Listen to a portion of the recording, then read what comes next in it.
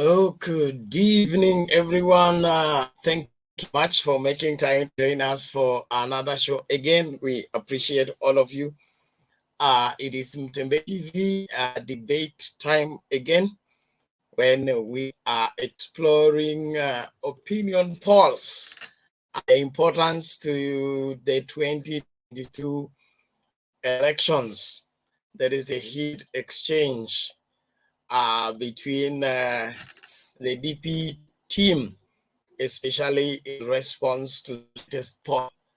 Well, how important are these polls in the 2022 elections? Do they have any truth, or they are just, you know, uh, games? The DP team claims that they are paid to try and sway people's minds and people's opinions on who they want to vote for come 2022. Well, what do you think? Use the link in the comments to get into the studio and let us discuss opinion polls and the 2022 elections. The poll that came out places William Ruto ahead, and even by 50%. And so, I mean, the difference between him and the immediate follower, who is Raila Odinga.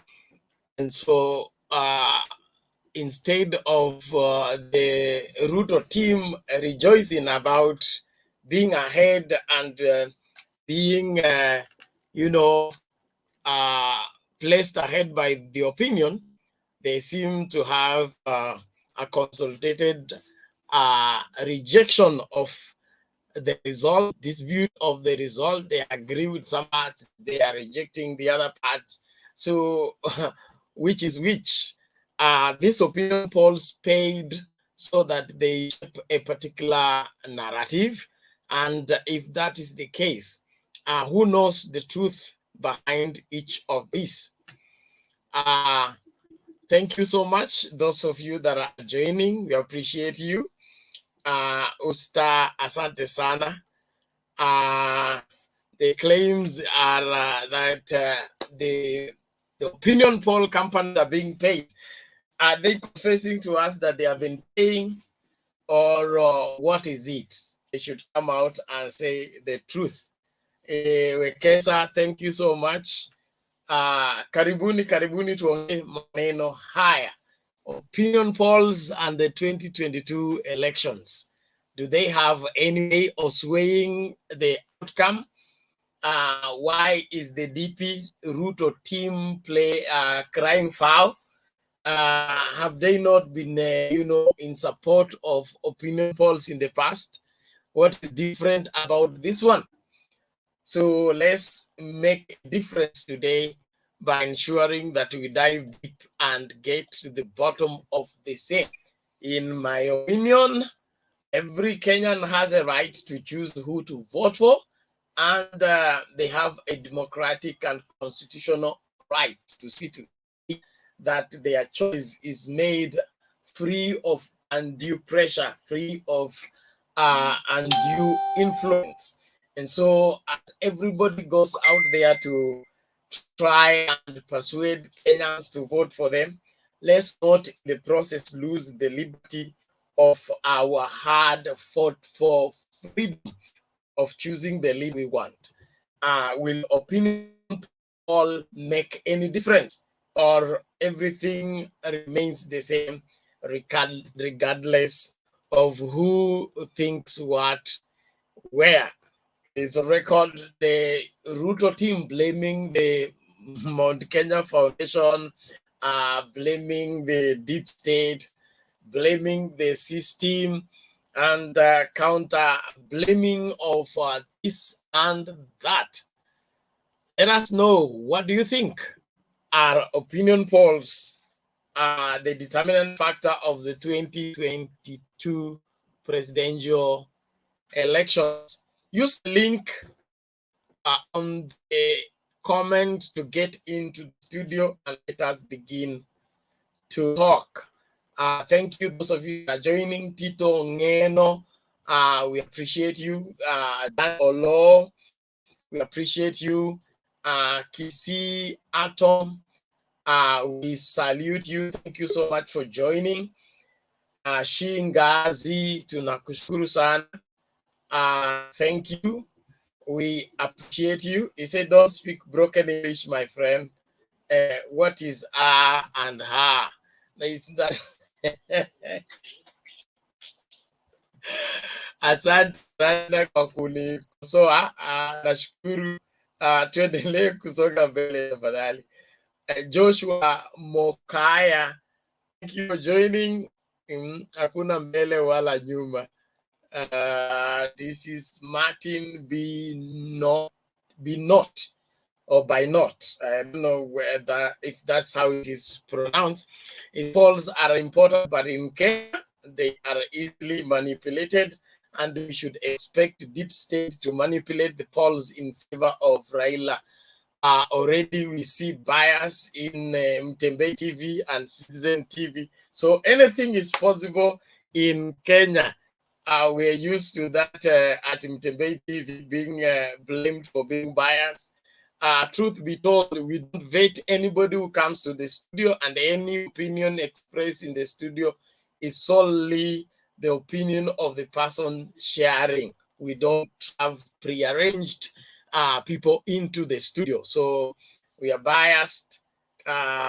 Maybe we are guilty as charged, or it's because you are too sensitive or you want to pull in your own direction. Mwamba ngoma uvuta kwake. Basi tarajia wenye ngoma kuvuta sehemu yao. So unawe pia jo studio kavute sehemu yao. Hakuna mtu amekuzuia. Karibuni kila mmoja. Tunashukuru kwa kujiunga nasi. William Chelimo, appreciate you. Usta Shavan Swale, karibu studio, tuongee mapana na marefu. Thank you. We really appreciate everyone. Nyakango, how are you? Unmute alafu ongee tuone. Are you there, Nyakango? Okay, George Mbogwa, thank you for joining. Bosch A. Daniel, we appreciate you. Fatuma Nasimiyu, thank you so much. He says time will tell. Bonfaz Omohenda, thank you so much for joining. We appreciate all of you that are coming in fast and furious. Let's make sure that we make our opinion count. Let us shape the outcome of the 2022 elections by ensuring that our input is made valuable and our input counts. So wherever you're joining us from, let us know. Put in the comments, where are you watching from? Are you able to get us loud and clear? Or do you have some problems getting what is coming your way? Today we are looking at the politics of opinion polls. The Ruto team is outgun blessing against the opinion poll result. They claim, although the opinion poll places them ahead, it's manipulated, it is influenced by deep state and Mount Kenya Foundation and the rest of all claims that they have been putting across since this thing began. Can we shape the outcome of the elections by ensuring that we voice out our opinion? This is Usta. It says, Bernard, opinion polls trigger the minds of people, of which I just want them to help Ruto lead by a huge margin. Remember how they used to put Raila ahead in the past elections. Let Uda celebrate and stop complaining all the time. Okay, Martin by not or be not says, but it is fine for media houses to bias support a presidential candidate. In the US, this is common and nothing new. Only in Kenya, where media is expected to be extremely neutral. Life itself is not neutral. I think there are people who are setting standards that they themselves cannot even keep. So let's be we are a free country. The freedom we have in this country was paid for by blood. There are people who lost their lives just for this, for us to have the liberty to express ourselves as a people. It was a matter of life and death to just say something against the government or correct the government in any way. Some of you that are millennial, you may not appreciate that. In the past, it was hell to live in the country where you cannot voice out anything, you cannot express whatever that is you see wrong. But by reason of the long struggle and the paying of the price, we have gotten the space to express ourselves. And so there's no need of hiding who your preferred presidential candidate is, and how you wish them to succeed. It doesn't have to be a secret card. You can let the world know. And that doesn't make you a bad person. It makes you a forthright person. It makes you a truthful person, that you are free to talk about which side you are supporting. We don't need to cartel people and begin to monitor them and make them unable to say where they stand as far as the upcoming elections are concerned. Please, the link is right into the comments. You click on the link, let StreamYard control your audio and video, and you will find yourself in studio and you'll be able to chat the way forward. Let me get this. This is let us know where you're getting us from. Thank you, Bosch A. Daniel, loud and clear from Canada. Thank you so much. We have Shadrach Mbaka. He said Dund in from Kakamega. Thank you, Kakamega and Gumushironi. We really appreciate all of you. Mount Kenya tuko na Ruto, tumekataa mganga. Huyu anaitwa Chege Ken. Thank you. Uko na haki yako ya kikatiba kupigia kura yule mtu unapenda na yule unaona atakusaidia kwa siku zako zinazokuja. Samson Odhiambo, thank you. The link is in the comments. Just scroll down. You will get the link. Click on it, allow what is it called, StreamYard to control your camera and your audio, and you will get into the studio. I appreciate Gray Shan Jr. anasema baba tosha. We have wireless of course. Okay. I may not understand what that means.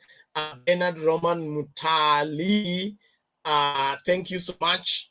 We appreciate all of you. Patrick Muli, thank you. Mambo your opinion. Paul Wongo Mtupu, Nikubabaisha tu Ruto okay. The other word, I don't get it clearly. Thank you, Samson. How are you? Samson, are you there?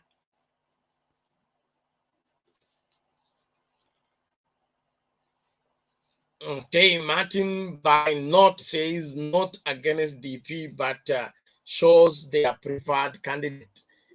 Even SK Masharia himself openly supports Baba, but still covers DP well. Kenyans are getting used to. I says Usta Shaban Swale says, Bernard, I wish one day you give people like Ndego to bring a topic for discussion so that these sycophantic UDA supporters stop blaming all the time. They have that liberty. Ndeto is one of our moderators here, but everybody must step up and be able to be forthright. The truth is, even if we sell lies all day, the truth will not prevail. Samson, are you there?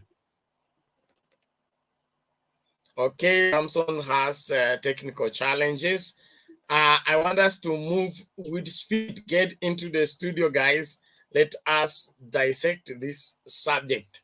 And why is the Ruto team defiant about the opinion poll, and it has placed them ahead with the, I would say, one of the most abnormal results, in my opinion, on how popular UDA is and how popular William Ruto is, that he's leading in 7 out of the 8 provinces.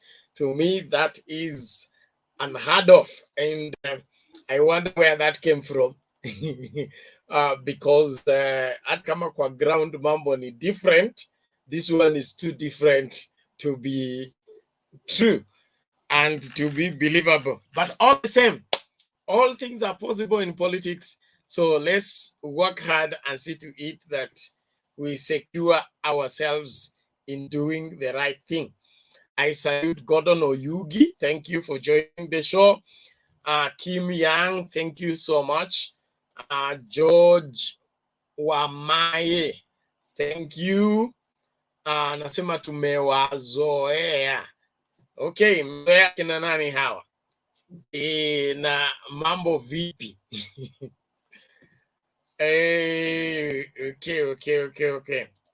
Inaonekana watu wanaogopa kuingia studio, ama kunaendaje? Naomba utumie hiyo link, uingie studio tujadiliane. Hakikisha tu wakati unaingia una allow StreamYard ika control video na audio yako. Hiyo ndio ufunguo wa kuingia studio na kuongea na wananchi wa Kenya. Opinion polls. The P team says those are fake. They are sponsored. They are not the truth. On the other hand, they say some of it is true because it places William Ruto ahead in 7 out of 8 provinces.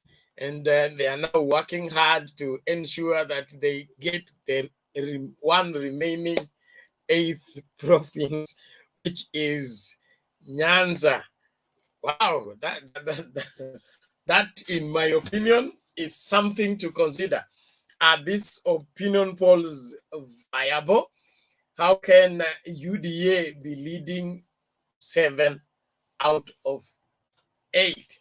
What has transpired? What has changed? ODM, the oldest party in Kenya, and has been enjoying the monopoly of being the most popular party. Now it seems that it is trailing. What is changing? Okay, so let's ensure that we come in. Kim Yang, we appreciate you. Oscar Shikanga, thank you so much. Niko ndani anasema Akengo Omwangu, Raila is leading with 78% and Ruto is 45%. Hiyo nayo ni ya wapi? Okay, thank you so much. Catherine Akinyi, tinga iko juu na yapanda mlima baba Tibim. Thank you all of you that are joining. I trust all is well. Let's see if this will work out for us to begin to talk. Dennis, how are you? I'm doing fine. How are you doing? I'm good. Good to see you. Yes, actually, I was trying. This is that I'm talking to you from New Jersey, United States of America. Okay, welcome to the show. Thank you so much. We really appreciate what you're doing because you keep us informed, like what's going back home there. Oh, thank you so much. What do you think? So, The opinion polls seem to be bringing problems in Kenya here. actually, sometimes opinion polls is not something that, okay, it's something that's scientific, but it's not something that we can rely on at most of the time Mm, because we've seen opinion polls lying and sometimes they don't come on. mhm, And given the fact that now this is the game of politics, mhm, politicians are there and they're ready to do anything to give them mileage.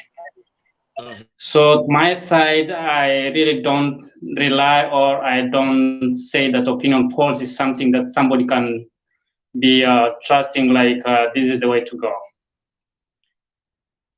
More especially to our countries, in our country anything is possible.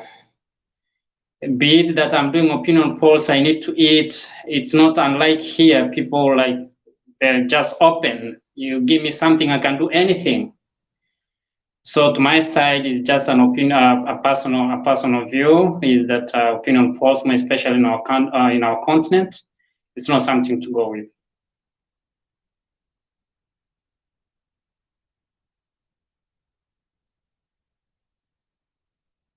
Before I let you go, the current opinion poll places UDA and DP Ruto ahead by far. For the first time, it's reported that it's been in 7 out of 8 provinces, relegating Raila Odinga to Nyanza province only. You think that is valid? Actually, that's why I said that those are the things that we can trust. Sorry. That's why actually that's why I said that those are the things that we can't rely on because because by the view of things, when you say that Raila Odinga is only like he gets support from only Nyanza province, that's really that get into anybody's head. To me, I can say no. The guy is supported countrywide.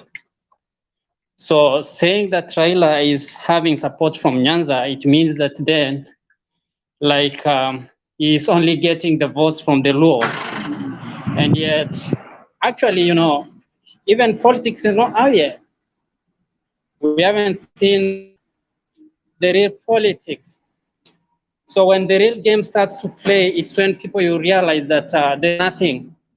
And actually, by now, I'm sorry to say this, I may get out of the topic, but the truth is that William Ruto right now is being celebrated over what he's doing, going out, dishing money, dirty politics. I call it dirty politics because you don't need to bribe somebody to vote for you or to accept you. Go by look. Raila Odinga is going man to man. He's doing okay. We don't need to do the kinds of games that the UDA is doing. All I can say, the opinion poll that was out is completely, that's completely garbage. Why am I calling it garbage? To say that Raila Odinga is only getting support from Nyanza, it's completely garbage. That's why I said that in our continent, Africa, everything is possible as long as you need political mileage. You use just your deep pockets, you can get it. So it's completely garbage to say that Raila Odinga is being supported only in Nyanza. It doesn't get into anybody's head who thinks right. Raila Odinga will get votes even in Rift Valley, not only Rift Valley, in Kalenjin. He'll get votes there.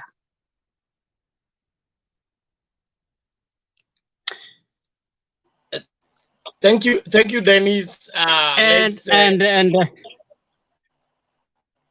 and Bernard, if I may ask you, because maybe this is the first time maybe I'm talking right here. If go ahead. if you may allow me to get outside the topic, if you may. No problem. You are free to express yourself. Thank you. Our Kenyan brothers and sisters, let's first of all have the love to our country, okay? And to love our country is that we need to see our country developing. We need to see our country growing. We need to see our country chasing other countries in the world, all right? And this is not magic. It will happen only if we as Kenyans, we elect leaders who are there to serve the country. Let's elect people not due to like they are from our tribes, not due to they come from where we come from, not due to oh they've given me something. Let's elect people knowing that Kenya is our country and it's in our heart. We need Kenya to be a better country. Let's put tribalism aside.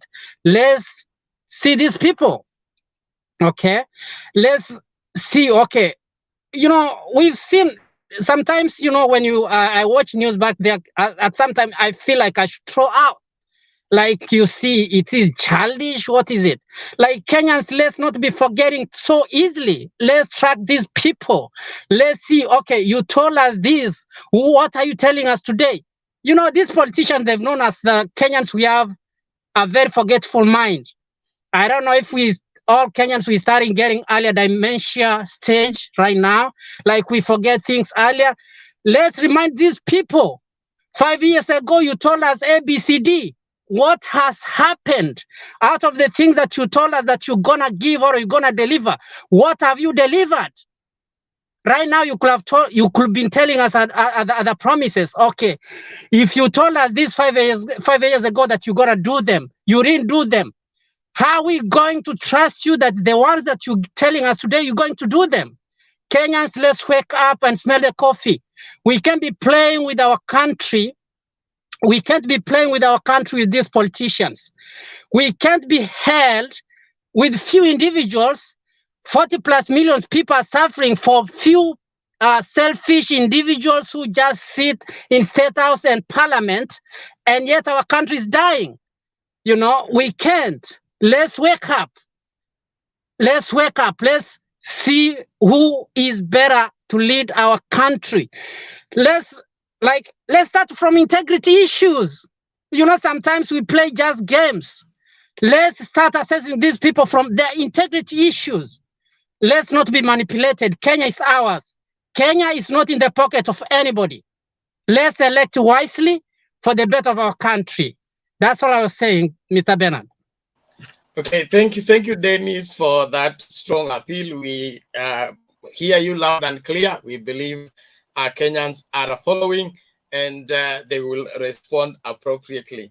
I wish all Kenyans could come in a place like this. This country didn't happen like it is. USA didn't happen to be what it is. It is because they get good leaders. They don't care who you are. They have good leaders who are there. And let's put our people in our. Let me give you an example. We had a governor, Chris Christie. The last governor, he was a Republican. Just he got a jet. The football team was playing, and himself, he just got into that jet. He was forced, like, you are not supposed to use the jet, like the player's jet.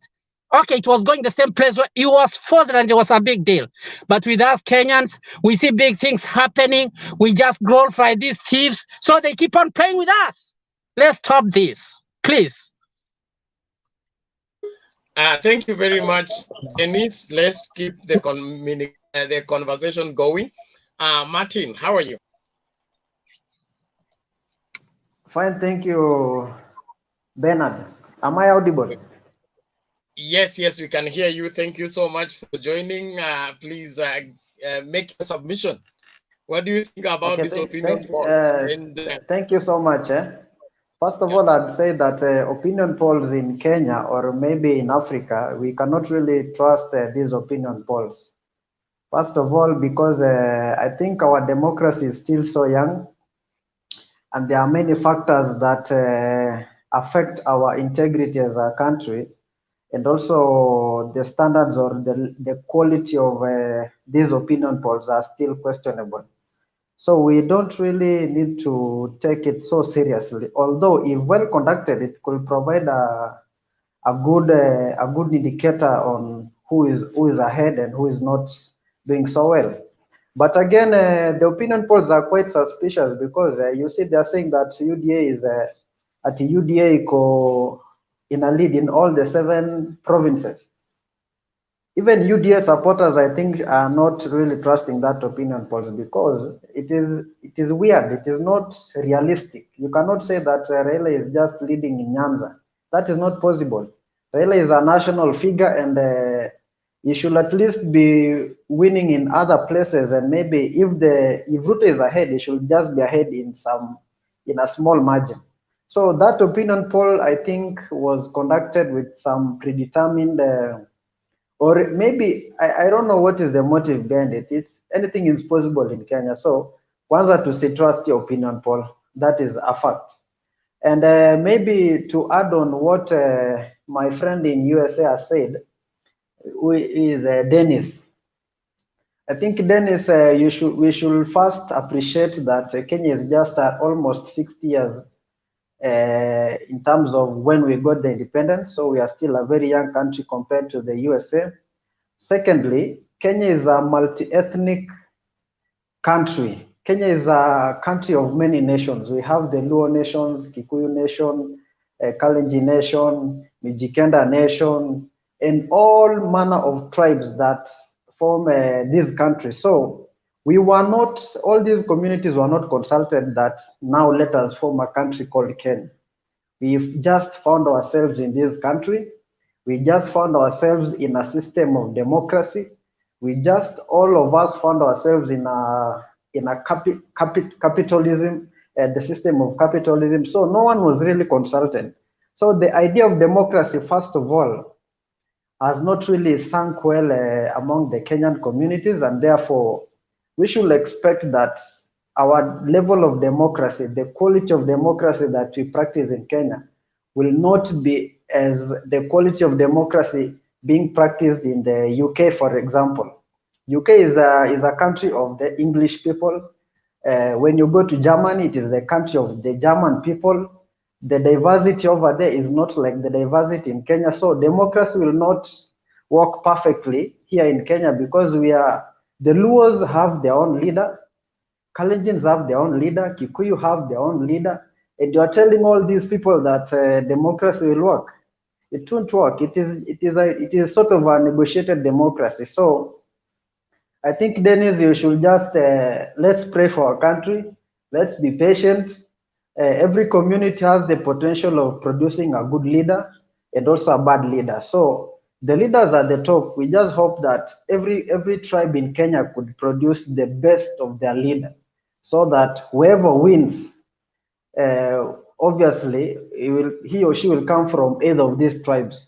So we hope that every community will strive to produce the best of the best from their community, so that whoever wins to lead this country will be the best person. Otherwise, for me, democracy actually in Kenya, we are not practicing democracy. Democracy requires perfect information. It requires everyone to possess a certain level of education, information. But you see, in Kenya, we are so poor. There are so many poor people. There are so many poor people in Nyanza, in Rift Valley, in Coast. The process of democracy itself is so expensive. So we should not expect a lot to happen in terms of democracy in Kenya. Let us just hope that we improve progressively. So just to go back to the topic, I think the opinion polls is just it's almost like a scam. Hii ni scam tu ya kudanganya danganya watu, kumanipulate watu kiakili. Otherwise, no one should take the opinion polls so seriously. Especially a national-wide opinion poll, it's not easy to get it right. So that's all, Bernard. Maybe someone else can chip in. Okay, thank you, Martin. I'm also surprised about the UDF phenomena of leading in 7 out of 8 provinces. It's crazy in my opinion, and traditionally, Nairobi, especially Nairobi, DP Ruto has no constituency in Nairobi, and this has been an opposition stronghold. When did it turn into the other way around? But let's keep talking and ensure that we shape the country in the right direction. Peter Ogwell, how are you? I'm very fine, sir. How are you? I'm well, karibu.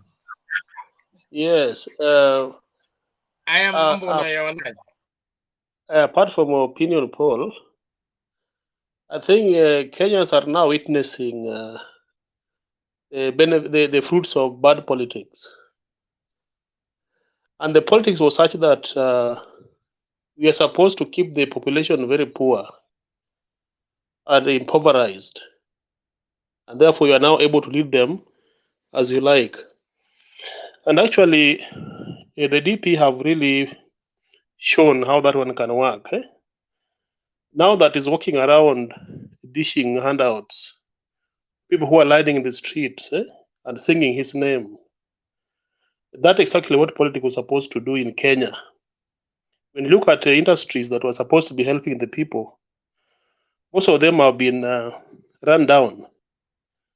Take example, for example, when you come to sugar belt in the Nyanza and Western region, those industries are not working anymore. They're not working, and people and the politicians are importing sugar to sell for wananchi. Politics is about them getting business and importing sugar and maize into Kenya, are not thinking about the farmers and even the local produced sugar.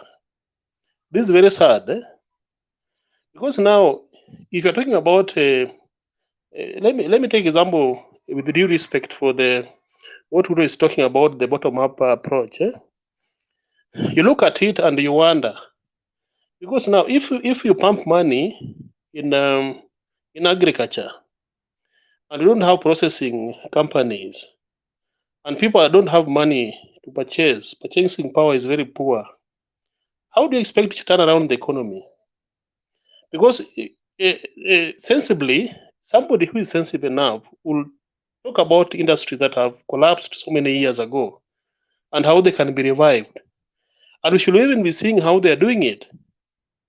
When Kibaki was in power, there was a Starbucks fund that was to stabilize the coffee and the tea industry. And it has kept that industry afloat for so many years. But now the sugarcane farmers have suffered all along. And still somebody can come to Western Kenya, they can come to Nyanza, talk about bottom-up approach. They can talk, they can come and try to promise things that they'll never do. Let them make one factory operational. Let them even take the Mumias or Mumias, for example, and make it work so that we see that these people can do something. You cannot come along here all the time here, talk about things that you're going to do, and the things that you have done wrong, that have gone wrong, that are killing the Kenyans. When the maize was an issue, the politicians were the one who were causing this problem in Kenya. They want to make people very poor so that they can keep on looking for handouts, and that is what they're trying to do now. I'm not surprised that one wing of the political divide is trying so desperately to win the elections. It has nothing to do with wananchi. It has nothing to do with passion to serve the people. It has everything to do with them getting what they want. Some of them may be even be facing some serious issues moving forward in future, and they are panicking.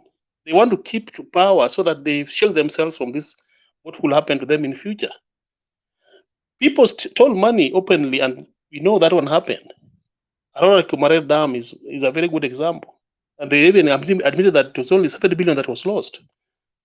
Such people can still stand and talk to Kenyans that they want leadership, and the Kenyans will still clap for them. Now, the issue of Mount Kenya is also another touchy issue. There are things we should put it in proper perspective. One, Ruto, the DP, and the Uhuru Kenyatta were able to form a government with 8 million votes, specifically from two regions, majorly. And that narrative is again being sold to Mount Kenya that they can still form another, the next government, them and maybe the Rift Valley. And this one is sinking into them. And this is politics of exclusion. This is not politics of inclusion. This kind of politics is very dangerous. Because if somebody can get a chance to only work with the two communities, for example, what will happen to other communities? So let us look at politics in a perspective that we want a presidency that is going to reconcile the people of Kenya, bring them together so that agreement that has been there between the communities should be brought down so that we now focus on the issue of development. When you look at the gist of the matter when they walk around doing politics, it is about people who are right mind. Like there was some statement that was made by the DP when he was in Muranga. He said, nyinyi watu ambao mko na akili kweli, kama mko na akili mtampigia mtu akitendawili kura kweli. Look at that kind of statement. That people who will vote for Raila are people who are fools, people who don't think. So if they only think, then they cannot vote for that person. This kind of politics is not very good, and I wish the young generation can really come up with concrete demands for these politicians. Not about tribal, a Luo, a Kalenjin, or a Kikuyu. About the national development. If Nyanza develops, Western also develops, Central will benefit, Coast also will benefit. And that's how we are all going to benefit together. Thank you so much, my friends. Thank you, Peter. Inawezekana? Yes, please, Mr. Bernard and the whole panelists. Good evening, good morning, and good afternoon, guys. Okay, thank you so much. Good evening to you. Welcome. Yeah, thank you for bringing me on board. This topic today of DP Ruto's camp finding fault in the latest poll. Who has put his microphone on?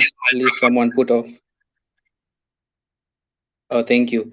So, you know, the opinion polls in Kenya, we cannot like fully rely on them.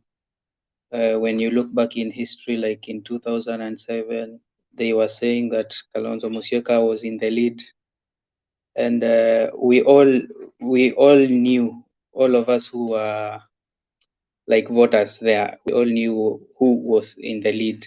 So actually, today for the first time, I can agree with the DP camp when they say that these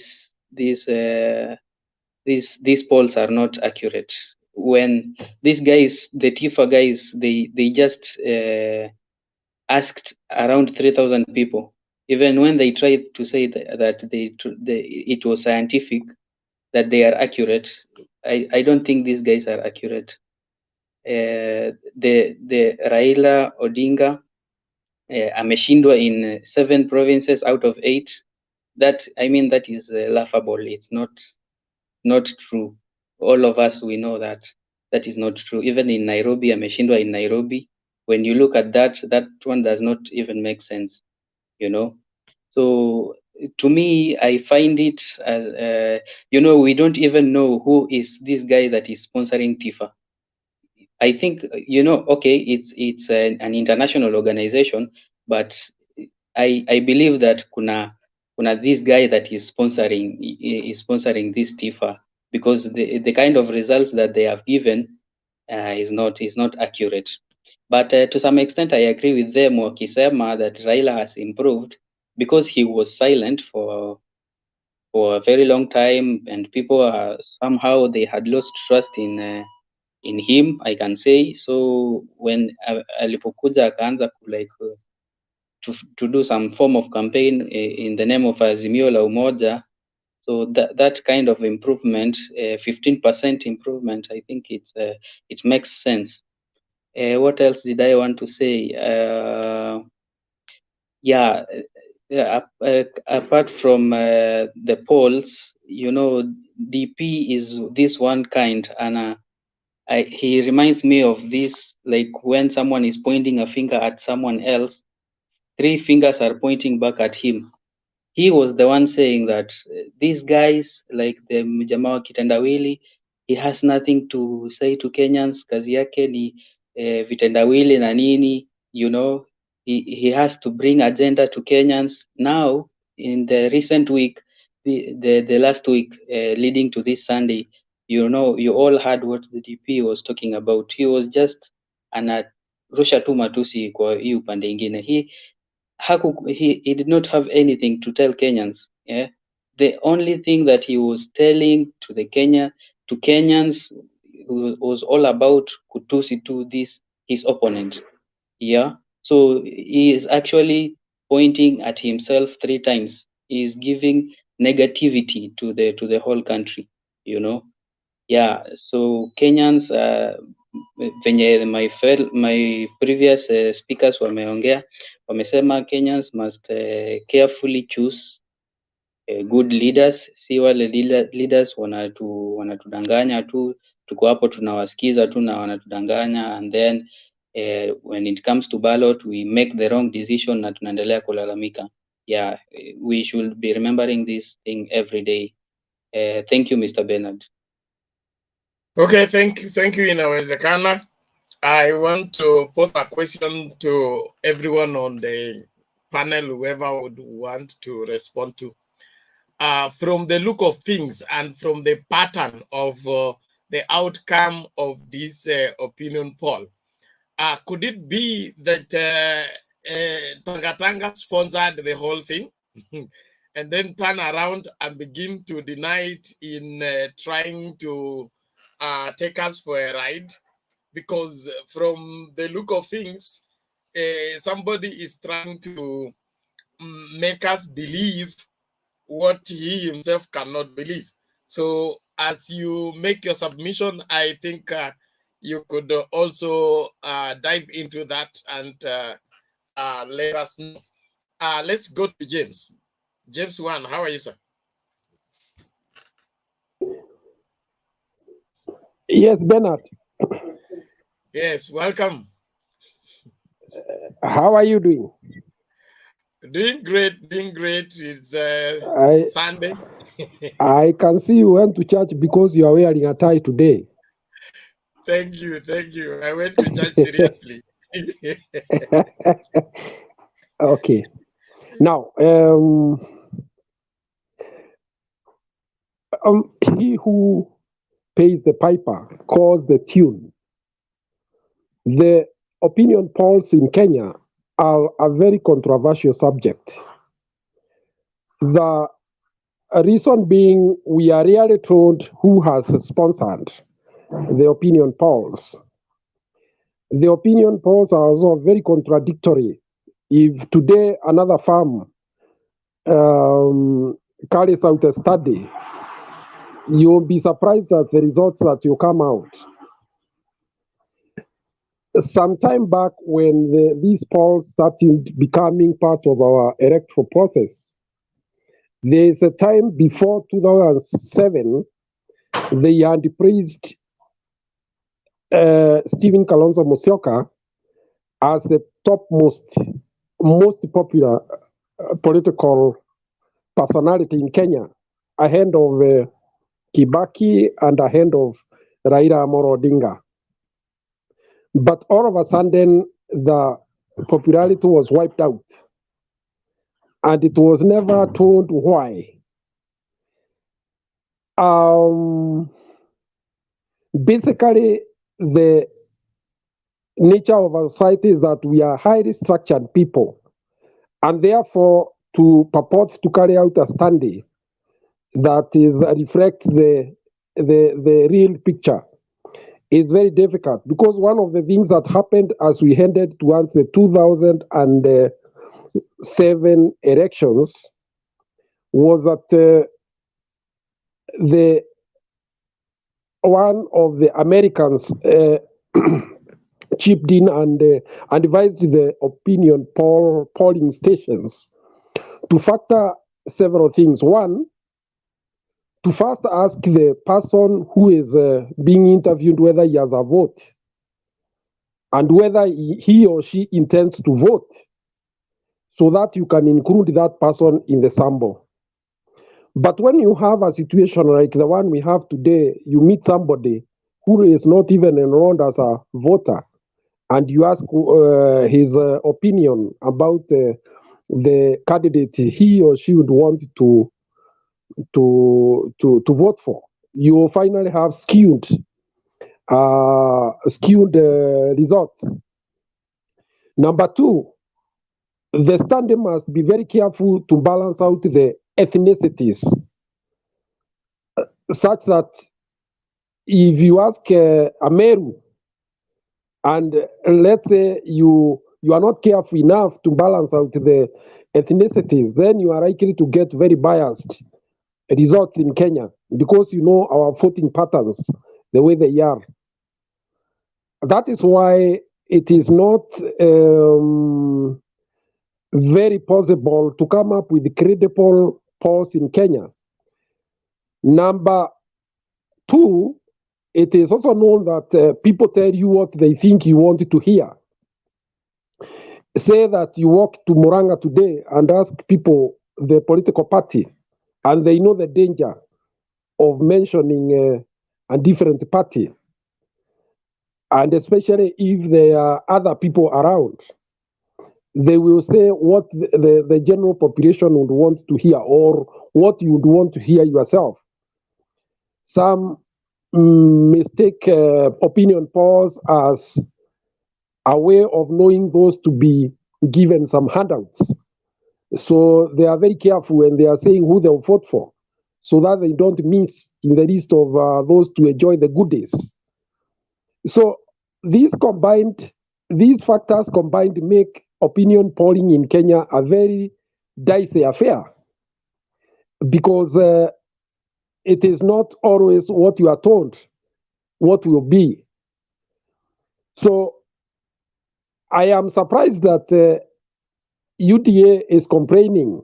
They should be celebrating, because I believe the opinion polls that have been produced do not reflect the true reality on the ground.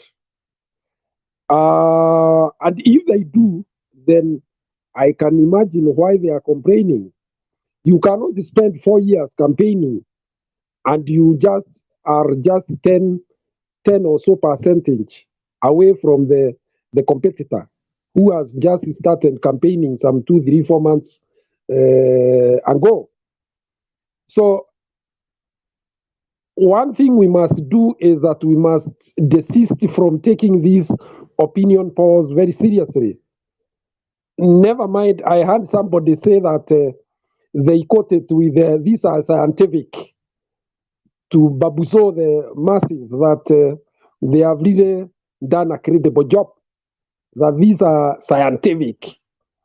And when the science, yes, it can bring out very close to what people would want. But as I have told you, there are many factors, like the ones I've already enumerated, which finally combine to make the study credible or not. Let me stop there at this stage. I'll be contributing more as we go ahead. Okay. Thank you, James. Thank you so much. I want us to go straight to Kennedy Kosigei. Yes, Bernard. Habari ya jioni. Yes. Salama, namna gani? Niko poa kabisa. Nashukuru umefalia hiyo tai, naipenda sana. Ya kwanza naipenda tai yako. Alafu nirudi kwa mada na salimia members. Alafu nakuja kwa mchango direct. Opinion poll. Nafikiria hapo ndio direction. Unajua usuri yangu mimi nikipoa swali kutakuwa kuna maswali. Opinion polls kwanza ndio nisipotee network. Ni UDA wamecomplain, ODM wamecomplain, and I hope NASA pia OKA wamecomplain. Kumaanisha hii opinion poll hakuna mwenye amelipa. hiyo imekuwa ni wasi juu kama ni watu ya Tangatanga wangekuwa wamelipa, ingeonekana wasi ya kuwa watu ya Tangatanga wamelipa. Tukuja kwa strategies ya DP. Nilirudia kwa hii nini zetu platform yetu, hata ukienda kwa record nilisema kuwa siasa ya Kenya kwa sahihi ni pesa. Nikisema hapo watasema Ken ameenda kwa siasa ya pesa, but usema ukweli, ngoma ya kisiasa ya Kenya hii, hata DP hajaanza kazi ya campaign kwa ile muda ya nyuma penye watu wana direct. Unajua kama unachukia tu mtu unachukia tu kwa maneno yake, but actually deputy president amekuwa akifanya kazi yake akijua rais anaenda kustaafu 2022, of which ni democracy kwa Kenya. Kila mwaka baada ya miaka 5 baada ya nini kuna uchaguzi. Alikuwa anafanya ndogo campaign, yes, but at least haikuwa imefunguliwa kama saizi. Like an example, saizi wamefanya campaign. 2, opinion polls na siasa ya Kenya kwa sahihi inategemea na wachezaji wako ambao uko naye kwa field. Kama wako active, opinion polls itaraisiwa. Kama wachezaji wako wanaongojea wewe uamke kama kiongozi ndio waende naye pia kwa siasa, opinion polls yako itabidi irudi nyuma. Unajua mimi napenda kubalance siasa yangu kwa sababu mimi ni demokrasia na napenda siasa. Kwa sahihi sisemi niko kwa chama. Unajua mtu akiona jina yangu anaona ni kama ameona Ruto. Nikiona jina inaanzia 0 maybe nimeona jina ya Kisumu. Ruto ni kiongozi wetu wa especially the Kalenjin, anaongoza the Kalenjin as the same as maybe someone anaongoza sehemu yao. Siasa saizi ni watu ambao mko nao, wanajua kuomba kura, wanajua kusungumuza, wanajua kucheza tenzi. Kama wajui kucheza tenzi, obvious mtashindwa. Hata kwa football, kwa maji, kama nyinyi mjui kucheza mpira, obvious kuna win na kuna lose. DP amekuwa na vijana. An example, juu mimi ni mfuasi wa upande ya Tangatanga, the way they are mentioning. DP amekuwa na vijana ambao wako very active, like kucheza tenzi. Baba amekuwa na team, na kama kuna mtu ako na big chance ya kuwa kiongozi kwa hii nchi. Nikiongelea mambo na matusi ndakuwa nadanganya juu. Leo Junet Mohamed amezungumza akiwa Kitale in terms of matusi. Hata sitaki nenda in direction juu siasa ya Kenya ni matusi. Tukienda hiyo tutafuta muda. Nataka kuongea leo wasi. Raila na DP. Nataka kuweka Raila na DP. Sitaki kuongea hata wafuasi wake. Raila ako na big chance na opportunity kubwa sana ya kuwa rais wa Kenya. Wenda ukawa atakuwa na ile watu yake ya kukuja kucheza tenzi, ya kuja kucheza ngoma. Na bure Raila mwenyewe kujiuza, Raila mwenyewe ni marketable. Raila ni msichana ambao kila mtu anampenda, especially Kenya. Lakini wale wafuasi wake wako na weak boy. Wanapasiwa mpira lakini waweki ndani. Kwa sababu gani ndio nikasema hivyo? Reason baba mpaka organize team ndio waende rally. Lakini utapata watu ya Tangatanga apart from DP wao wako kwa ground. An example, kama governorship ya Kirinyaka, utapata Ingireshi ako na mafikundi zao wako kwa team. Utapata fulani ako na makikundi zao wako kwa team. Lakini utapata baba mpaka atoke ndio watu yake watoke. Baba mwenyewe anajiuza kama baba individual, lakini baba ana wafuasi ambao wako very strong, ambao ni pillars. Unajua kwa mpira wachezaji mpira ni unategemea ni pillars. Kuna namba fulani ambao ni pill wa uwanja.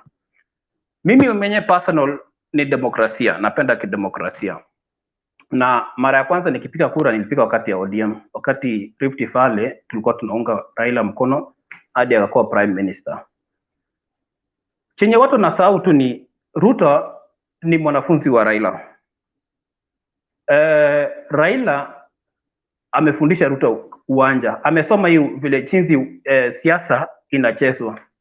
Ruto amekuwa mwalimu wa Moi. Ruto amefanya kazi na Mr. President ambao ni Kenyatta. Mali sisi tutakuja kurudisha tu focus ni wakati ya ICC, ODM walikuwa na big chance ambao ni Mr. President na DP walikuwa na kesi ya ICC. Ground ilikuwa 0. Ground ilikuwa inajua hao watu wanaenda ICC. Mali tu let down tena baba ni the same problem ambao maybe watu ya ODM ama watu ya NASA wataface. Kwa sahizi kusema kweli baba individual ako very strong candidate. lakini mobilizers wa baba ambao hata wewe naye Mr. Bernard nataka utuwekee wazi, hakuna siku platform umaiweka platform na question baba weak point ya baba. Every time tunasoma DP of which humble request next time sina tuangalie weak point, ndio tujue tunapika siasa ya kidemokrasia. The more tunachapa siasa ya DP, hata tunampea zile sympathy votes juu every time post yetu ni DP, every time post yetu ni DP. Na ukiangalia watu ambao wanajadiliana ni DP mpaka saa 8 ya usiku, juu tunakanga kwa platform yetu mpaka saa 8 ya usiku. Utapata hata hatujauza sera za ODM. At some time tuuze sera, tusiuze sana ubaya juu the more tunauza ubaya. Leo kuna huyu mbunge kuna mbunge wa Central ambao alialika DP, alikuwa upande ya Jubilee but amemove. So as time tunauza ubaya tunashangaa, na hii tunauza ubaya na wabunge wana move. Is it mbona hii jamani mbaya na bado still anakeni? So kwa maoni yangu ndio ni sitaki kuchukua muda, na leo nataka leo Bernard, juu tuko na mjadala, at least tupimie ile masaa, ndio mtu akiongea si take time na ile maneno ambao maybe haisaidii chama yake na haisaidii ile chama ingine. Let's be focused na tupeane time ili tunapoongea maswali yasije kapotea, juu the more una take time kwa maneno, maybe kuna yule mtu ako na swali itafika mahali anasahau, labda sijaandika, labda sina akili na niko na swali ya kuuliza. But my main focus ni baba ako na big chance ya kuwa president, but the team especially leo hata Caleb Amisi in fact amekuwa very strong than even Mombasa. Caleb Amisi support amefanyia baba Trans Nzoia mzima very strong today, ambao mimi nampea Caleb Amisi 100%.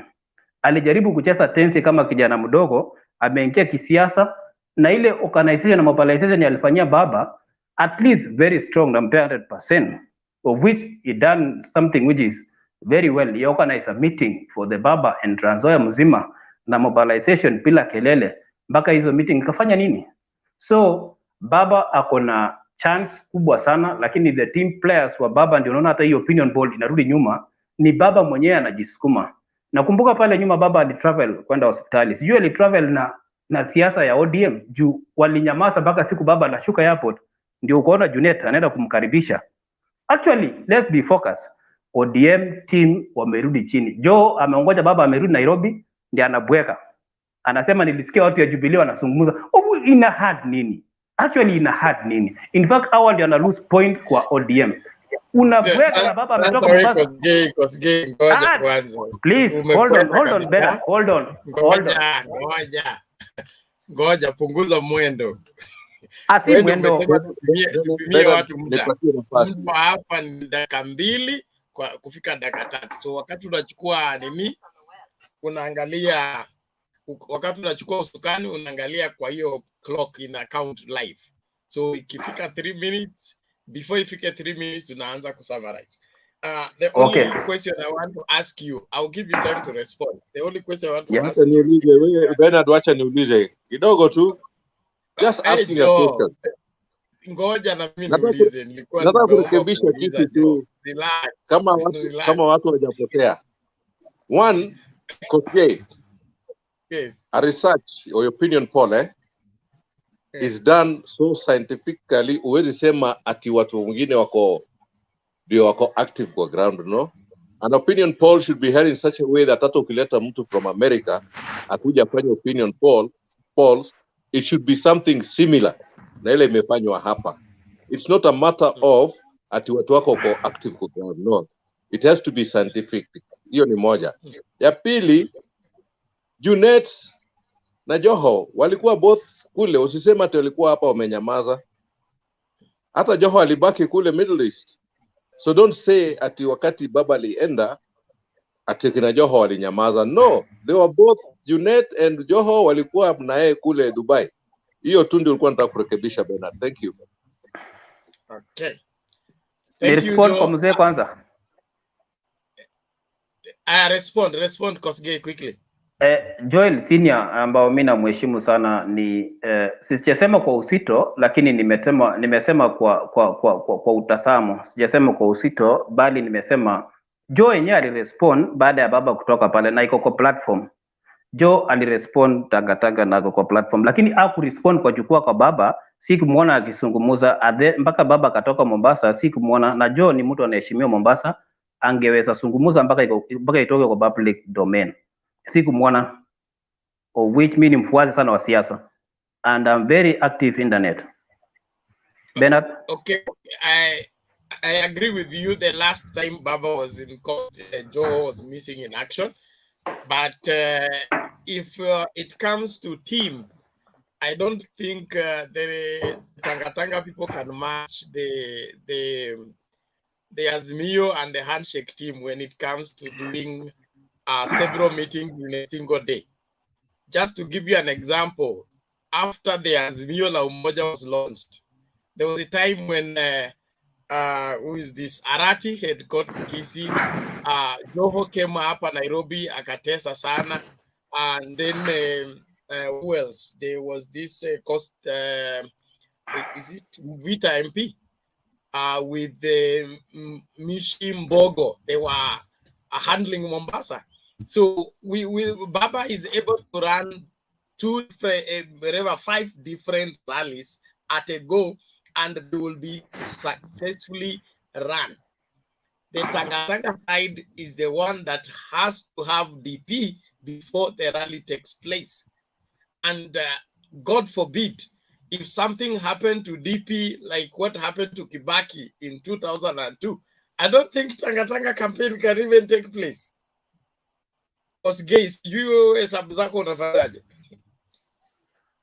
Unajua Bernard, ni umenipea dakika moja ni respond kwa hizo maswali. Sikuwa namaanisha like an example, yani najaribu kusema baba ako na ile ufuasi kubwa in terms of wananchi. Lakini in terms of his people, like wafuasi wake wako very slow. Yani baba ako na wananchi. Give me time ni respond. James uko sawa. James ninakupenda na this is your first time to support Baba. I already fought for Baba. I can. No, don't raise your hand. I want to raise the first. I want to ndaka kuchibu. Unajua kama kuna hii mwanaume kwa hii platform na ako very active, ni Tanga Koske only. I'm very active, but all of them they are team Baba. Mimi mwenyewe ni mfuasi suku wa Baba. I already fought for Baba. So uwezi niambia kuhusu Baba. Mimi ndio nilifanya kwa prime minister. Baba ako very strong. Even us as Tanga, we fear only Baba. But the mobilizers ya Baba, they are too slow. They are too slow. One ambao mimi namwakili leo na ametoka Rift Valley, Rift Valley, okay, anyway, Rift Valley inaweza shika like Western ambao ni majirani wetu, ni Caleb Amisi. Siwezi ongelea Mombasa juu sijui siasa Mombasa sana, but at least kwa platform si kuona Mr. Joe ambao ni king post wa Baba na rafiki wa Baba mkubwa sana.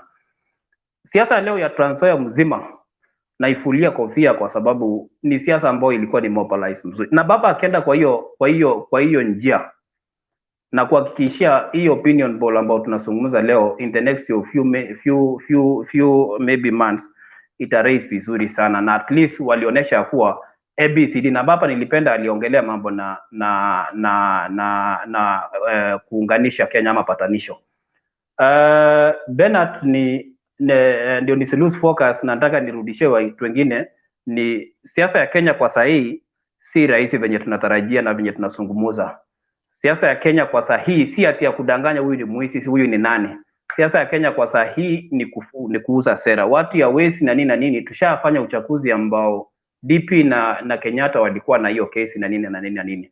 At the end of the day, wale ambao tulikuwa natarajia maybe hawana ile integrity ndio wameongoza Kenya. So by now all means Baba ni ako very strong, but chenye itakuja ku let down to Baba, na nasema bila kuokopa, the team they need to be strong, they need to sell Baba, they need to do the work. Baba at this age awezani kukimbia, vijana wakimbie bwana. Okay, thank you, well guided. Please let it rest there. I want to go straight to who is this? Twende kwa mzee kwanza.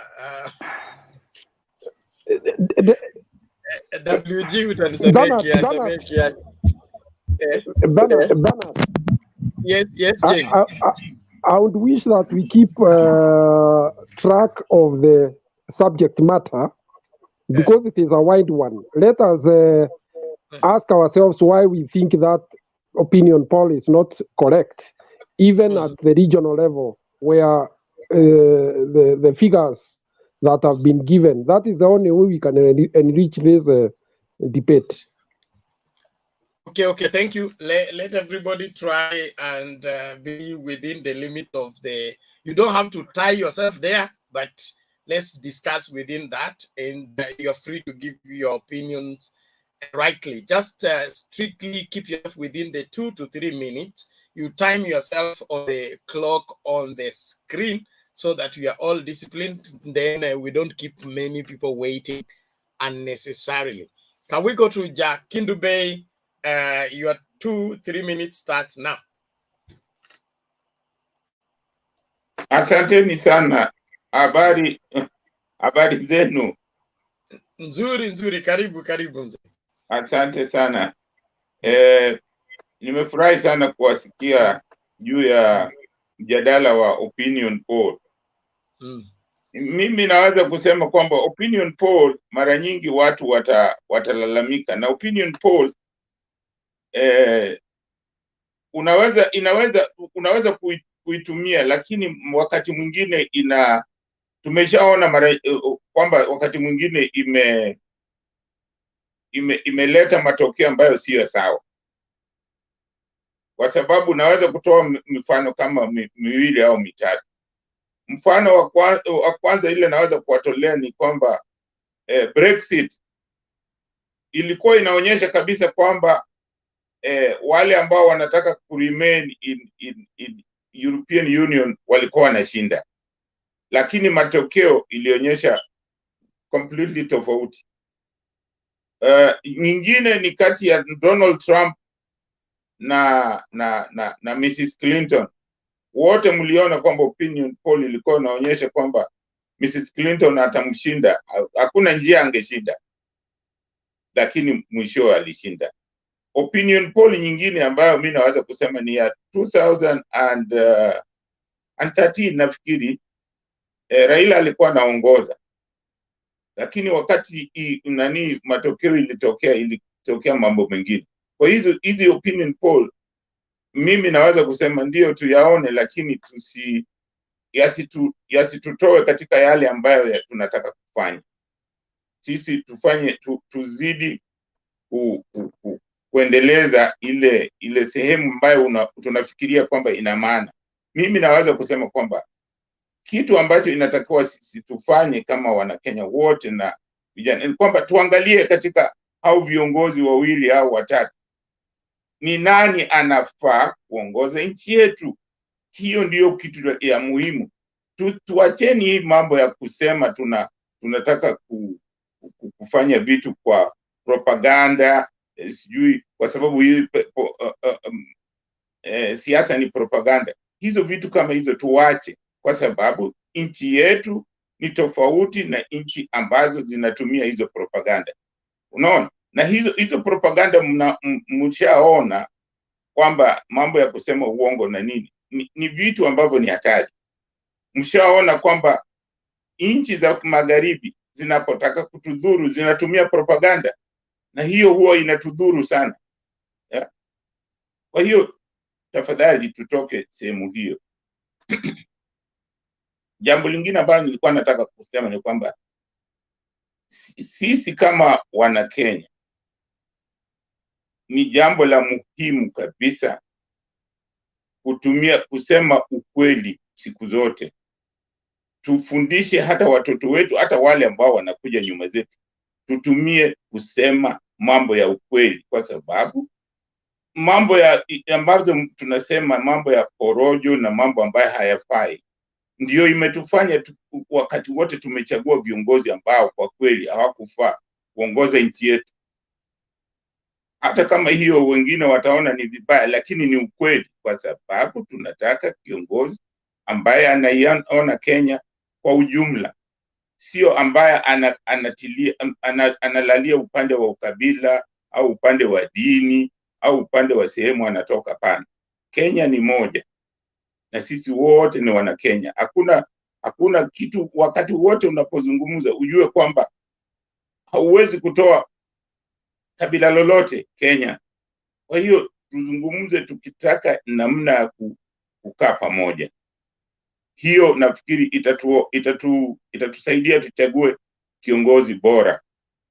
Hii mambo ya opinion poll tuwe waangalifu sana nayo, isitufanye tupoteze focus ya kule tunataka nchi yetu iwepo.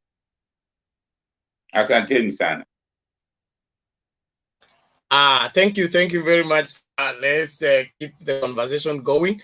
We go straight to WG and then Daniel before Joe. WG, are you there?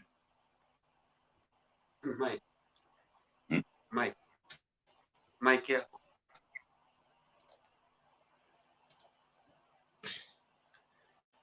WG. Yes, Bernard. Can you hear me? Yes, we can hear you. Karibu. How are you? I'm okay. It's been a good day. We thank God. Yeah, I'm not so much worried about this opinion poll. They can say whatever they want to say at this juncture, because actually it could reflect the same, because you are asking someone who is busy doing some other things. We are known, it is known that the ODM side had not started campaigns until very late. I would ask, when this opinion poll was carried out, what time of the year? And someone, I think I heard from somewhere that it was carried out during like July, around July. So that was like when we were just beginning. So why? The reason why I'm saying I'm not bothered is because people are preoccupied still building the nation. Nobody was in the nobody's mind was into elections and campaigns. So anything could come up. So these guys who are asked, they were asked based on what? Based on what? How many times had Raila gone around and in his own territory? Because you realize that even at the beginning, Raila began making a lot of efforts in Central. So his territories were largely, ignored. He had not gone there. He had not, decided. And even so far, the way so far as we speak, Raila has not declared openly that he's vying. So how those opinion polls were carried on were based on rumors and not reality. So I'm not so bothered about it. Having said so, at the same time, I'm also so concerned, just like Mzee Jakindube just explained, the impact and the eventual outcome of such opinion polls that are not based on facts. What they are able and capable of doing to us as the nation, as a nation, it can easily ignite fracas and those post-election fracas. Because while many people will believe that they had the numbers until the last minute, then what happened? So people may rise just simply because of that, just like it so happened in 2007 when everyone else knew that Raila was taking over. Then things went haywire.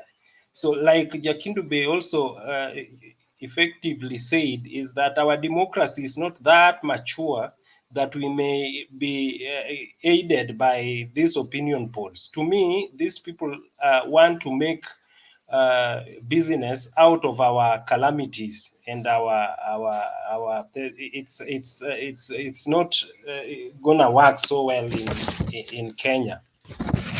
So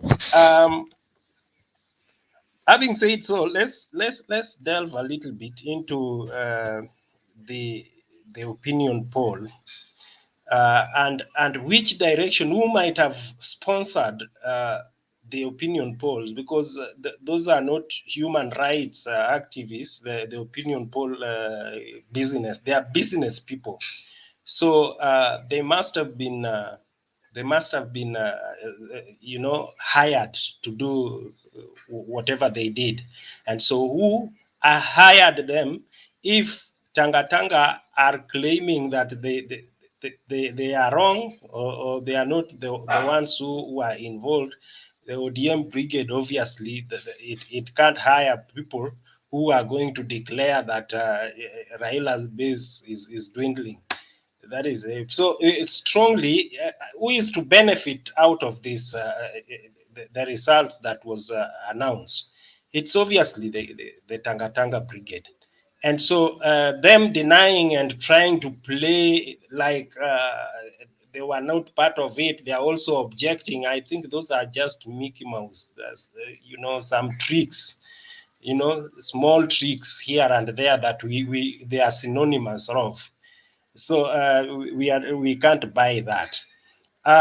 But because Kennedy said something that is very important. Although you guys were pushing him, but I think so far I haven't seen the ODM that we know, and I think I'm happy that he noted that the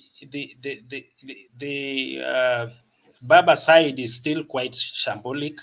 And I think the reason why is because he's still, you know, in the process of cobbling a working team that will take place. And let me just tell Kennedy that let's judge the ODM brigade or Baba side after 9th.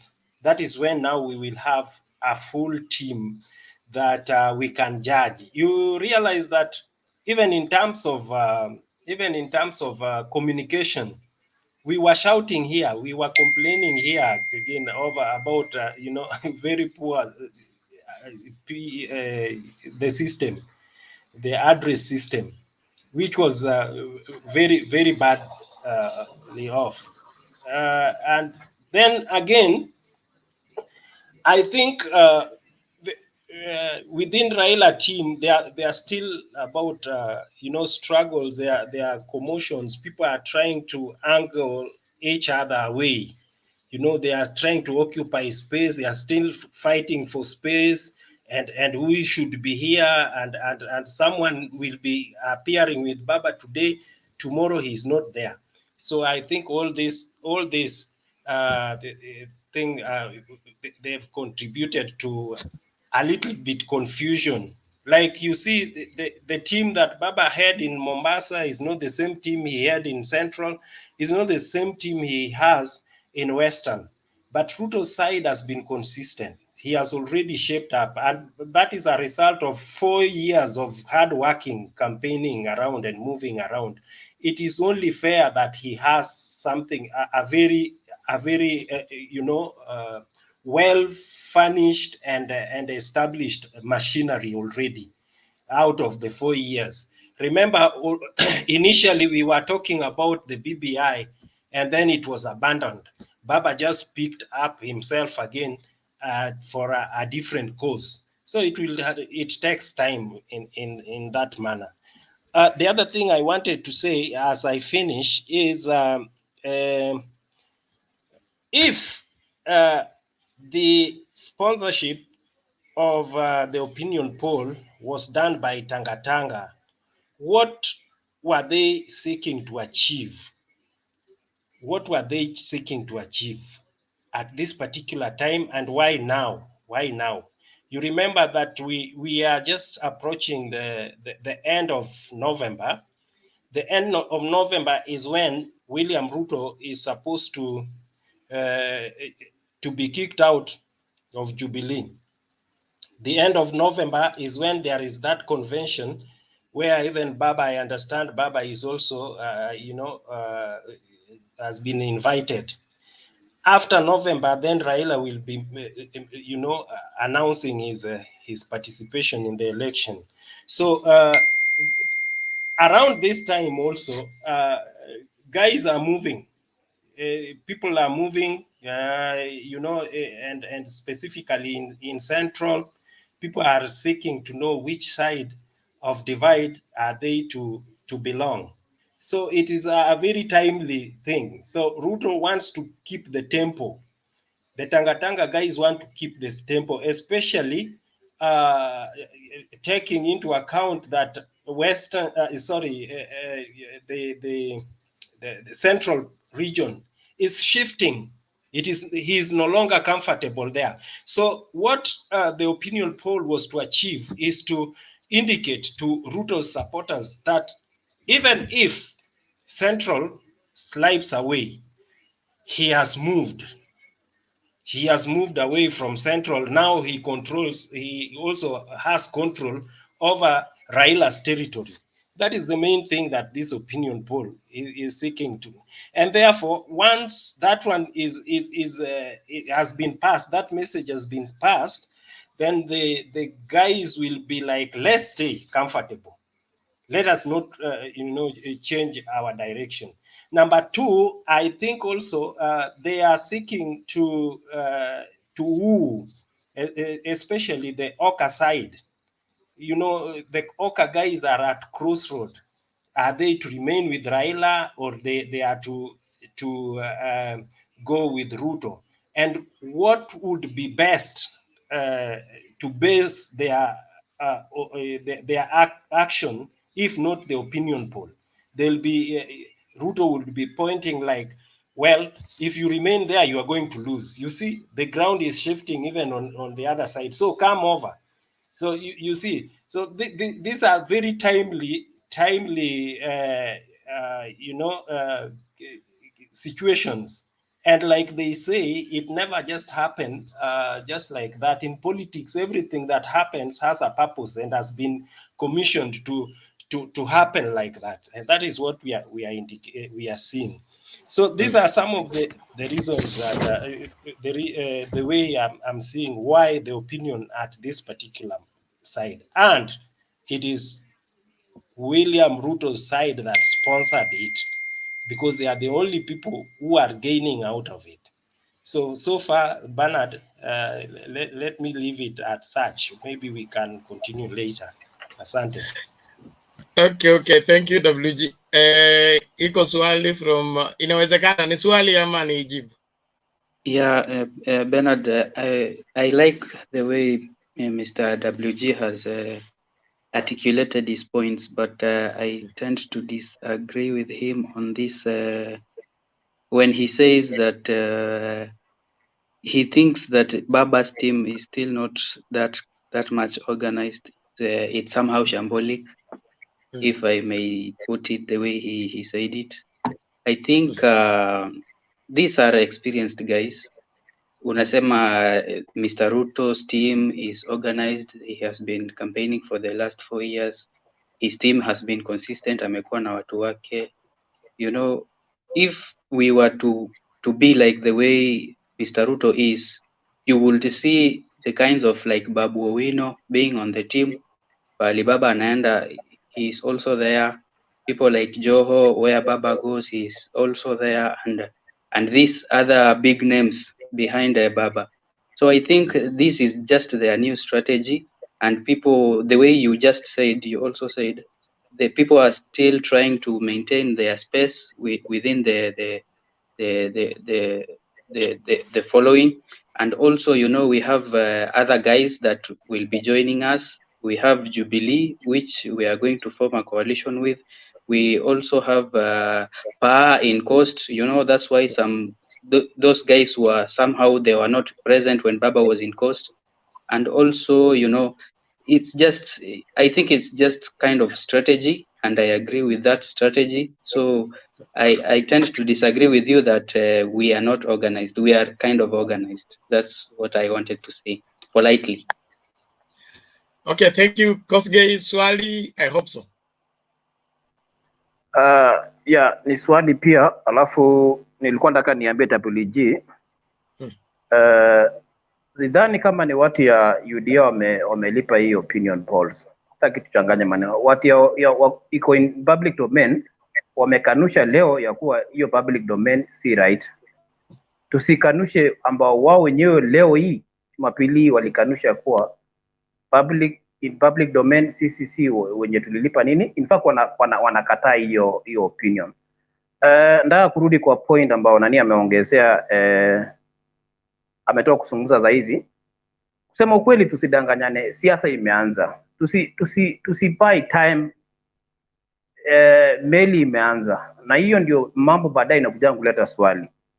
For the record and without contradiction of doubt, ndugu yangu ametoka kuzungumza za hizi.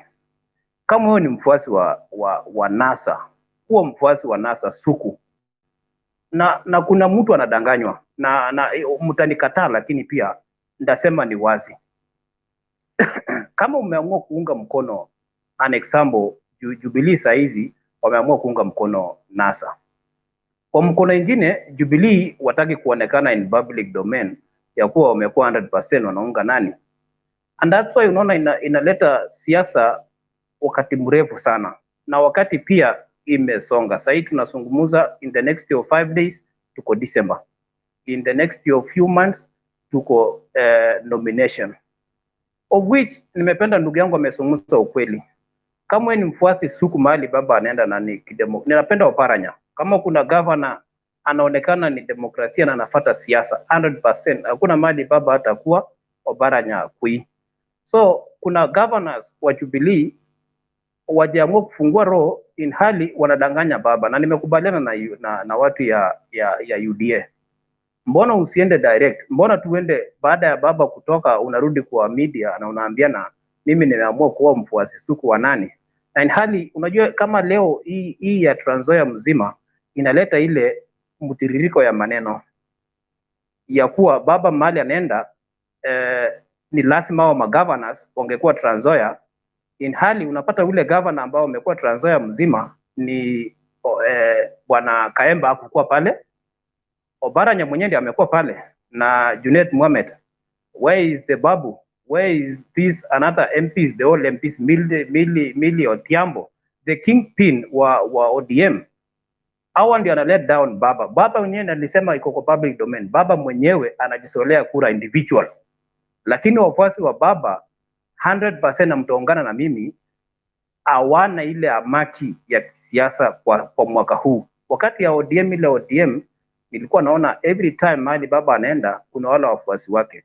Bwana DP, as from next week, as we start on Monday tomorrow, atakuwa upande ya Bomet kwenda Rift Valley huko chini.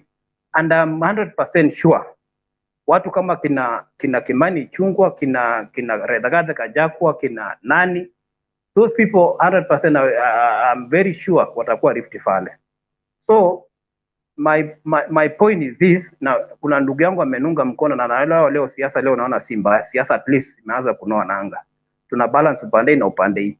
100% wafuasi wa baba wakiendelea namna hii, those opinion polls will going to let down, especially the people of Baba. They need to be 100% and to be sure. And the same as the team when you join Baba, they need to focus with Baba campaign. Wasikuje nyuma ya tent wanafurahisha baba, usiku wanafanya vitu vyao. Hiyo ndio point yangu. Bernard, can I speak kidogo tafadhali? Half a minute to move on.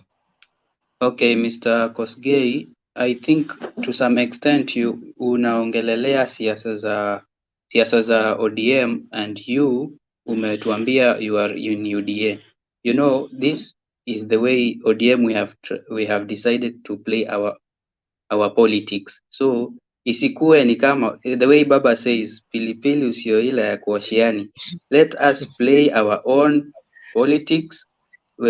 Babu asipokuwa pahali baba ako, Joho asipokuwa pahali baba ako, it's our own fault. So it feels like unaumwa It's okay, sana.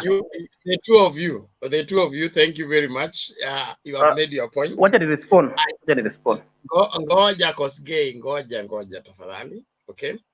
I have been following Kenyan politics, especially ODM politics, for many years. If there is anybody who knows the strategy of arranging the outcome and the end result of a particular campaign team, I don't think there is somebody who can outdo Baba. Right now, Baba is not operating with the NASA strategy. The NASA strategy worked between 2015 to 2017, like Aisha Hivo. In fact, the reason why NASA was dissolved was so that Baba can come up with a new strategy of going about 2022 and then open the space so that it will no longer be depending on Wetangula or Kalonzo or Mudavadi to draw out the map on how the campaign is done. He's bringing in new faces and organizing himself. So from where I see it, it's not that ODM is not organized or what they are doing is accidental. Nothing is accidental. Everything is deliberate. And Baba is trying to, the push, even like from the poll, the push of the UDA, the other team, is to sell Baba as a Luo candidate, okay? A Luo candidate, he has support for the Luo. So they would want him to be surrounded by Luos on the platform. Then they can brand and confirm that this is a Luo candidate. Baba is pushing that away by ensuring that the people he's going around the country with, none of them is a Luo, so that he's not confirmed with that kind of brand that is being sold by the other team. So Oparanya is deputy party leader of ODM. And he's, as we stand now, the point man for Baba in Western. And I'm sure he can deliver. Hamisi, what he has done is exemplary. And I'm very happy with his performance. But all those people are there strategically, and Baba knows what he's doing. It is not that they need to run. And then UDA guys, stop waiting for Baba to react to you, because he will not. Ruto will run his race, Baba will run his race, and Baba knows where he will corner Ruto when that time comes. But as at now, ameacha, wacha UDA wafanye kampeni yao, yeye atafanya yake at his own pace, following his own script. That is what is at play right now. So when Joho and the other team are left out, it is also deliberate. What I know is that when Azimio Moja, after 9th of next month, okay, is when you will see the real machinery. I'm sure there will be a rally in Western, a rally in Nairobi, a rally in Kisii, a rally in Coast, all of them at the same time. And when they converge, ile tsunami ulikuwa umepromisiwa mtaanza kuiona moja kwa moja. So tulieni papo hapo, mambo bado. Naomba twende kwa Joe, alafu nilikuwa nimepromise Daniel, lakini naomba tu dakika Joe anakuanga na anakuanga mfupi ama analeta muhtasari. Akishamaliza muhtasari, alafu twende kwa Yugi. Richard, tulia, nimeona mkono wako, lakini naomba tuache maswali kwa sasa hivi ili tusonge mbele. Joe, go ahead. Yeah, habari zenu, I'm okay. Bernard, I'm 6'2", so mimi si mfupi. I'm actually 6'2". Thank you. Ama nisimame uone. Hapana, Okay. si lazima. Today's topic at the Ruto, I like to go to the point what you put here. Sitakange kudivert kwa mambo zingine. The opinion, you're talking about the opinion poll and how important they are to these polls. Definitely, opinion polls are very important. That way, if you put something in a new market and you want to find out the popularity, you must go for this kind of opinion polls. I tend to agree that these opinion polls are quite accurate because just because Ruto is ahead by about 10% does not mean it's inaccurate. You know, Ruto started campaigning a long time ago, and he's actually really sold himself. So definitely he has to be ahead. It is only common sense that even a phone ikiingia sahi kwa market, and there's one that was there earlier and then been trying to advertise themselves. The new phone cannot be, all of a sudden popular.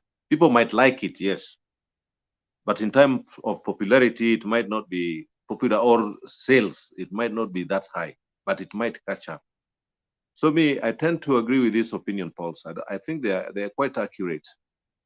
It's not an issue of some supporters being active, supporter A or supporter B, as somebody was trying to say. No, opinion polls are scientific, and whether if it's done accurately with a local institution, and you bring in another institution from India, they should be more or less the same.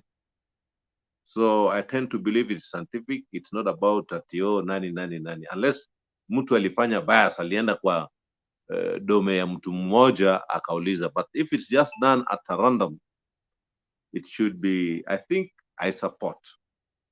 I don't want to talk much, because hata naona betri yangu iko chini.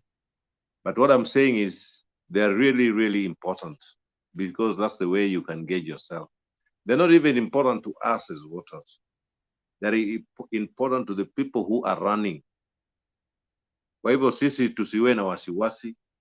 If you have decided who you're going to vote for, you'll just vote for that person. Okay, opinion poll might sway you because you want to be on the winning side, because you feel this side is winning and you don't be on the losing side. Yes, it can sway some people who are undecided. And then again, on these opinion polls, it's still too early. We are damn 8 months to the elections. And as you can see, the Ruto people might not be happy because his percentage yake in a decline.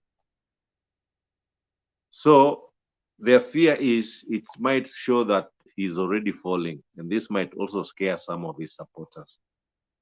So they have to be afraid of this. They must be concerned.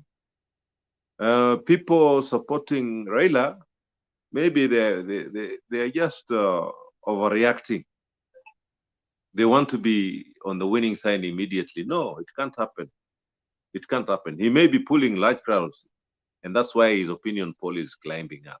So wale wana support Rao Baba, be patient. Hii jani bado ni ndefu sana. Iko mtu alisema ati sijui, labda nafikiria sijui Kiswahili. Kiswahili nakizungumuza sanifu sana, tena ile ya coast ya Lamu na kadhalika. Asanteni, nitaongelea tena mambo mengine baadaye. Asante Bernard. Okay, thank you Joe. Kabla nikuache uende, ni swala moja tu.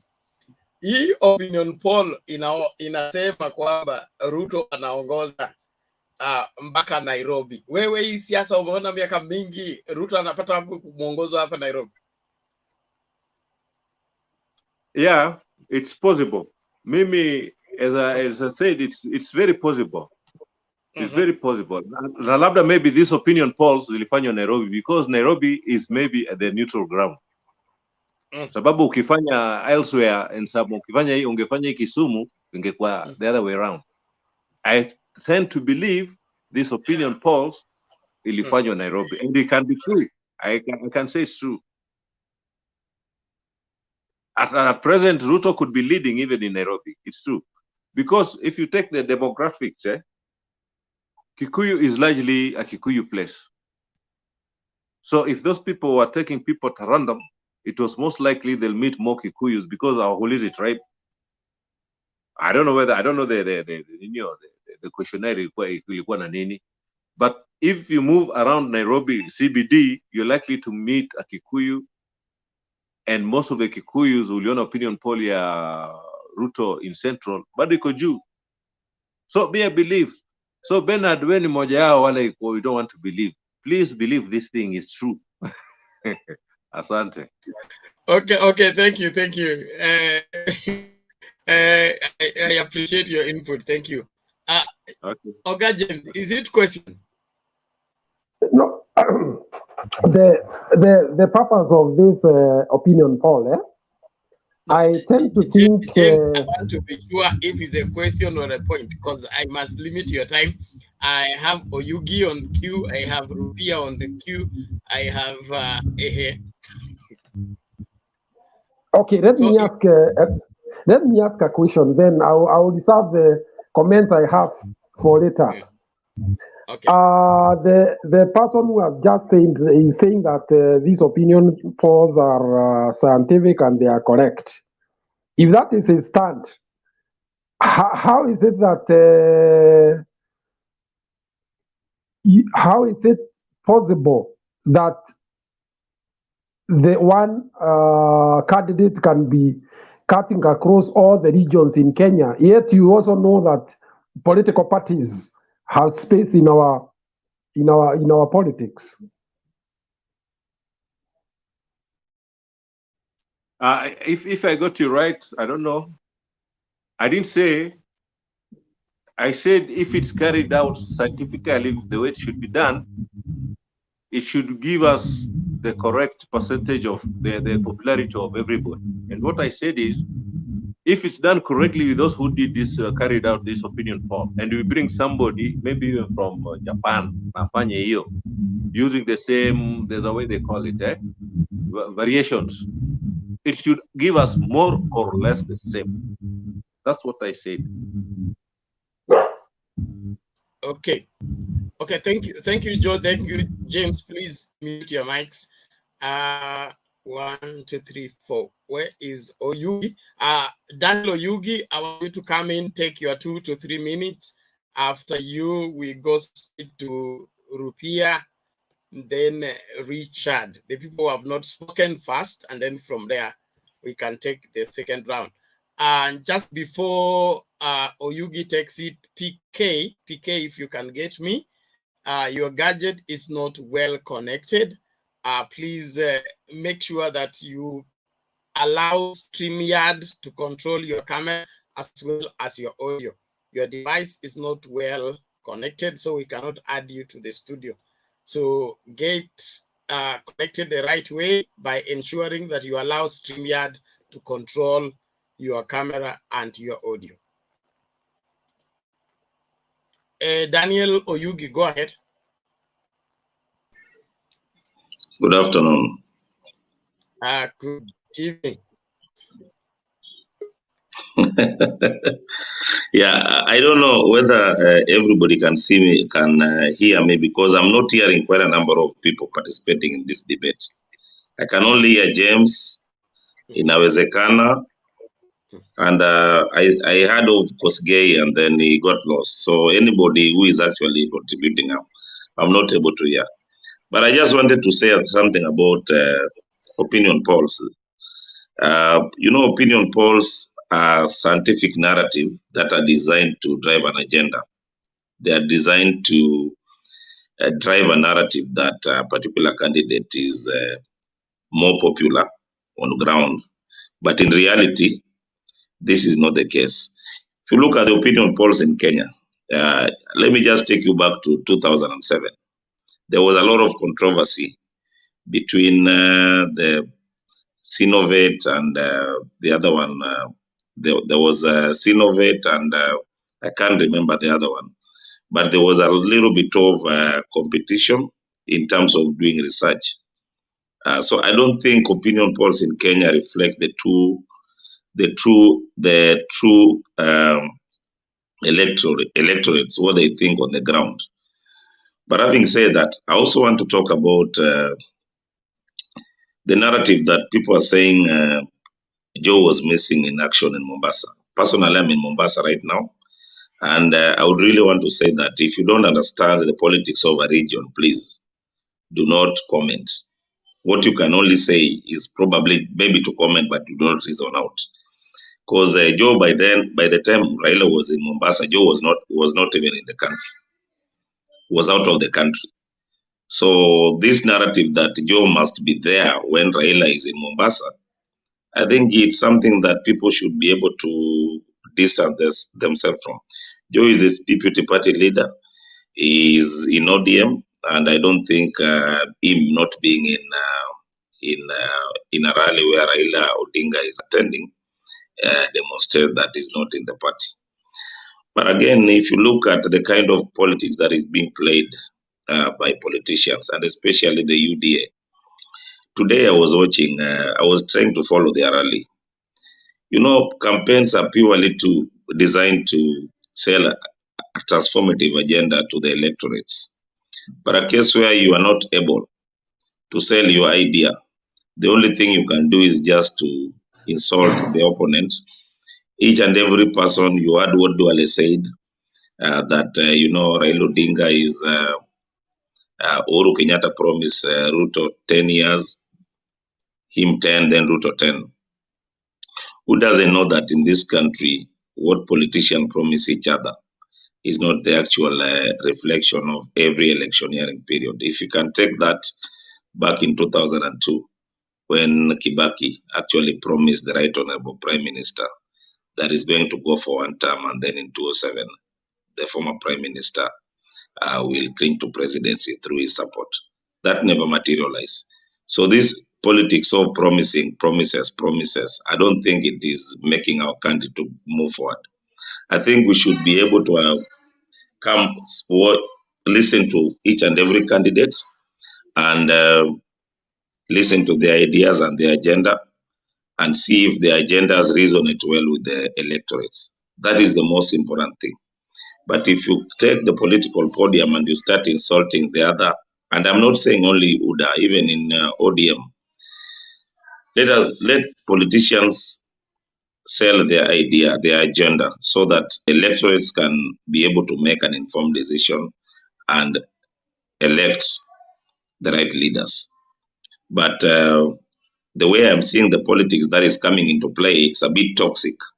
Because when you say that Raila Odinga, I heard what Ndini Nyoro said in that platform. He said Raila Odinga paid people to stone the other opponents' cars. But I know when they are arrested and you ask them whether they have the evidence, that evidence is not there.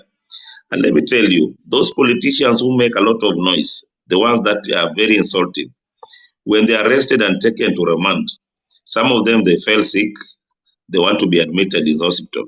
A good example is this member of parliament from Bahati. He is always this kind of politics is toxic. Today, if you will ask anybody from Mount Kenya region, why do you think there is what is called Railaphobia? They will not tell you. Some of these governors have gone to an extent of apologizing to the public that we were insulting the right for honorable former prime minister because we were on the other side. But in reality, I don't think the former prime minister hates our region. That is the reality. So this issue of, the former prime minister has been telling his supporters not to pay rent, those kind of statements are no longer selling. Kenyans want to see leaders who are able to sell their agenda, viongozi ambao wanaweza uza sera zao. That is the most important thing. But politics of division, politics of tribalism, politics of hate, those are kind of politics that we do not have a space in this country. And I think it is high time for politicians to understand that the purpose of handshake was purely to bring peace in this country and to ensure that even those who are doing businesses can prosper and ensure that they contribute in economic growth. But if you continue insulting a man who has actually been arrested and spent his time in jail for 9 years, a man who has fought for second liberation, a man who actually brought the new constitution, a man who is actually bringing economic growth in this country, should he cling to presidency? I think that is not the right way to go about. We should be very articulative in how we play our politics. And the youth in this country, this is a challenge that we are very young people, very vibrant. We want to resonate in a more articulative and in a more mature manner so that we don't play tribal politics. That is an old fashion in our country. And I don't think it has got a room in our society. So I just want to urge each and everyone, the Kosigeis, the Joes, and the WG, please, let's try to bring politics of issues, issue-based politics, politics of development, and how to share ideas. Today, my daughter and your son and your daughters do not want to know whether they are Kikuyus or they are Luos or they are Kalenjin. But in 2, 3, 4 years to come, I think that is what the former Prime Minister is trying to bring on board. There is a Miola Umoja, where everybody will not be defined by his name or where the region he comes from, but he will define by him being a Kenyan. That is what is happening in Tanzania. That is what is happening in the US or in the UK. And my cue, these countries have got so many tribes. Kenya has got only 43 tribes. Ethiopia has got over 150 tribes, sub-tribes. But you see, they don't play tribal politics. If you read the history of Ethiopia, you will never realize that people are being profiled according to the region they come from. Same applies to Tanzania. Magufuli was the president of Tanzania, but the region he comes from was a very minute region. He was like the Durumas of this country, the Mijikendas of this country. So can we put a cow country into a situation where even a Masai can be the head of state?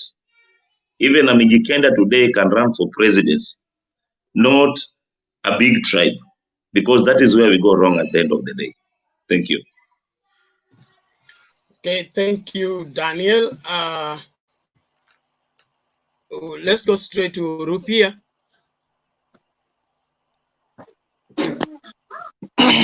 Thank you very much, Bernard, and everyone on board and everyone listening.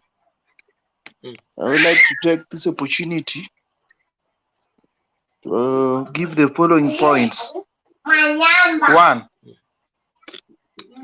if there is a team that is not ready for elections, it's the Tanga side. And you can see from actually coming up with opinion polls every day, opinion polls which I don't believe in, and they are also finding fault on their own opinion polls. This shows that they don't believe in themselves and they are not ready for a free and fair elections. I would like to say that the Tangatangas actually they have perfected the lies that they are saying, and referring to the case that happened in Kisumu when the deputy president visited. I heard some of the politicians who are in Muranga today were referring to that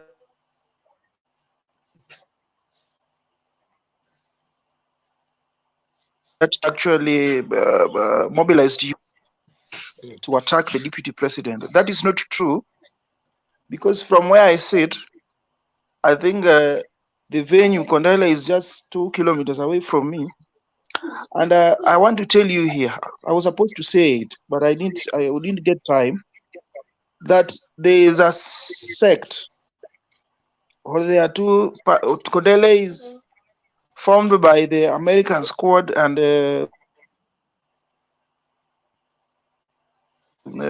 Chinese squad themselves that way. And then Ruto met the Chinese squad and gave them some money, a lot of money that I don't want to mention. After that, the other side, which was left, felt that they did not get a fair share of what was given out, and they protested, and they declared that they would not allow the deputy president to talk or to address people at Kondele. This went up to the police. The police informed the deputy president about that, and he defied and went ahead. When he reached Kondele, immediately he stopped there to address people. Then these people who felt that they did not get a fair share started throwing stones. So it is the politics, the toxic politics that the deputy president is doing of distributing money handouts. You saw the same case in Muranga, and I think there was another case in Meru. I don't know, it's Meru or Embu, one of the places. So that is a very bad way of doing politics. I also saw them, some of them say that Raila nowadays gives handouts. The 500,000 that was donated by Right Honorable in Trans Nzoia was to cater for the medical bill of that Mwanasoka. I think you followed closely and you saw it. So as per the opinion polls, I don't think those opinion polls are conducted with all the procedures put in place without, first of all, the source. Secondly, we have not been explained to anything like the methodology which was applied. So the opinion polls, actually, if you look at them, they tend to favor one side, and I don't say that is the reason why we say they are sponsored by order, but all the opinion polls that have been conducted online are actually faulty. That's the same way they are found fault in them. They are untrue, and they are meant to depict, to give a certain picture about certain candidates. So I don't think it is the right kind of politics to do. As you can see that right now the ODM are very focused and very organized. Somebody said that we are shambolic. Shambolic is not the term. Something shambolic, I don't know the definition, but it is something that is jostled up. It is very, very not organized.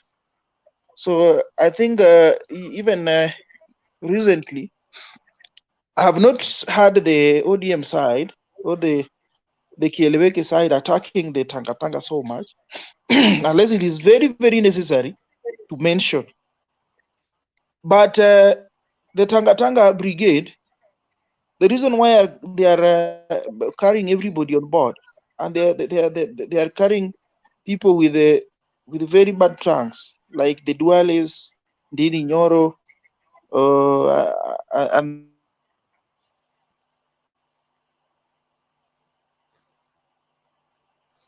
the likes. They can spread their toxic of that for their information.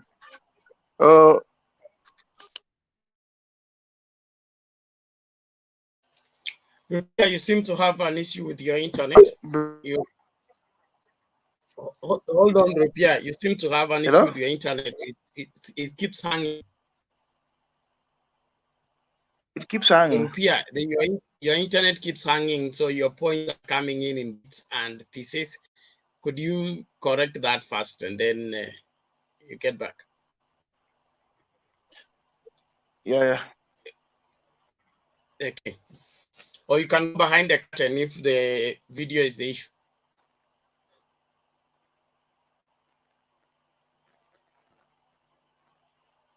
Okay, I think it's stuck. Richard Omar.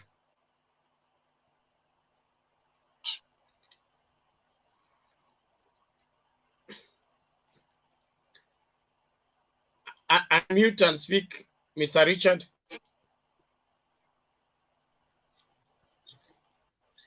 Yeah. You have muted yourself again. We were hearing you before. Okay. Is it okay? It is now okay. Talk. I can see my brothers have presented different views concerning the opinion pool. For me, I can say the time it was done, I think when it was done, maybe they use what we were using the method of random sampling. And within this time, yeah, when that time they were doing it, the brigade of Raila Odinga was not active on the ground. That time it was about the referendum for any constitutional change and whatever. Ruto on his side, he started campaigning 4 years back. Now even me, I do sampling. If I was to do the sampling, chances of getting Ruto on the ground our pig, our Rajatan, the ODM would get.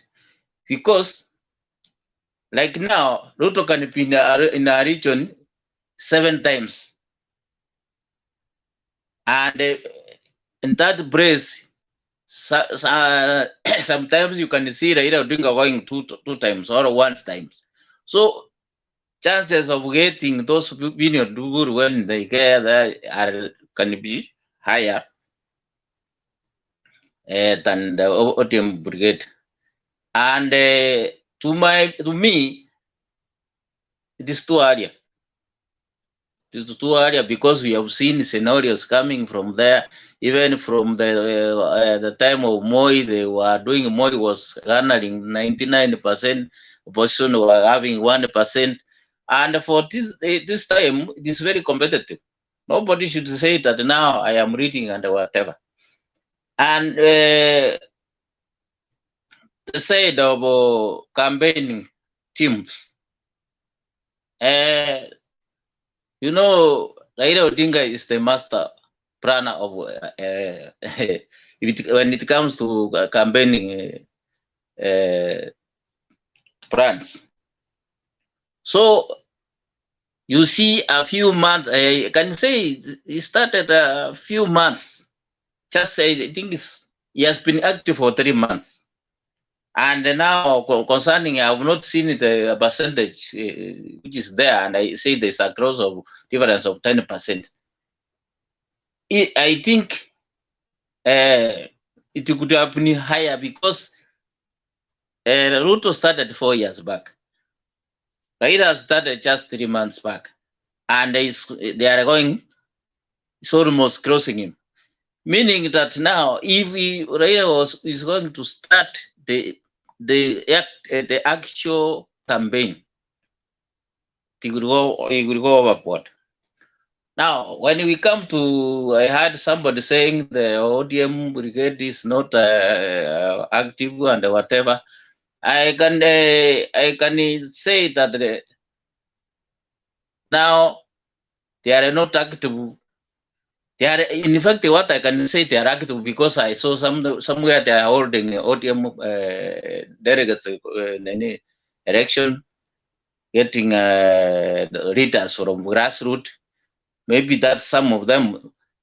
That's why I can say that they are not quiet. They are doing something on the ground concerning the party. Meaning that when the campaign will come up, will be open for, they will already have been established and starting a campaign. For maybe that time, maybe for the side of Ruto, that is when they were going for grassroots and whatever. So you cannot say that they are weak, because even Ruto or this one for shortcoming. You see, I found the latest study and see where the Ruto's brigade can go themselves on the ground and convince the voters. Recently, I think Jungwa, I think Cheroyot and Mokomen and it's when they were in Nyeri. I saw that clip, whoever saw it. When they addressed the church after church, they went out of town, Nyeri town, to address the people. People just told them just to go away. Yeah? Meaning that even him himself, he has to go himself on the ground If he has to move with that brigade on the ground so that they can be heard. So there is a weakness also. So we should not say that now OPDM and whatever. Weaknesses are everywhere. Eh? And each part has got its own shortcoming. So for me, for opinion Buru, I can say what they did it within that period when Rao has not started, even he was like not interested in the presidency and whatever. The person who was with the Senate of people was Ruto, because he can go in a region like now. You can say in Mount Kenya, I think he has gone 14 times within a month or whatever. Yeah? Even today is in Muranga. How many times has he gone to Muranga? 7 times. So if you go to that side to do random sampling, Raila went to twice. Can you compare with the Ruto? You cannot compare. So in reality, it is too earlier, and I know Muse is somebody who does these things very well. In Kenya, there is no brand who can do things like the Goyim said does. And I am not talking that because I am not at war. And that's what we said, we should not be tribal. I am from another tribe, but call a spade a spade. If somebody has got some things which can enter me, and I see that this person, if we put them there, he can help us. He can help people in the grassroots. Not that I heard there is a guy who was Koske or where. Koske is thinking, I'm not accusing him, but this is only right to do it. He's speaking that he is a person who cannot support another person who is not from his backyard. And they know they have problems there as we have. But still, they cannot say the negativity. Ruto is our son. He has been in the government. He has not pulled us up. Like Catholics who go there and they defend their people and they get something and whatever. So the only thing I can say, Kenya, let us be Kenyans. We are discussing this year about political issues and whatever. Let's have a Kenyan face. Not saying that now this is this one and this is this one. I cannot support this one. It's like this. Me, I am from Kisii, but I am always I've been a supporter of Raila Odinga. It's not my tribe. Raila is a Kenyan. I am a Kenyan. So I can urge you, as we are going around, that let's vote for good issues. Let's vote for a leader who has got better ideas for the Kenyan people. And let's vote for a person who can secure Kenya as a country. That's what I can say. Okay, thank you, Richard. That's clear enough.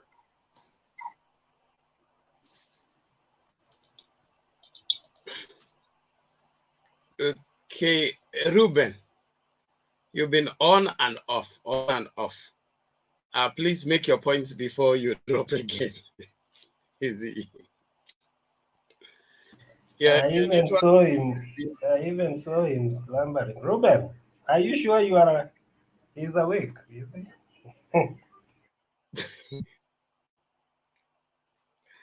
he? WG. Bernard, can I come in? No. Let's hear John first, then we come to you. Somebody, let's finish with the people who have not said anything first. Then, John Adams. Thank you, Bernard, for the chance. You can hear me well? Yes, karibu sana. So I just have a small contribution to the discussion. I think we're discussing polls and their importance in 2022. So first of all, thanks to all the participants. But going straight into the discussion, the veracity or accuracy of the polls is largely dependent on two things: the sample that was used and the methodology.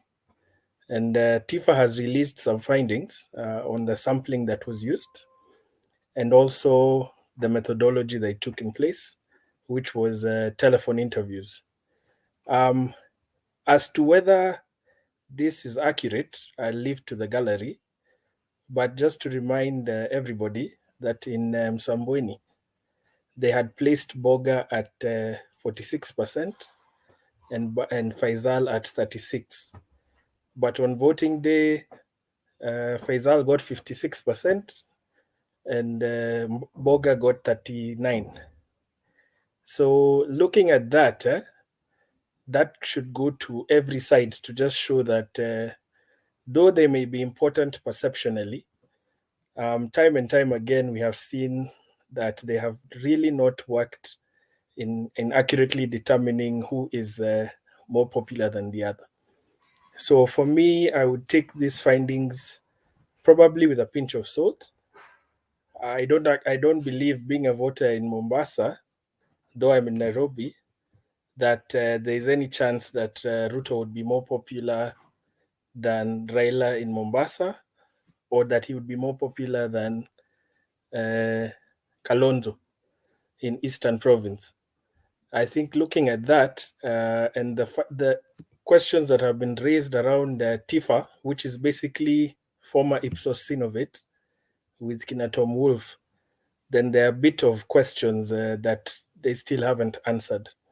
So I'd like for these findings to be matched with probably see similar results from different pollsters, and then would be able to make a more accurate judgment. But that said, I think it's encouraging for both sides. Seems like they're both doing well, if those results are actually true. But for me personally, I wouldn't take them for what they look like at face value. Thank you. Thank you, John Adams. Martin, you had something to say? Yeah, I wanted also to add that we've digressed so much on the topic of today, but honestly speaking, what Adams has said, these opinion polls is quite indicative, but should not be fully trusted, especially now that we are heading towards election. There'll be some kind of manipulation and so on. And it should not be a surprise to all of us that maybe some elements within even the deep state, as they say, or ODM, or other forces that are against the UDA could sponsor such a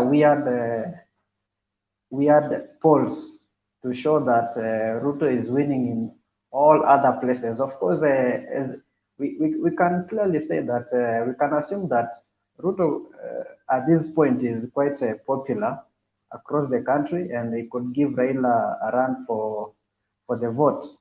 But now the extent to which he is winning is quite malicious. So inawezekana hata kwamba there are some guys from ODM side sponsored this kind of poll so that to portray UDA as the sponsors of that poll. So anything is possible. It should not be taken that simply because UDA is winning in those polls, they were sponsored by UDA. You can sponsor a poll that will automatically portray the other side as the main sponsors of that poll. So this game, I think it's quite complicated. And as our senior panelists noted, it is quite early to trust these opinion polls. But I think they are quite true that Ruto has a huge junk as we speak now. That is because he has traversed the country so much. He has visited many places. He's very active and is very, very mobile. So probably many people will tend to associate with him or consider him a formidable candidate. But now Raila is coming in now, so we just have to wait till next year. As we edge towards the elections, we'll probably compare the notes on the current opinion polls and the future opinion polls, and we'll be able to quite judge whether they are being done correctly or incorrectly. But for this one, it was there was some kind of malice, and the malice could come likely, in my view, from DP's opponents. I think they wanted to portray DP as the one who sponsored these polls. That may still be wrong. Thank you. Okay, thank you, Martin. I get your Can point. I ask a question? But I have Ngoja Kwanza WG. I have a point of departure from the same, in the sense that looking at the DP's performance, okay, in terms of these many meetings, most of his meetings, either the attendees are paid to attend or they are ferried. That is why I find it very difficult for me to buy into this idea that DP has become very popular. His popularity is a perception created by the media and by his 36 bloggers. And look at all the polls they are causing on social media. All of it is to portray that he is popular and he is leading. So if we begin kupiga ramli, hii kitu imetoka wapi? Hakuna vile haitamalizia kwa mlango wa UDA, because from all other places, Twitter, Facebook, their YouTube channel and all that, all of it is geared towards making William Ruto the most popular and the most loved leading presidential candidate. But go to Kisii, he's ferrying people to attend the meeting. Go to Eastern, he's paying people to attend the meeting. A strong politician doesn't need to pay people to attend his meeting. From the fact that he's paying people and bribing people to attend his meeting, it means he's weak even on the ground. But he wants to push a particular perception that he is winning. The truth is, even he himself knows he's trailing on this one. I am weak to hide it. Bernard, just Yes. a quick one. You being a panelist, you being our host actually does not augur well for you to be so sure to say that DP Ruto is ferrying people. I think that is subject to another big debate. So I think at this point in time, that should not be really our case, because that is being extremely partisan. I think we are only discussing on possibilities of whether these polls are reflective or not. But for your case, I think you are too extreme on making a judgment that you yourself cannot really substantiate. For instance, in Eldoret, when the DP, let me just finish. Hold on. Let me I'm just not finish. speaking out of this debate. I'm not speaking out of this debate. And this debate, we have them almost every day. So Can I just finish? People, we have even brought clips, okay? Clips from video clips, or Kimilili MP paying people to attend the meeting, things like that. So in Okay, no problem. Okay, we can just move on. Okay, we can just move. Just hold on. You will respond, and before we go to another person, you will respond. What I'm saying is, when I'm talking about those ferrying of people and paying of people, it's not the Muranga meeting. It is not last week when he was in Central. I'm talking about his campaign strategy throughout this campaign, especially in Western and Eastern and in Nyanza. There is evidence more than enough that either people are ferried or people are paid to attend. Now, when that happens in politics, it does not paint you as a strong politician. It paints you as somebody who is weak, and so you are using money to buy support. That's my point. And I have nothing against the DP. I just don't support his ideologies. And that everybody knows, including anybody you meet on the street, ask him. We don't agree on most of things. So you can No respond, problem, Martin. Bernard. Has been good. Okay. What I was saying is that to me okay, you're entitled to your opinion actually and your observation, despite you being our host here. What I'm saying is that being so sure that these politicians or one side is paying people to attend rallies, I think it's quite impractical to consistently pay almost 5,000 people to come to your rally. So even if there is money used to mobilize people, that is common in all the campaigns. You cannot just organize rally without maybe getting people to mobilize, to make the placards, to print some banners. And it is normal for every campaign that you spend some money to mobilize people to attend, to advertise, and to pass the message that so and so is coming to this place. That is common in all the campaigns. But saying that you pay people to come to your rally and say that Raila is not paying, I think that is being on the extreme. And all the same, I think we can just move on to the next contributor so that we don't spend so much time arguing about that. No, Martini. Thank you, Martin. Before WG Bernard, comes, Martin, let me just on the issue of. Hold on, we are coming to you, WG. Let me clear the issue of me being the moderator and airing my views. Okay, I'm doing that deliberately. Number one, but two is that I'm moderating does not mean that I should not have an opinion. Okay. On the other hand, I'm just giving an opinion, just like anybody else. So I'm not making anybody believe me or not believe me. But when push comes to shove, we even go to an extent of getting those clips and playing them. But I don't think we will end up there. No, we don't I need see to go there. everybody sober here, No. and we are ready to make progress. Wekesa, you have come. Karibu sana.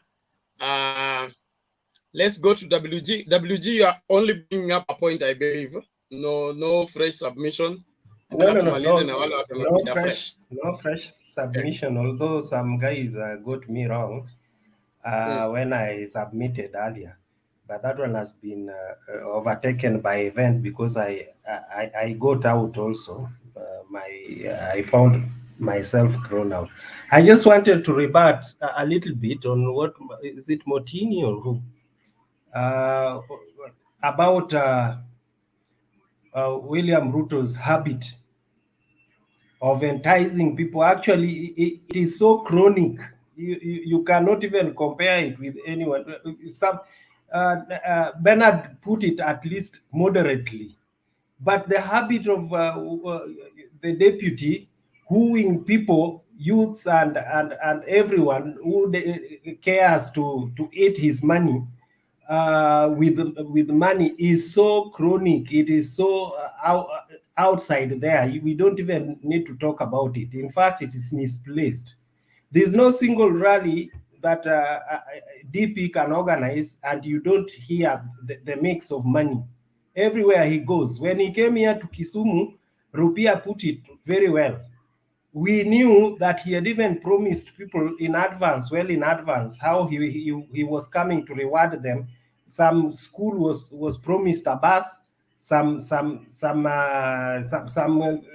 guys here who do the business of transport were promised a lorry, and many other places.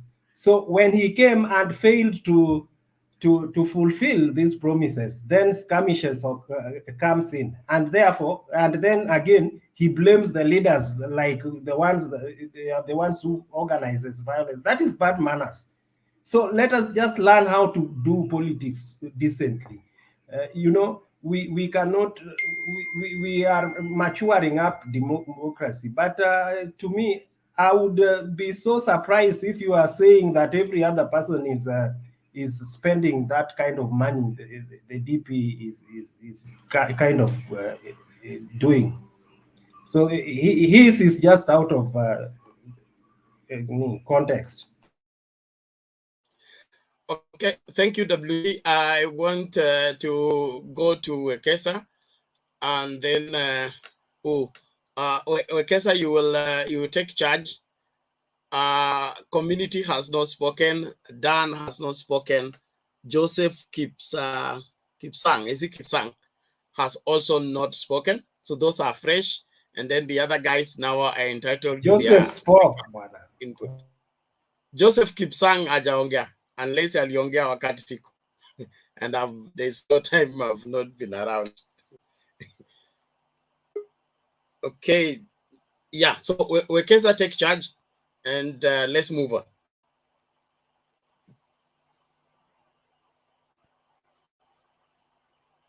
Good evening, guys. Good evening to you. Good evening. Karibu sana Wekesa. Yes, I'm with my own opinion polls that were carried out sometimes the runners up to 2007 election. And there we had Kalonzo leading by 35%, and then followed by Kibaki 26%, and then Uhuru 17%. Yeah, so what I wanted to say that opinion polls are not new to us. They are not new to this nation. Their accuracy and extreme are not beginning today. We have had several opinion polls which don't even resonate with what is happening. But what happens is there are people who know what opinion polls are, and they take them as opinion polls. But there are those whose character is sympathy, so they will always want to reap sympathy in every opinion poll made, whether credible or not credible. Yeah, but that's their way of politics, and that is what works for them. So if you can get people voting for you through sympathy, we have no problem. But me, I will look at it from, there are many dimensions of looking at the opinion polls. One, I was just listening to a clip by Cleophas Malala. He was so enraged that Mudavadi got 3%. Now, forget about those who are sweeping the whole nation and leading every corner. Malala is so enraged that Mudavadi got 3%, and to him, he sees that it's a ploy to make Mudavadi look inconsequential. Hence, being declared irrelevant in terms of this poll. So, okay, there can be one school of thought that the opinion poll, if at all it's sponsored, it's meant to elevate two horses and remove these other donkeys so that they either join either side. That is one school of thought. The second school of thought is that the team of Tanga Tanga may want to show the people that, you see, Raila has lost credibility. I used to be very popular, but right now he is trailing even in the zones he used to lead. Because remember, Raila has come and gone to the mountain and has shown that he can get the votes to the mountain. So if at all the Tanga Tanga side can sponsor this opinion poll, then the idea is to make it look like Raila we are having today as a candidate is not the same Raila we had 2013, 2017, and other years. So he has lost credibility. In fact, one of the clips that has been circulating on the media is where they picked some sound bites from Raila's 2017 campaigns. He was talking about amechoka na uongozi wa Uhuru, but now they edited the clip and it's circulating. It says that I Raila Odinga nimechoka, showing that Raila is tired, Raila is old, Raila is not the same guy who had that energy in rallies and whatever when he is campaigning. So some opinion poll like this one can come to affirm that actually this guy has lost credibility. I can also resonate it with the DP's own sentiments just recently when he was in Mount Kenya East. He was saying that give me a credible candidate. This guy is too weak for me. So give me a serious candidate so I can compete with him. So if you want to affirm that, you can also release an opinion poll that shows that I am the only person in the room. So the rest are not. Or if you want to select a weaker candidate, then you say that whoever is running against me, like Raila, is weak, such that if Oga has or Handshake team has to win this election, they need to get a credible candidate. And by so doing, you are choosing your own competitor. So they might have chosen, initially they chose Raila as their competitor because the one thing they banked on, they knew that Raila is easy to beat when you go to Mount Kenya. You just say Raila is a demon, Raila ni muganga, Raila is ABCD. But now they have realized that the electoral environment has changed. It's no longer usual to sell Raila demon on the mountain. Then you have to change the script. You have to look for something that can make they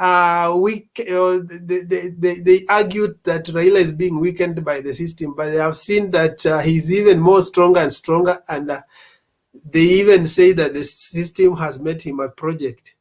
So all their lies have fallen flat on the face of Kenyans, and they are trying each and every other thing to grasp on. And the last idea, which may be still viable, is to have the intelligence of the deep state and yes, the system to first present this guy as he has all the Kenyans. Then after like 1 month or 2 months, present another opinion poll and say that after Raila declared his candidature, right now Raila has not declared. From 9th, we get another opinion poll that after Raila declared his candidature, he's now moved from this point to another one.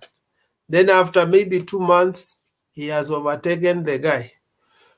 So that's why I'm saying opinion polls remain opinion polls, and we should not, you may have your own theory towards it, but it should not, you should not lose sleep over it. When Moses Kuria does an opinion poll, it may have some truth in it, but it has also a dimension of his political inclination and persuasion and desire. If he wants to change the play, then he might bring in things that favor him. So that's what I can say towards what the opinion polls that have been released. I will wait to hear more. I have been away. I don't know what people have said. Okay, thank you, Ekesa. Just before you move on, the guys on the comments, please mind your language. There are some language you use here that may put us in problems as a channel. Let's be responsible. There's no need of insulting people. You can define opinion, but you don't have to call people names. Let's mature up and operate correctly. Thank you very much. Let's keep moving. Who is this? Joseph Amanda, son. Okay, then let's hear community ancestor. Yes. Mr. Bernard, Professor WG, and my fellow panelists. Nimefurahi sana kufika siku ya leo, kwa unajua kufika siku ya leo inakuanga ni mapenzi ya Allah subhana wa dhahala. So nimeona about opinion polls. By the way, kuhusu mambo ya opinion polls, mimi ningependa kusema namna hii. Right now, any opinion poll yenye inakuja kama inaweka Raila Amolo Odinga number 1, that is a fake opinion poll. But kama inaweka William Samoei Ruto mbele, that is a very, very genuine opinion poll kwa wakati huu. Reason being, William Samoei Ruto has been in a campaign trail for 4 years and maybe 2 months. So he has gained a lot. Raila Amolo Odinga, he hasn't even declared his bid for running for 2022 presidency. So the very, very genuine poll ambayo mimi itaingia kwa masikio yangu ni baada ya May 2022. Kama hii opinion poll itakuwa imeweka Raila Amolo Odinga juu ama William Samoei Ruto juu, hapa sasa ndio nitashuku, cause campaign manze hazijachacha, hazijashika moto. So jambo ndio hilo. Alafu na kitu kingine, nimeona kuna ndugu zangu hapa kutoka Nyanza, the likes of maybe Oyugi, WG, hata mimi natoka Nyanza. By the way, tumejilet down sana. Moso watu wangu wa Kondele, yani mumelet watu wa Nyanza down sana. Mbona nasema hivyo?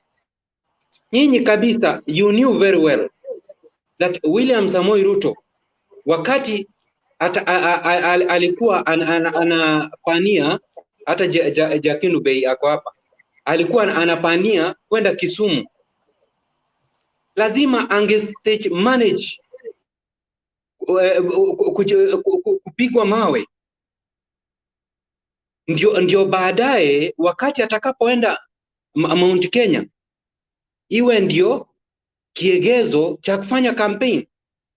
But you never saw it. But nyinyi mukajipeleka kwa mkutano yake, baada ya nyinyi kupewa pesa, baada mungekula hiyo pesa kimya kabisa, yote asirushe mawe, ndio jamaa apate kitu ya kwenda kunini kutupaka matope Mount Kenya. My friend, angalia sasa. Look, huyu mwenye mnapania kusema kuwa ndio mnataka kupatia urais 2022 ambaye ni William Samoei Ruto, vile anaendelea kuincite the Kikuyu people against the Luo ni kitu ambayo inaonekana, but you people you are not seeing it. Wakati Raila Amolo Odinga amepigwa mawe pale Githurai, Raila Amolo Odinga alipigwa mawe vizuri sana. Raila Amolo alilia tu hiyo siku tu peke yake. Hizi siku zingine zote wakati Raila anapo campaign, umeisikia akisema kuwa wakati nilienda Mount Kenya nilipigwa mawe Githurai. Never. Haujaisikia. But look, William Samoei Ruto, every area yenye ana campaign anasema kuwa Luos ni watu wa kung'oa reli, Luos ni watu wa kuchapa mawe, mpaka anapeana hiyo mfano ya Kondele. It is really sad. Mimi ile kitu ambayo ninaambia watu wangu wa Kisumu, ama mahali popote tu William Samoei Ruto anapoenda, please, akiwapatia pesa, msianze kugawanya hiyo pesa William Samoei Ruto akiwa, cause mtaanza kupigana mawe na hiyo iwe ni kiegezo ya campaign. So nyinyi chukua pesa, wakati William Samoei Ruto atangoja mrushiane mawe ataenda kimya, alafu baadaye wakati mtaenda kugawanya hiyo pesa, mkikosana nyinyi piganeni mawe tu na mangumi kwenda huko. That is my advice. Lakini kama tutaendelea kuruhusu watu kunini kwa campaign, wakati William Samoei Ruto amepeana do, alafu mnaanza kupigana mawe akiwa, then ataendelea tu kuchafulia watu CP, of which it is not really good. William Samoei Ruto, in fact, mimi nimeangalia just nafuatilia tu mikutano yake daily. Yani hiyo imekuwa ni kitu ambayo mpaka hata mimi inaniguza roho, nashindwa watu wangu wa Kondele, mbona mkanilet down namna hiyo? But nevertheless, kwako William Samoei Ruto na watu wako wenye mko hapa, in fact you are not doing justice to me, cause mimi nimekuwa nikikuja kwa campaign zenyu, kwa campaign yako, wakati unapopeana, cause mimi si mtu wa nduthi, mimi si mtu wa pikipiki, wakati unapopeana handout, zaipata even a single cent ya hizi millions of money zenyu unapeana, cause hizo pesa wewe unapatia mama mboga na unapatia watu wa nduthi. So what does that indicate? Hiyo inamaanisha kuwa yani wewe you value sana watu wa mama mboga na you value watu wa pikipiki, then mimi mwenye sina any hustle yoyote, sina kibarua chochote, I go, mimi nakaa kwa mkutano yako for maybe 2 to 3 hours, then kutoka hapo ninarudi kwangu mikono mitupu. So my vote, you mean that kura yangu si ya maana? So hiyo inamaanisha nini? Hiyo inamaanisha kuwa hizi pesa zenye William Samoei Ruto unazipeana selectively, of which it is not good. Kama umeamua kupeana pesa, weka watu line, weka watu line,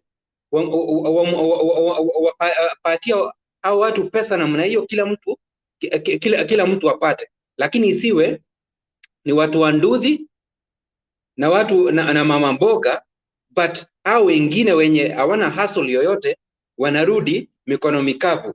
Yani hiyo inamaanisha kuwa kama wewe unaamua kama ni your campaign ni kupeana pesa, peana pesa kwa niyo. Yeah. Community. Yes. I think kupeana pesa was supposed to support your point, but it was not supposed to be the main point. I think we are talking about opinion polls. It's okay, yeah. I know when you go deeper there, people will create a debate on that. And oh, it's okay, it's okay. Yeah, yes, it's okay, it can support your point, yeah, but it should not replace the main point. It's okay. Now I agree with you. So nasema kuwa kuhusu mambo ya opinion polls, by the way, opinion polls 8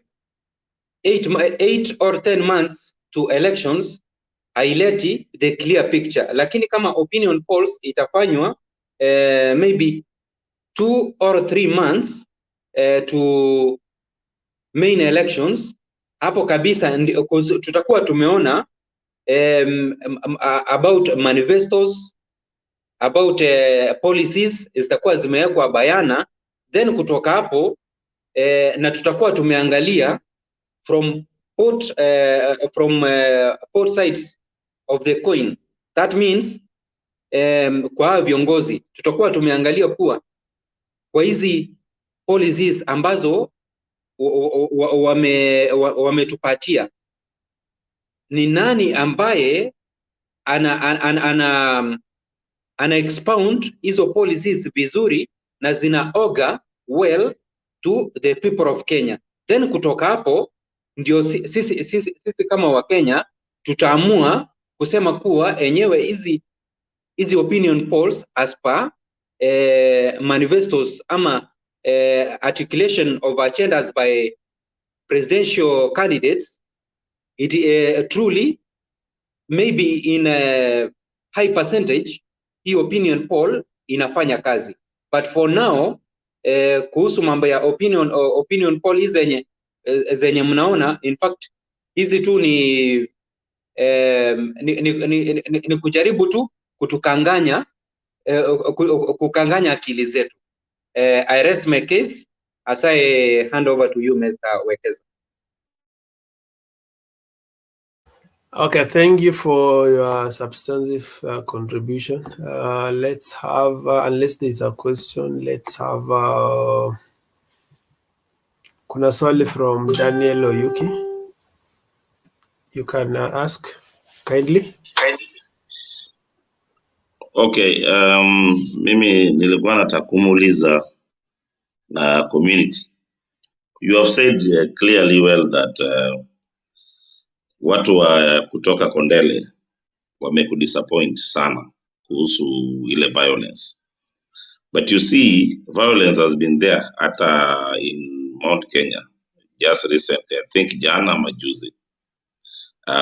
The main reason ambayo ileta ile violence was the money that was given, ambayo ilipewa the youth but haikufika kwa mikono yao. Kwa hivyo kulingana na wewe, unaona kwamba zile siasa ambazo naibu wa rais anacheza ama anapiga katika nchi hii ni siasa ya kuleta wananchi wa Kenya pamoja ama ni siasa ya mgawanyiko? Yes, asante sana Mr. Daniel Oyugi.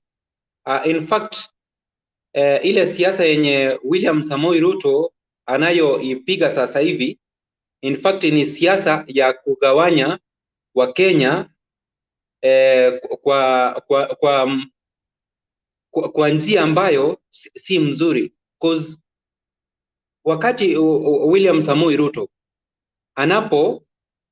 anapotumia chanzo cha yeye kutupiwa mawe pale Kondele, yani kuwa sasa hiyo ndio gumzo anapoenda mahali popote, it is not right, because wakati alipotupiwa mawe Raila Amolo Odinga in fact alikuja bayana akasema kuwa na kukondem what happened pale Kisumu, akasema kuwa in fact hiyo sio jambo mzuri. So William Samoei Ruto mahali popote anapoenda angekuwa anasema kuwa in fact sisi zote ni Wakenya, so wacha tukae as brothers and sisters. Lakini sasa yeye angalia wakati anapoenda na uangalie, yani vile anapoongea, unajua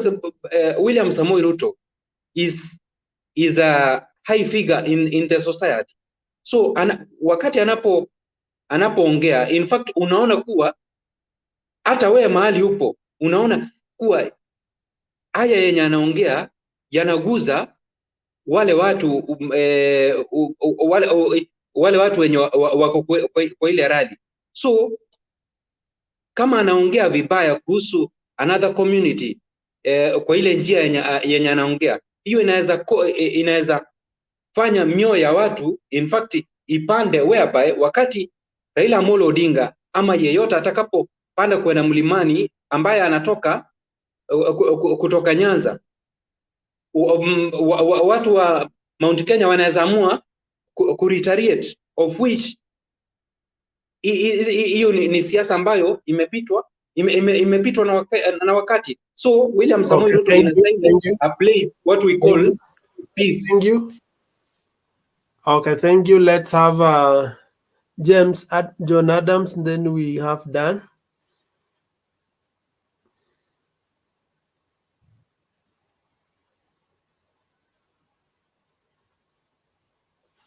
John Adams, come on, Dan, can you begin then?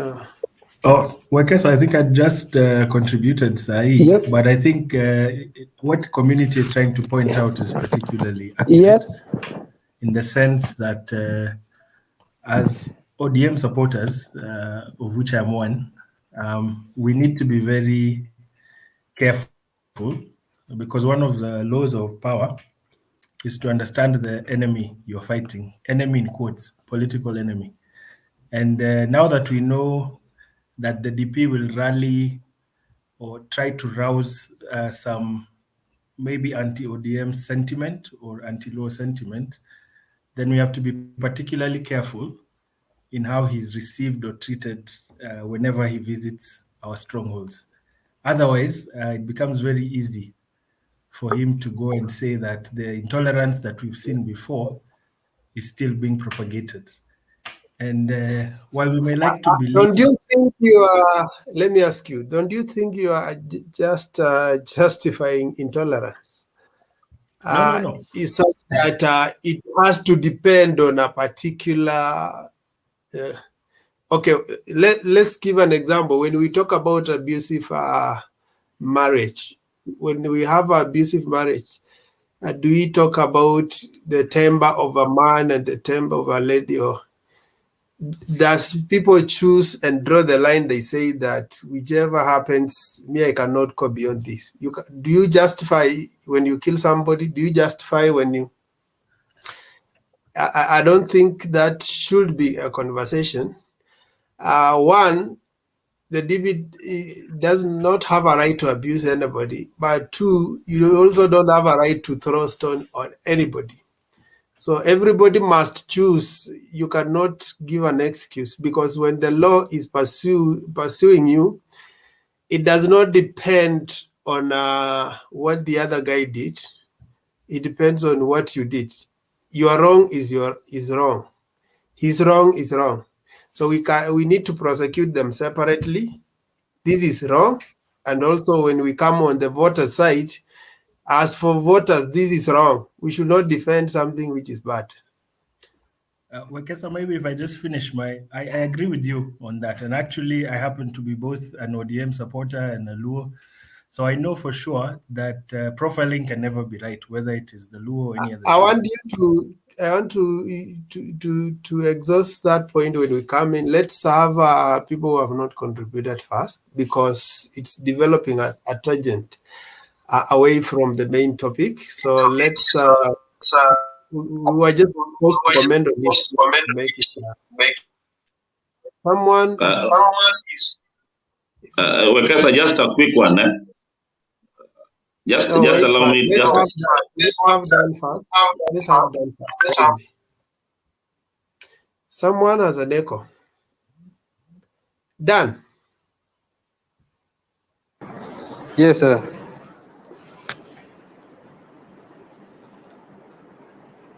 Hello.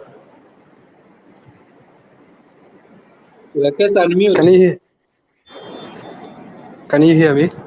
I'm saying bring us back to the topic, Dan. We are talking about our opinion polls. All right. Thank you, Kesa, for this chance you have given me. My point, I can say that we Kenyans, we need to be very, very careful that whatever that we speak here, and more especially, we are here, we are representing so many people outside there. Okay, my point one, I will say this. When the opinion polls have come out, that is the indication of, that's the indication, or this is the eye that represents the community, all the Kenyans. We are not saying that the opinion polls ni za uongo. Unajua si hawa watu wanakaa kwa ofisi wanafanya maneno yao wanaleta. They go to people and take views from them. So kwangu mimi naweza sema opinion polls ziko sawa kwa maoni yangu. Jambo la pili nikiguzia about hii campaign Before ende inaendelea. kwa ya pili, what gives you that authority to speak like the opinion polls iko sawa? Do you believe they are also fake, or sponsored opinion polls? Do you believe? No, I don't believe that they are sponsored. I don't believe that. This is I'm the not eye, saying the opinion we have are sponsored. I'm saying, do you believe there are categories of opinion polls? There are even those which are sponsored. You know, it depends, Wikesa. When they go out to collect the data, even if the privates, they go out to collect the data from people, they go in different places. When they collect the data and they want to bring them on the board, they will display what they got out from the people. Now, what is on the ground now? The one is yes, I'm coming. The one that we are seeing here, that's the one I can take myself. I cannot rely on anybody. This is the one I'm going with. You get me? Yeah, and that's why I was saying it's there's no need to speak with authority as if you know that they are accurate opinion. Maybe, okay, for me, if you justify and tell me that this firm that did the opinion polls, they have been accurate all along, and maybe that validates your point. You can say that according to this firm has done several opinion polls and they have come to pass, so I can accredit it based on its history. By just generalize, kindly mute first, then you can respond, because you have a very noisy background. Done. Just mute, I make your point, and then you comment. Sikuwa naongea ama sikusema kwamba I give the 100%, but from my point, from myself here, hiyo ndio naweza chukulia. So point 2 nilikuwa nataka kuongea kwamba about the community. There is something community amesema about Kondele. What happened there? You know, wakati watu wanakuja kwa mkutano, wakuwe wengi ama wakuwe wachache, si watu wote wanakupea. Kindly don't comment. Kindly don't. Let's focus on the topic. Yeah, I'm trying to return people to the topic. All right. Now, if we want to discuss about violence, we have been making topics on violence, and we will come and discuss. Yeah. I get you. Now, ukiangalia siasa ya saizi about the DP and the Prime Minister, the former Prime Minister who is Raila Odinga, siasa inaendelea saizi ni ile yani ya kurushiana mawe hapa na pale. Wacha nianze na the DP. DP mahali anaenda, popote anaenda, is accusing the Prime Minister that huyu mchamani nilimsaidia hapa na pale, huyu mchamani nilimsaidia hapa na pale. Yani he is giving out at the end ya huwa anasaidia. Yeah. Yes, sir. Yes. Today I want to be hard on people. Why is it that the main topic to alafu we want to dwell on things that are outside this topic? I want people to ask you questions on opinion polls. Guys, we have been having different Themba, you have a question. This thing, some of these opinion polls are stage managed in different countries, and they have a script they play. So we don't want to dwell on that. We just want to rush through and then go to the topics we like doing. Today, I want us to focus on the topic. If we don't have any contribution, then we can close the station. But let's focus on the topic, opinion polls. Themba, you have a question? I don't have a question, but I have a contribution. What he has said, because I'm giving you chance for your contribution to what he has said. No, for you to comment on the topic, because you're saying you can comment on the topic, so I want to comment on the topic. Yeah, I want somebody who can actually joke us until we go deep in the topic. I will be very happy. I want to comment on. I want to comment on the topic. We can't assume that opinion polls have no ramification on our politics. They do. What happened to? I want people to come up with issues. What happened to Muranga researcher who came up with a letter and said that while I was at home, was it December what? And then I conducted my mean opinion poll on BBI. If you develop that agenda, I'll give you time to. I will listen to you. So can I go Then ahead? I came up with the findings. Yeah, I'm just trying to return people to the topic. So, Yeah, I know that a majority of people have always had a preconceived notion when they join the show that it's just about maybe bashing one person and speaking about the other person, but not so much about the substance of the topic in question.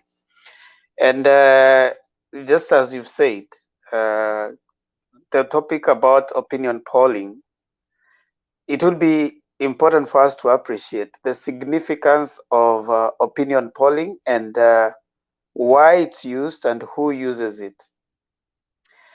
Now, there are several types of opinion polls.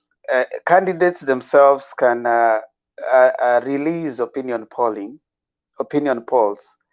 which are generally, for example, known as a straw polling, where you want to try and intimidate your opponents by suggesting that you are ahead.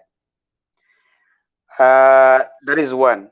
Another type is where you want your own researchers to give you the true picture on the ground, so that it helps you in your strategic movements. Now, the other one is normally where people can pay other people. You know, you pay other people, especially trusted media houses, trusted research firms, because they have a name, they release certain opinion polls to paint certain people. Sometimes it can work either way. You can either put yourself ahead or you put yourself below, so that your opponent can probably get comfortable that they're ahead, and then of course they lazy on whatever it is they're doing. Now, opinion polling is like we say is just that, opinion poll. That, in my view, should not take away the preparedness and the strategies and the tactical movements that any candidate is having. In view of what the topic is, where the deputy president finding fault with the latest opinion polls that are being released by the star media, it is possible that obviously people will get a little jittery. You know, if, for example, right now, and many of them are commenting on that, because politics is about perception. If it is perceived that one person, or maybe the DP, is not doing as much, or his candidacy, I've heard here James Wan repeating many times that, oh, the DP is ahead in many. They're ahead. There's no election has taken place, widely, that suggests that the DP is so much ahead. It is just the general opinions that people hold. That's what people used to comment on. So it will be understandable to find the DP having that, concern about, the opinion poll suggesting that he's not improving. But tactfully and strategically, that should not affect any of the candidates in terms of how they plan. If they have a plan on how they are going to go, they should, within each team, have a team of researchers who give them the true picture on the ground, that this is what it is. Whether you are this, sometimes you need those people in your group who are not just going to tell you what you want to hear. They will tell you the truth on the ground. you know. But also you need to be careful in politics. There's infiltration. You know, you can have people who have infiltrated into your whatever thing that you're doing.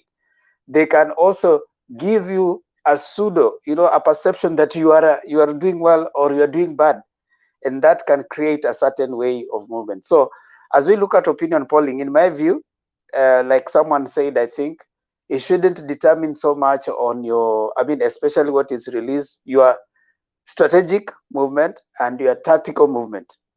If you do have within you a team of professionals, like I think both of them, all the candidates or all the candidates involved should be having a team of experts who are doing for them tactical research. They do for them those particular opinion with the real people, and they give them the ground. If you're going to this place, you know, when Ruto is going probably to Central, hopefully he has his own agendas. He has his people that he has sent to the ground, and they're giving the view on what he's going to do there. So when he gets there, some people are wondering why he keeps on repeating certain narrative. When he goes to Central, he's likely to talk about, you know, the BBI is already behind us.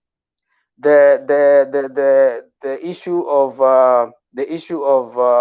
you know, the different aspects, the power play that was going to come out in the BBI is already behind us because it was thrown away by the courts.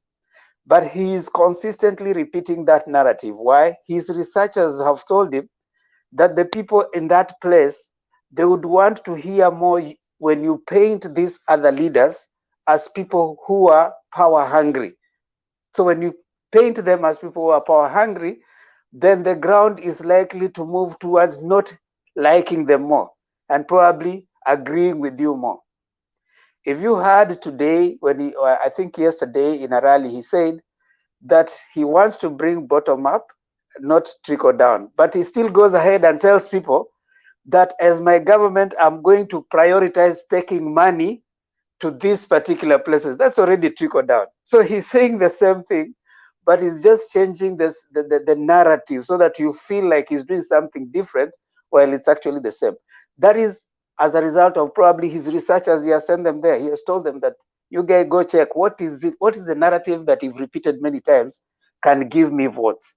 And that is why we use opinion polling. So all the groups, Raila side and Ruto side, ought to invest in internal researchers whose sole mandate is to seek the views of the real voters so that that guides their movement, their messaging, because politics is about perception. That's what I can say, Wekesa. Okay, I think that I like the tangent you have taken, and even for those people who wanted to discuss the Kodele thing, if you would have tagged it the way Themba has tagged it, I would not have a problem. If you would have told us that maybe he did a research and found out that the easy thing for people to believe is to tell to sell this candidate as a violent candidate. So let's create some fracas. To that one, for me, it falls under the topic. But if you deliberately just discuss it with no relevance to opinion polls, then we will be spoiling the broth. Okay, thank you for that substantive contribution. Kendube, do you have what? Kendube? Kendubar. Yeah, Do you have Kindube. do you have a comment on that or Mimi nataka kuzungumzia juu ya hiyo opinion poll. Opinion poll ambayo mimi nimeona kwa leo, ambayo nafikiri inasema kwamba Raila ameongeza kama point 10 na Ruto yake imepungua kidogo, sivyo? Mimi kwa maoni yangu naona hiyo ni opinion poll ambayo sina nayo. Halafu useme pia kwa nini Malala analalamika Musalia kwa 3%. Hiyo malalamiko, watu watakuwa na malalamiko tu kwa sababu kila mmoja anataka, labda saa zingine kila mmoja anataka awe na pointi nyingi. Kwa hiyo mimi vile naona ni kwamba kwa maoni yangu, mtu ambaye kwa vile mimi naunga bwana Raila mkono, na vile nimeona amesaji, mimi sioni shida na hiyo opinion poll, kwa sababu makamu wa rais ambaye ni bwana Ruto amekuwa akifanya campaign kwa miaka 8 karibu.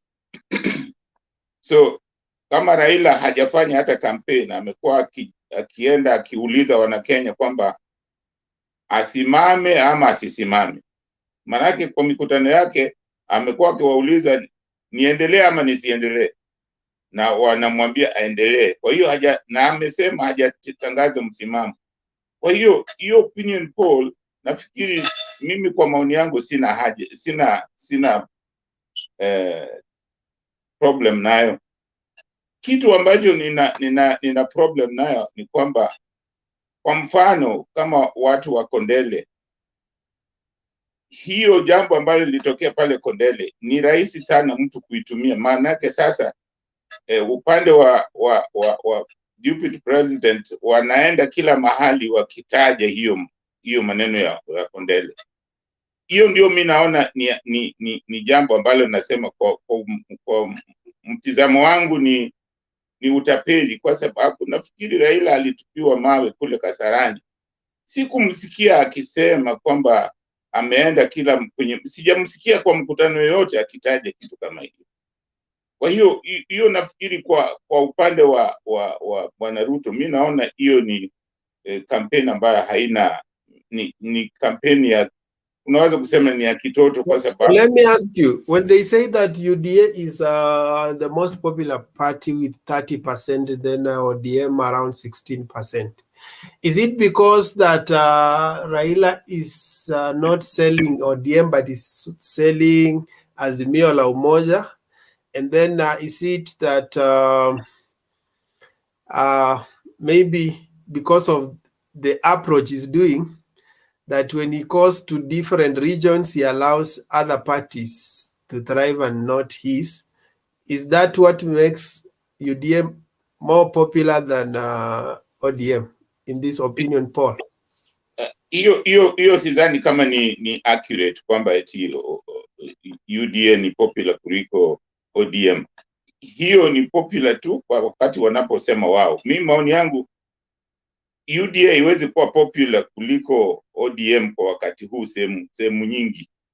Labda kuna sehemu fulani UDA ni popular, lakini kwa yale matokeo ambayo nimeona, kwa vile vitu ambazo ninaona, kwa sababu opinion unaweza kusema nafikiri maoni yangu ambayo nilitoa pale mbele, nasema opinion saa zingine zimetoa matokeo tofauti. Kwa mfano Brexit, walisema kwamba wale watu ambao walikuwa wanataka kubaki in Europe walikuwa wanashinda, lakini hawakushinda.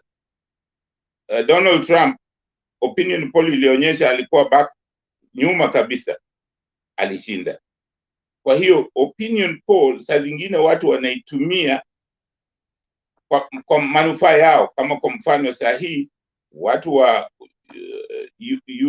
wanaitwa UDA wanaweza kuitumia kwa manufaa ya kuonyesha kwamba wana wafuasi wengi, lakini mimi kwa maoni yangu naona sio ukweli, kwa sababu upande wa Raila hajasema vile alivyosema, hajamaliza ile mzunguko wake alikuwa anataka, na hajasema kwamba ataanza kukampeni.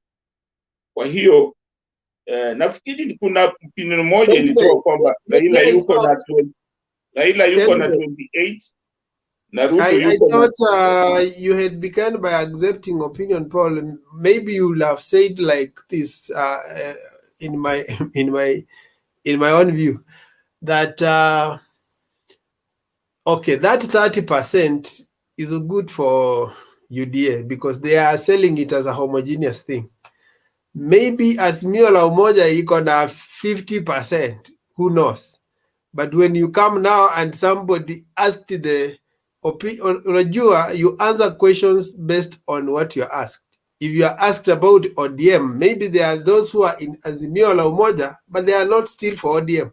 Like, let's face it, if you ask Central people are warming up for Raila. But in terms of going for party, there are those majority will opt for Jubilee if they don't agree with UDA. So we can also say that, okay, while Ruto's popularity is equal to the party popularity, Raila's popularity is not equal to the party popularity. Why? Because he is selling so many parties at one point, at one time, but Ruto is selling only one party. For me, that's how I look at it.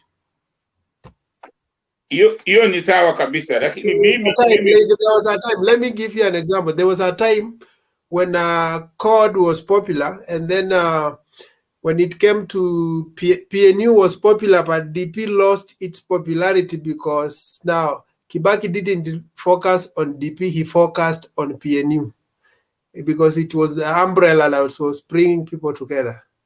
So sometimes when you focus on the alliance, it might, okay, right now even most people may say they are not sure, like maybe when you go to regions like Central, and then you go to Eastern, they are still not sure whether if they support Papa, they will still do it under Wiper, under Chap Chap, or under what. So they may still have a right to support Raila Odinga, but when you ask them about the party, they are not sure for now until it's clear. So that transition makes it does not make ODM unpopular, but it makes the people who are unsure a lot. That we have quite a number of people who are not sure exactly which party they are going to align to because of the umbrella and the coalitions they are building. They don't know whether it will come out to be ODM versus Jubilee or ODM and all these occur at one point. Hiyo sikuwa na mimi nilikuwa leo nafikiri nilikuwa nimeona opinion between Raila na Ruto, lakini hiyo ya chama sikuwa nimeiangalia hivyo, lakini kwa mambo ya vyama itachukua muda kwa watu kuangalia vyama hizi zinatusaidia kwa njia gani, alafu hiyo yenyewe itakuja kujirekebisha.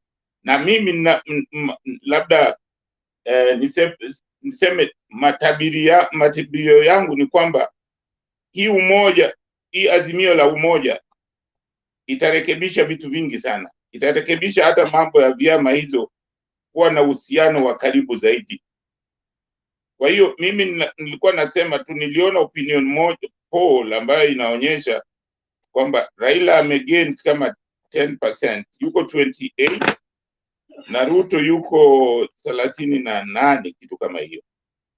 So mimi kwa maoni yangu hiyo nilikuwa naona ni nzuri, kwa sababu baba hajafanya campaign, lakini tayari namba zake zimeongezeka na za Ruto zimepungua, kwa sababu Ruto amekuwa akifanya kampeni kwa miaka 8 na huyu jamaa ameanza tu juzi kuuliza Wakenya kama anaweza kusimama. Kwa hiyo kwa maoni yangu sioni, ila kitu ninachosema tu ni kwamba watu wasitumie tuseme sasa vitu matukio kama ile ya Kondele kwenye kampeni zao.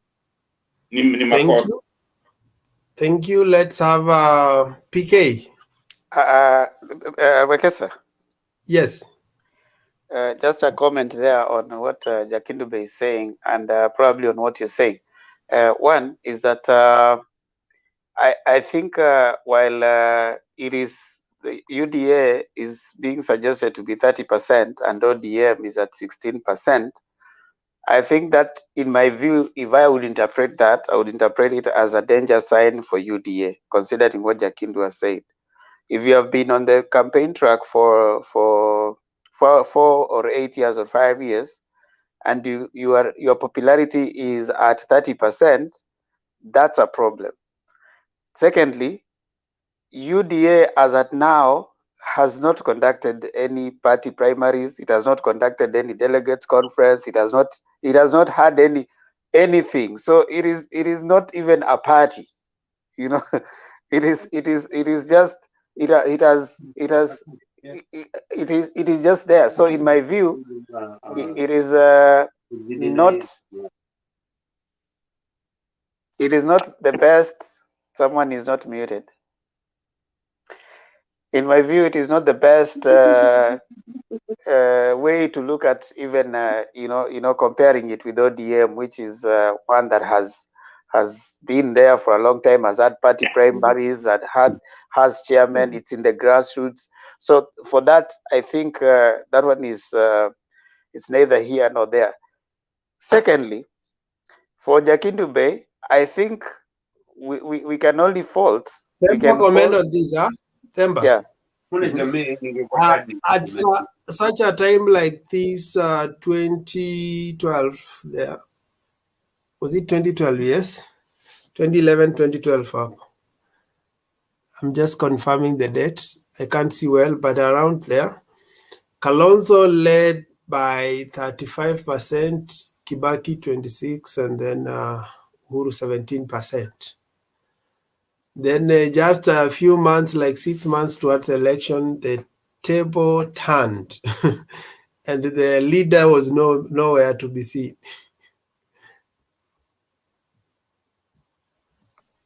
Yeah, you see, like I said earlier, I mean, opinion polls are just that. They're just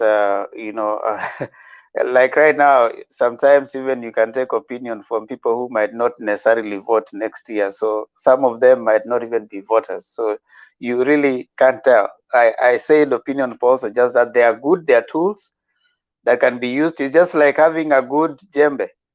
Having a good djembe does not necessarily make you a good farmer until you use the djembe. So it's just like opinion polls are just tools that we can either use them positively or negatively. Jakindu Bey said talked about the idea of Kondele, and I also saw a certain person alluding to it. I mean, community housing stuff. I would suggest, like we said, your researchers could have come and said that if you paint these people as bad people, then our emotions will be guided towards a certain direction. There's a lot that have been said, a narrative that have been said about the people of Nyanza, not necessarily because of the stoning, but of course you hear them trying to associate people of Nyanza with violence, and that has happened a lot even in the previous elections. And they have known that if you make these people emotionally hate each other, then they're likely to vote for you. And if the deputy president is going to use that, Jakindu Bey may say that it is unfair for him to use that, but politics is about trying to mobilize the numbers. So for him, probably he might not see the idea, of using this violence. And you realize some people in him, like Gashagwa, who has come out, who was even had the audacity to even tell the people of Kikuyu, I mean central area, that we will not care about someone here if he has done development or not. If he's not in UDA, then we won't elect him. You see, that's someone who is not necessarily interested, even he's going ahead to create foolishness. He thinks that the voters are so stupid. So they are likely to use that, because if you paint those other people as violence, then you are likely to paint their leader as someone who is going to be equally violent. And that is likely to win you some votes. So there has to be a way. Yeah. Yeah. Okay. The final thing I want you to comment on, then we go to PK, is the daily opinion polls. You see, we have this, what we call the headlines. Like even tomorrow's headline, Taifa Leo says that ile narrative ya Hustler Nation inapunguka. So what role does magazeti ya kufunga nyama the headlines play in terms? Are they also opinion polls, or opinion setters or opinion, shapers? Yes, they are, because you see, like we said, politics is about perception, and one of the things that you need to control as a politician is press, because press is a tool of propaganda, is a tool of telling people. That's why any particular government has to have a press. It has to have a voice. It has to have either gazette. It has to have certain medium that it uses.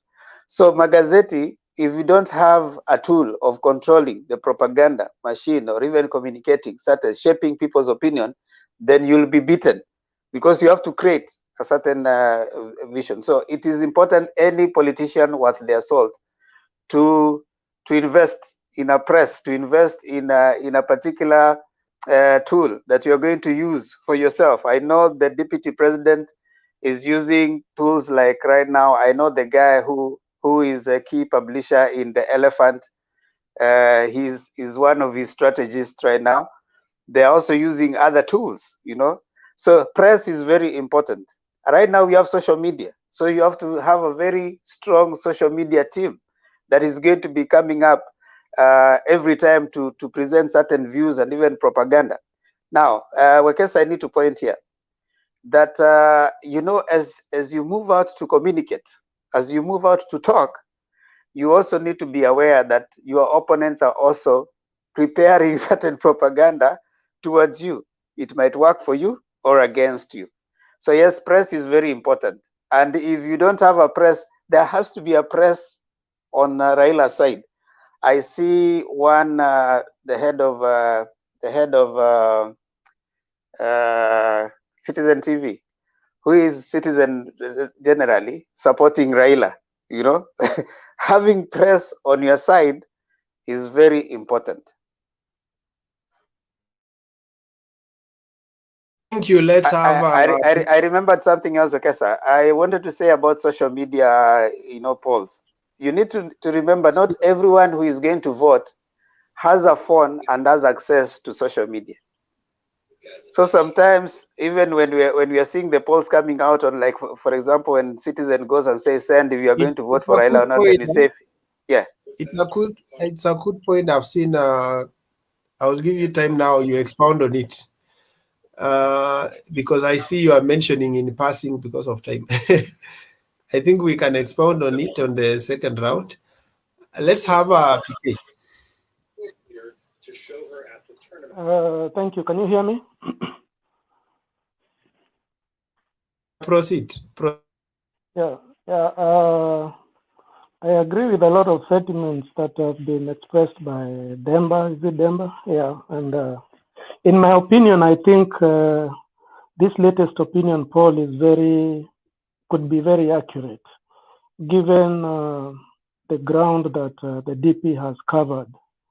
And even if maybe he has a hand or a finger on the scale on the people who prepared the opinion poll, then on that note, politically, and given that politics is about perception, you must give it to him for doing a good job, especially on creating that perception that he's doing a good job. And the reason why I think it might be accurate is it also brings the element of Demba. the loss in some of Angalia inbox. Okay, sir. Sorry for that. PK, proceed. Yeah, given the loss in some of his from the last polls that we had and the latest, you can see he has dropped, which means that Raila is gaining ground slowly. And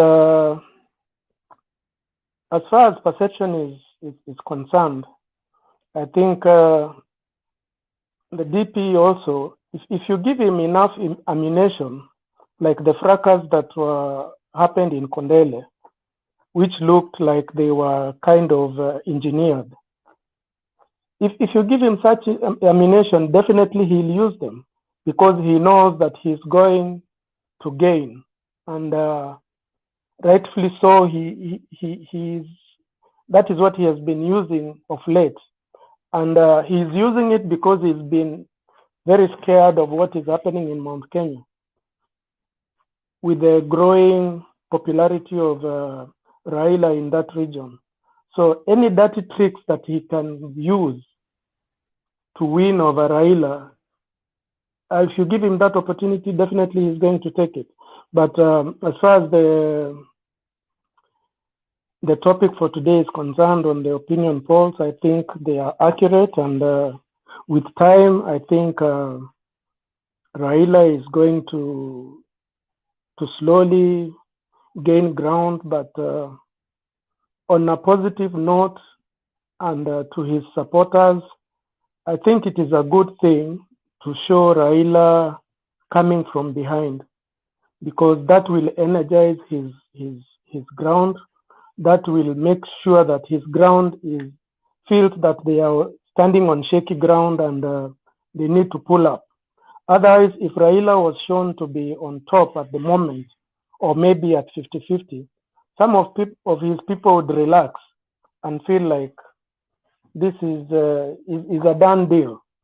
But for ODM supporters and Raila supporters, I think it is good when we are the kind of position that the polls are showing, because it means there is a lot of work to be done and people should not relax. Thank you. Thank you so much, PK, for that. I want to bring in independent voter.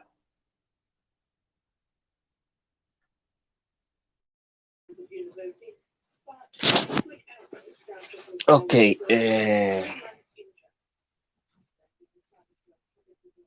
I see the topic of today is about the opinion polls. Sometimes the polls can be true. They can reflect what is on the ground. Remember that these polls are carried out on using certain factors. They're not carried out on a certain community.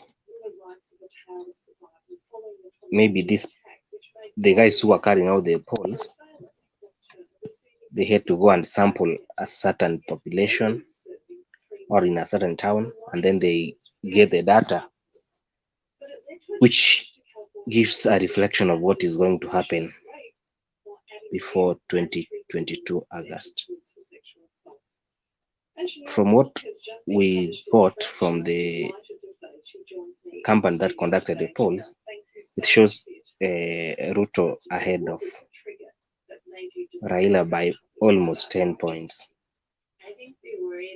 And then the independent at 23%, the undecided guys like I at 23%. I think Raila should be one of the worried people, simply because at 23 and then one is at 36, 38. I think that is a very huge gap. It means that Raila's popularity is diminishing. The Raila of 2013, the Raila of 2007, the Raila of 2017 is not the Raila of 2022, 2021.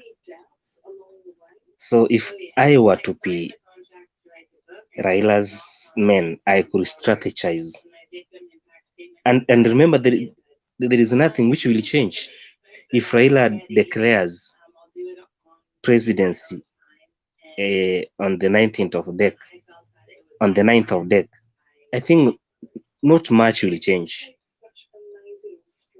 And then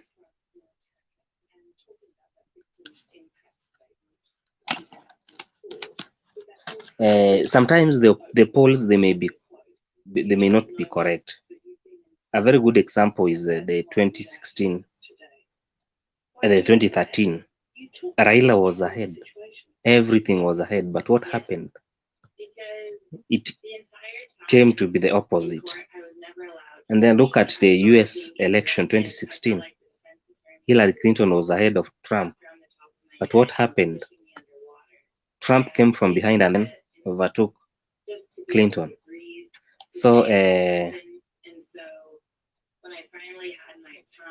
in Kenya, we can say that opinion polls are there, but the presidency is not chosen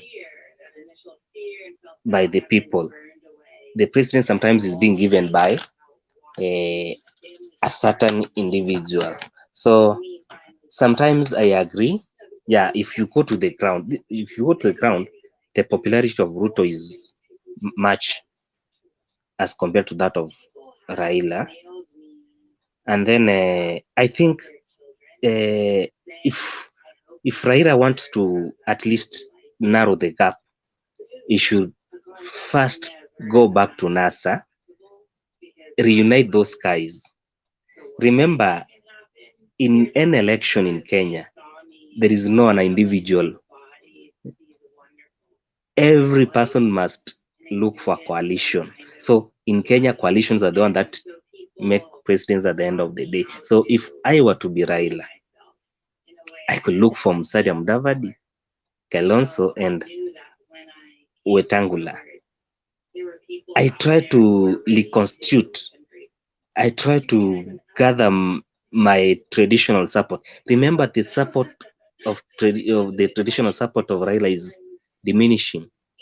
So if Raila really wants to at least narrow the gap, he should look for those guys.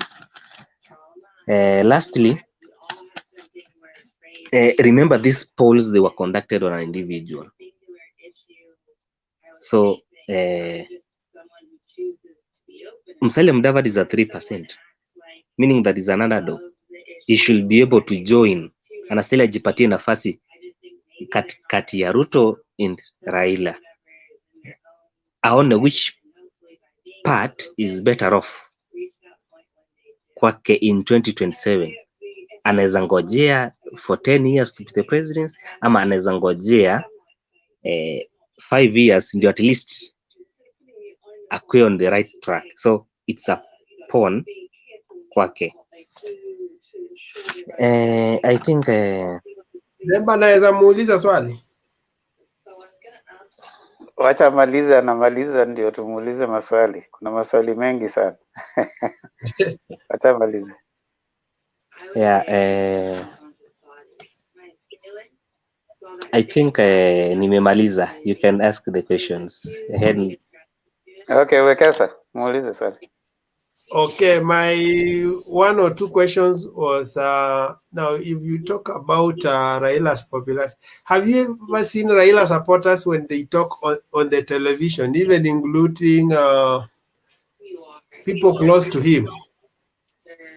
Now, if you put those people in an opinion poll, they fall under the undecided group. Why? They normally say like this: if Raila will run, I will support him. Now, if you are the ones conducting opinion poll, that is not a sure answer. You put it under undecided. Because why? Because Raila himself has not declared he's running for presidency. They are waiting, he is waiting for 9th. So when you go on the ground now, if you have not decided and 16% still follow you, then you are good to go. Because the day he will clear the air and say, now I am running, I'm not supporting anybody, but I am running myself, then that percentage of doubting Thomases will be very low. Because again, you have talked about the people like Kalonzo and Mudavadi, if they were on his side. How comes in the opinion poll, the same Mudavadi, they are not featuring prominently, they are commanding only 3%, which means even if they were to be on his side, the question remains on the decision whether he has decided to run or not. That was my take. in your submission. Yeah, I also want to highlight. You have commented that Raila's traditional support has dwindled simply because he's not with Mudavadi and Kalonzo. That he needs to look for them. Yet you're also saying, you're not saying if Ruto has maintained the traditional support of Jubilee, that Jubilee that he doesn't have right now. So you can comment on that, and also I think I wanted also to highlight what Wekesa said, that if Mudavadi can only, from the opinion poll, he can only have 3%. Even if you add it to the 23, he will still not be anywhere near Ruto's opinion. I mean, Ruto's votes. And finally, maybe you are comparing someone, one William Samoei Ruto, who has been campaigning for 9 years, with Raila, who has not even declared whether he's running or not. Don't you find that your view is rather skewed? Okay, let me comment. Let me answer you on the first question you asked. Raila is gaining in Mount Kenya, and Raila may not pass 30% of the total votes in Mount Kenya. But I can agree, Raila is gaining in Mount Kenya, but the traditional base is losing. That is what is on the ground. If you ask people who have been supporting Raila since 2007, 2013, 2017, they will tell you that I may not vote for Raila in 2017. I mean in 2022. So that is the at least some analysis I did. Some support of Raila is seen in Mount Kenya, but in the traditional base, like if you go to Mombasa, if you go to Western, if I was in a certain group, that is a group from the Kakamega group, guys were saying, if not Mudavadi, and then if not Mudavadi, then they will support Ruto. They have been voting for Raila Amolo Odinga. So it means that the Raila may not get the huge numbers he got in 2017, in 2013, unless he is able to reconcile with. But Mukuru, let me ask you. Yes. There was a time Raila and Mudavadi were on the ballot. Yeah. And Raila still beat Mudavadi at his home ground. Very true. Very true. Yeah, so it is, and even the last time when they went for the NASA, the individual parties were fielding their own people, all right? And Mudavadi could not get even the governor from where he comes from. So the governor of Mudavadi is an ODM person, and you see that time it was different parties. So this assertion that we are putting across, that if it is not Mudavadi, we will go we'll vote for Ruto. I think that one is even right now. If you look at the Western area, if you consider Western, apart from Bungoma, which is Ford Kenya, the rest basically are ODM. A very good And example. Again, Demba, you will have asked this. If they will move, then it means the 3% will split. So it will be 1% going and 1.5 remaining, which is not very effective. The other key question is, Ruto has been campaigning for 9 years. 38% is his elastic limit. He cannot go beyond that. So he can only lose. So how will we get this one? Yes, true, Wekesa. If you have been campaigning for 9 years and you are at 38%, that for me is more of a worry than someone who hasn't started and is at 20-something%. So if you have been campaigning for 9 years and you have 38%, and you have been popularizing your party for 5 years and you have only 30%, I think there's a more of concern, and that explains why the DP is constantly coming back to the base where he's now losing in Central. Go ahead, Mukuru, so that we bring someone else. Nataka kusema kitu juu ya hiyo. Yes, Jakindube. Go ahead. Wait kidogo, Mukuru. Yeah. Nataka kumwambia huyo jamaa ambaye amezungumza kwamba hii mambo ya kusema kwamba Raila ati hawezi kupata, yani ana gain kidogo kwa mlima wa Kenya. Nafikiri sio jambo sio sahihi, kwa sababu mlima wa Kenya wengi ambao wana vote juzi wameambiwa vijana ambao naona kwa mkutano ya Ruto ni wengi vijana wameshindwa kuchukua kura, na wale ambao tunajua wana vote sana ni wale wazee, sio vijana sana. Wazee sana wana vote zaidi. So kusema kwamba hatapata kura eti zaidi ya 30%, mimi nafikiri hiyo ni sio sahihi. Manake nilimuona jamaa moja wa Central Province akisema kwamba walikuwa na ndugu zake walikuwa kama watu 20 jamii yake, na wakafanya opinion poll. Alisema walikuwa watu 30 katika watu 20, wote watu 20 walisema wanamvotia baba, watu 5 walisema wanavotia DP, watu 5 walikuwa hawajaji nani. Kwa hiyo hii mambo ya kusema eti kwa sababu watu wa Central hawatampigia Raila kura akisema anasimama, sidhani kama ni sahihi, kwa sababu wale watu ambao walikuwa wanamharibia jina wamesema ilikuwa ni maneno tu. Kwa hiyo sidhani kama watu wa Kenya ni wabaya hivyo hawezi kusikia maneno na kusema hii ni porojo. Ni hivyo. Okay. James, you want to say, hold on, Mukuru, and then you can come in. James, one.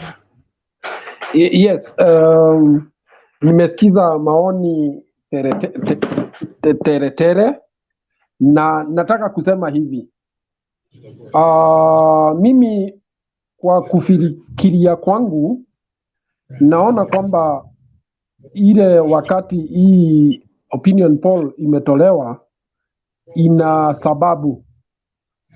Mnajua kwamba kutakuwa na mkutano mkubwa hapo wiki ambayo inakuja, na hiyo mkutano itakuwa ni ya kufufua chama cha Jubilee, na ni wasiwasi kwamba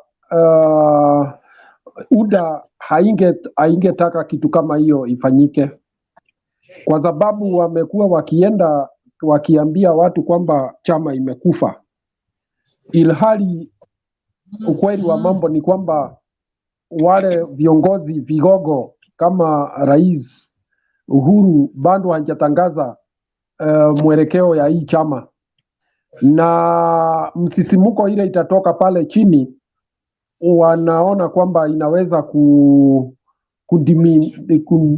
kufanya mambo yao indidimie pale. Kwa hivyo opinion poll kwanza ni kuonyesha kwamba chama ni UDA na kwamba hizi chama zingine hazina nafasi pale chini, na pili kwamba wamekuwa wakiambia watu wa mlima Kenya kwamba wale hawako kwa UDA wanasukumwa waingie ODM, ambayo ni njia moja ya kufanya wachafuke roho, kwa sababu wanaona kwamba wanaenda chama ambacho wamekuwa wakipigana nacho. Lakini pia ile iko ni kwamba ile chama itatokea pale itaingia mkataba na ODM ya kuunda serikali, na hiyo ni kitu ya inatetemesha hao vigogo wa UDA sana, sababu hata ukiangalia ile siasa Ruto alikuwa nayo huko Meru na hata leo huko Maragwa ni ya kusisimua ile msisimuko ya kuchukia Raila Amolo Odinga kama mtu ambaye kazi yake ni fujo, ni mtu ya kung'oa reli, ni mtu ya kuleta fujo. Wacha niseme namna hiyo, kwa sababu hiyo ndio njia pekee ambayo inaweza fanya wale watu pale chini waanze kufikiria vingine, kwa sababu mambo imeanza kupandilika pale. Ukienda uongee na mtu mmoja mbili tatu hivi kibinafsi, utasikia kwamba kuna vijana wanasema wao ni pesa wanakula tu, lakini na ni pesa yao, lakini wakati ikifika watapiga kura njia ingine. So I think the deputy president has been very well advised that he should intensify his solidifying of his base, especially in central Kenya.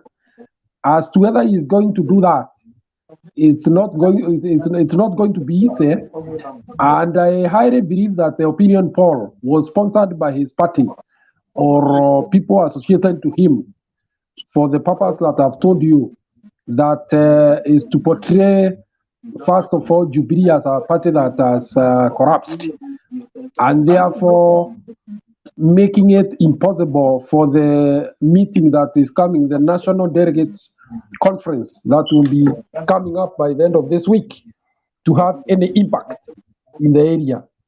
Thank you. Okay, Mukuru.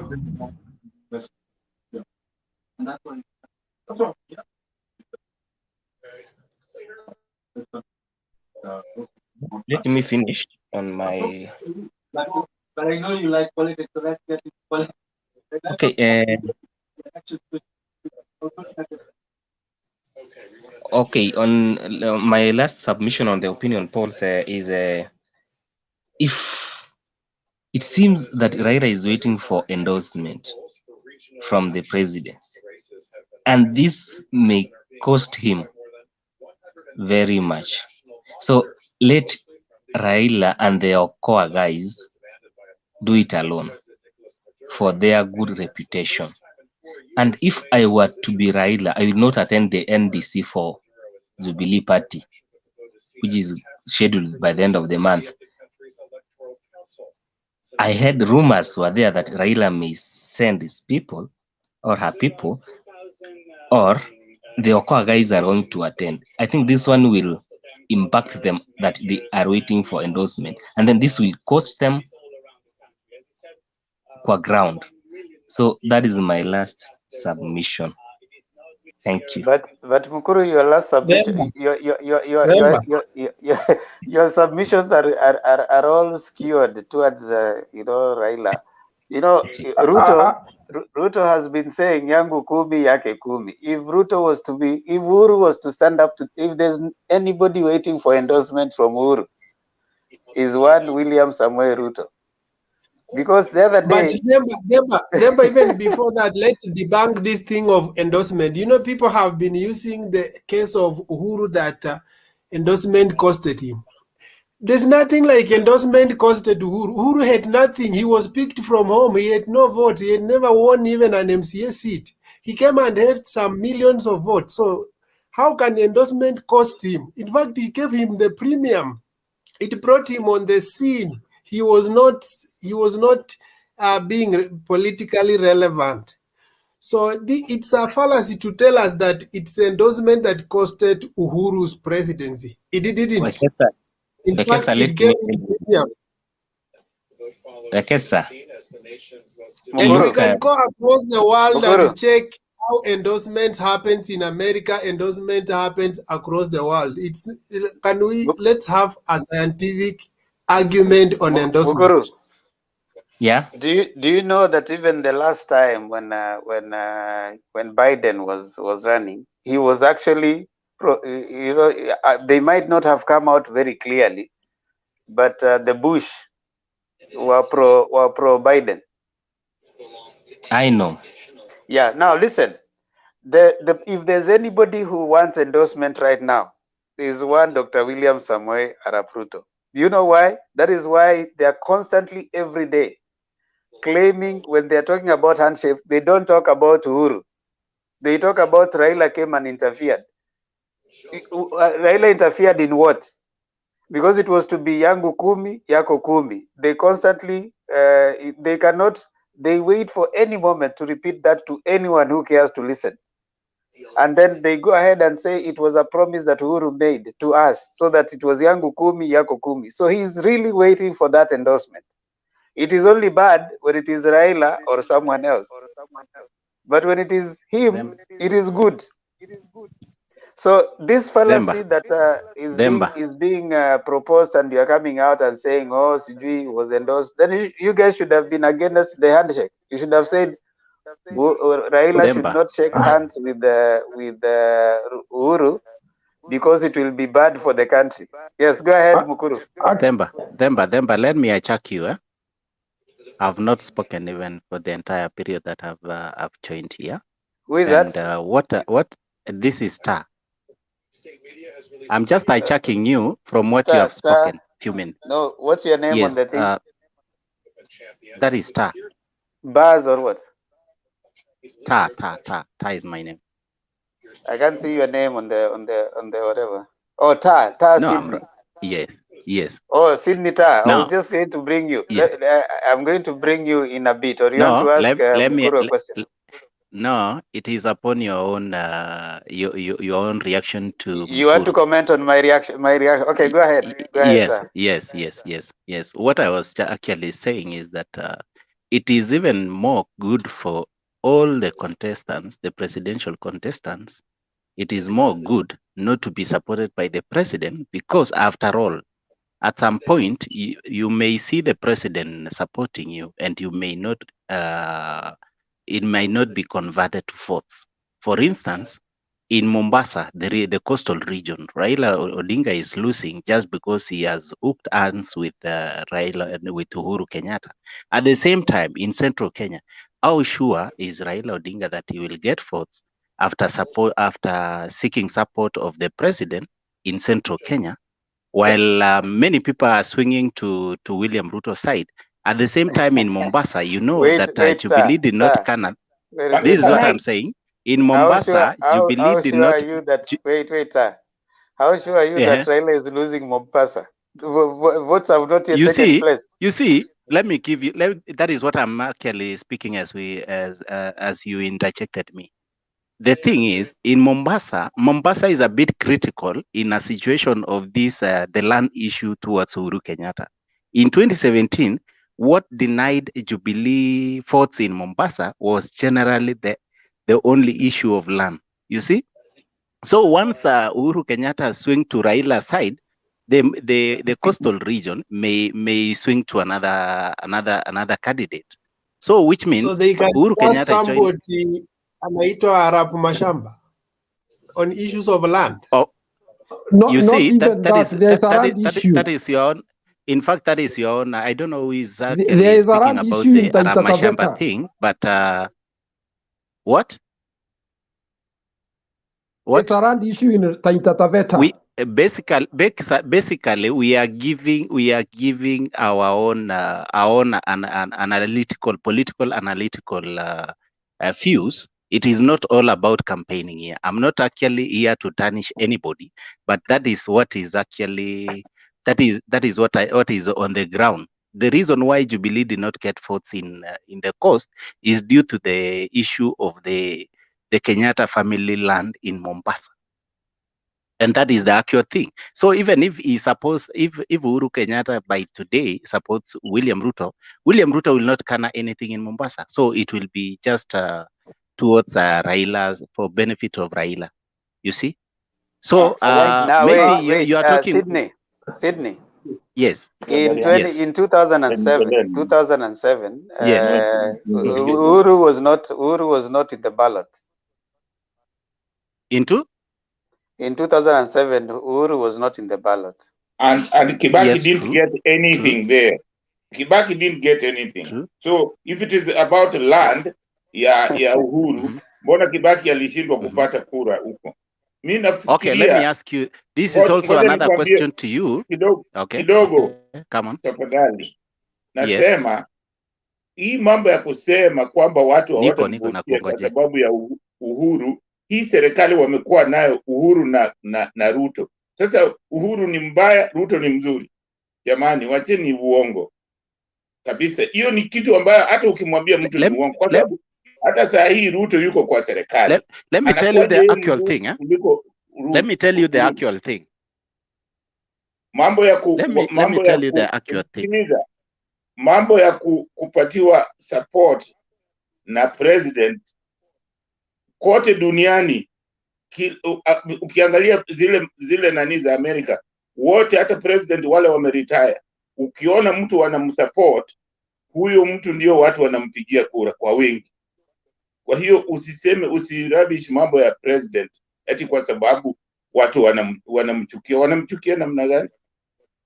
Kuna watu ambao wamchukii, kuna watu wanamchukia, lakini huwezi kusema eti kura zake akimpatia watu wawezi kuacha kumpigia Raila ati kwa sababu anasupotiwa. Kama wewe unampenda Raila, hata hizo kura ambazo zimeletwa utachukua na president. Yeah, but at least in the issue of the cost is lying to us. All the governors, in fact, hata wale walipigia Jubilee, now they are warming up for Raila. So tell us which demography are you using kusema? And then is it the same Uhuru who went there? He has issued how many title deeds on the ground based on the intelligence that he was given? So if you are telling us that Uhuru cannot be voted because of this and this, and then those regions that voted for Jubilee are warming up for Raila, then watch very well, because the votes that Raila is going to get at the cost are more than what he got in 2017. Believe me, Sydney, going to get more. Sydney. Yes, my brother. I want to ask you one question, and then you just answer yes or no. Yes. In your own view,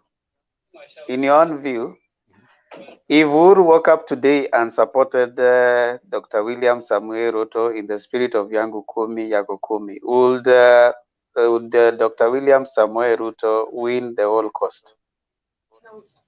What I am trying to say is that there is nothing that Uhuru may add to William Ruto nor Raila Odinga. That is what I can say. Okay. Thank you.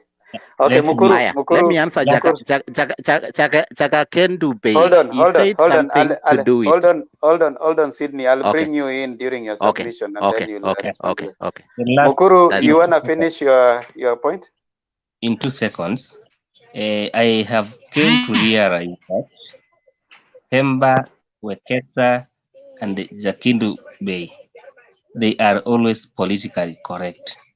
But the voters' side, they have their own way. Listen to what Sydney talked about. The traditional base of Raila is finishing. Mukuru, Goja. Goja, I like the way you talk. Unajua, people have a right to their opinion. The voters are not only there when you're talking about UDA and Ruto, but when you're talking to others, those are politically correct. It is a balanced opinion that everybody is giving. So if we are giving a contrary view to you, it doesn't mean it is based on that you guys are the real voters. No, we are not politically correct. We are voters, actually. The only role I'm playing in the political scene, I'm a voter. Nothing else. I'm not going for any seat. We are voters. Just a voter. Anyway, and I'm speaking as a voter. Hata mimi ni voter. Hata mimi am a voter, but I don't go with the hearsay. I go with fact. Na mimi sipendi mambo ya uongo. Kwa mambo ya kupiga kura sipendi mambo ya uongo. Ama hiyo hearsay ati watu wanasema hapana, mimi sipendi hiyo hearsay. Mimi napenda mambo ya ukweli, kwa sababu ukweli itakuweko siku zote. So hii mambo ya kusema ati watu wana hearsay ati Uhuru hakuna. Uhuru akimsupport Ruto, unafikiri akisema watu wampigie kura Central watampigia? Asiseme ndio maana Apendi mambo ya umoja, azimio la umoja, apendi. Kwa sababu watu wa Central, magavana wote wa Central wanaona azimio la umoja ni jambo la muhimu, na yeye hapendi, kwa sababu anajua hiyo azimio la umoja itafanya akose kura zile alikuwa anataka. So mimi nakwambia na kuhakikishia hiyo mkutano ambayo itafanyika ya Jubilee na Raila akihudhuria, kitakachotokea hapo utaona ni jambo ni tsunami. You watch. Aya, wewe Mukuru, don't attack people. We are all voters. Number one, we have to appreciate we are all voters. And na sisi wote ni watu, tuko kwa ground sisi wote. Na sisi wote tuko na vote moja moja. Na kila mtu wako na mtu ambaye ana support. So even us when you are speaking, we are speaking also as voters. Sasa wewe ongea kama voter, ongea kama watu kwa ground, na sisi pia tunaongea kama voters na watu kwa ground. So it's just fair. Na sio Waikuru peke yake anasikiza ground, hata sisi tunasikiza ground. Haya, Mukuru, Sydney, ngoja nataka kuleta ngoja nakwambia kitu kwanza, kama usinikate kwanza. Wacha nikukate kwanza. As far as you are talking like that, you support someone, isn't it? Sydney, tulia, nakuleta tu baada ya Mukuru akimaliza, wewe unaingia sasa hivi. The last one, hata mmenifanya nimesahau what I want to talk. We have a huge number of undecided voters as per the opinion polls. So what we are expecting after the NDC for Jubilee and then the Raila Amolo Odinga announcement is that can he be able to make the undecided to be decided? So mimi bado sijaona who should be my president among the two guys. Those two guys, they wako na personal interest. Nyuma yao kuna chunk of cartels wamejaa. Na for the first time in history, Raila is getting a support from Mount Kenya. And that support is from the top most guys. But ukiangalia hapa chini, still kuna some big questions which are being asked. So bado siasa, na siasa tutaendelea kuichunguza tuone which is the correct part and which is the ile side yenye hatuwezi enda. That is my submission. Asante. Kidini amesema iko na ukweli fulani ndani. Iko na ukweli fulani ndani. Sawa Mukuru. Wacha kuwa independent. Kuna parties nyingi, kuna OKA, kuna ANC, kuna Wiper, kuna nini, hata kuna independent candidates. So wacha kukaa hapa ati mko independent, sijui mnafikiria. Kama utaki Raila, kuna Ruto. Kama utaki Ruto, kuna Mudavadi, kuna OKA, kuna independent candidates. Alafu pia you can be an independent voter. Hiyo siku ukienda, ukifika hapo unaweza fanya abracadabra, ule jamaa unaona unapata, unaweka hapo. So nyinyi watu ambao mnakaa independent for long ndio mnaleta shida kwa nchi. Lakini wacha nilete taa Sydney taa, wakati ni wako sasa. Okay, let me start from where I left. First, as we converge ourselves in this platform, we are all behind a certain different political presidential candidate.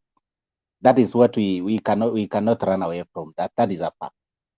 So we cannot call ourselves that we are just only mere voters. Yes, you are a voter, but you have a candidate. That is all what we can agree. Secondly, there is Chaka Kindube. He told me about 2007 that Raila was supported.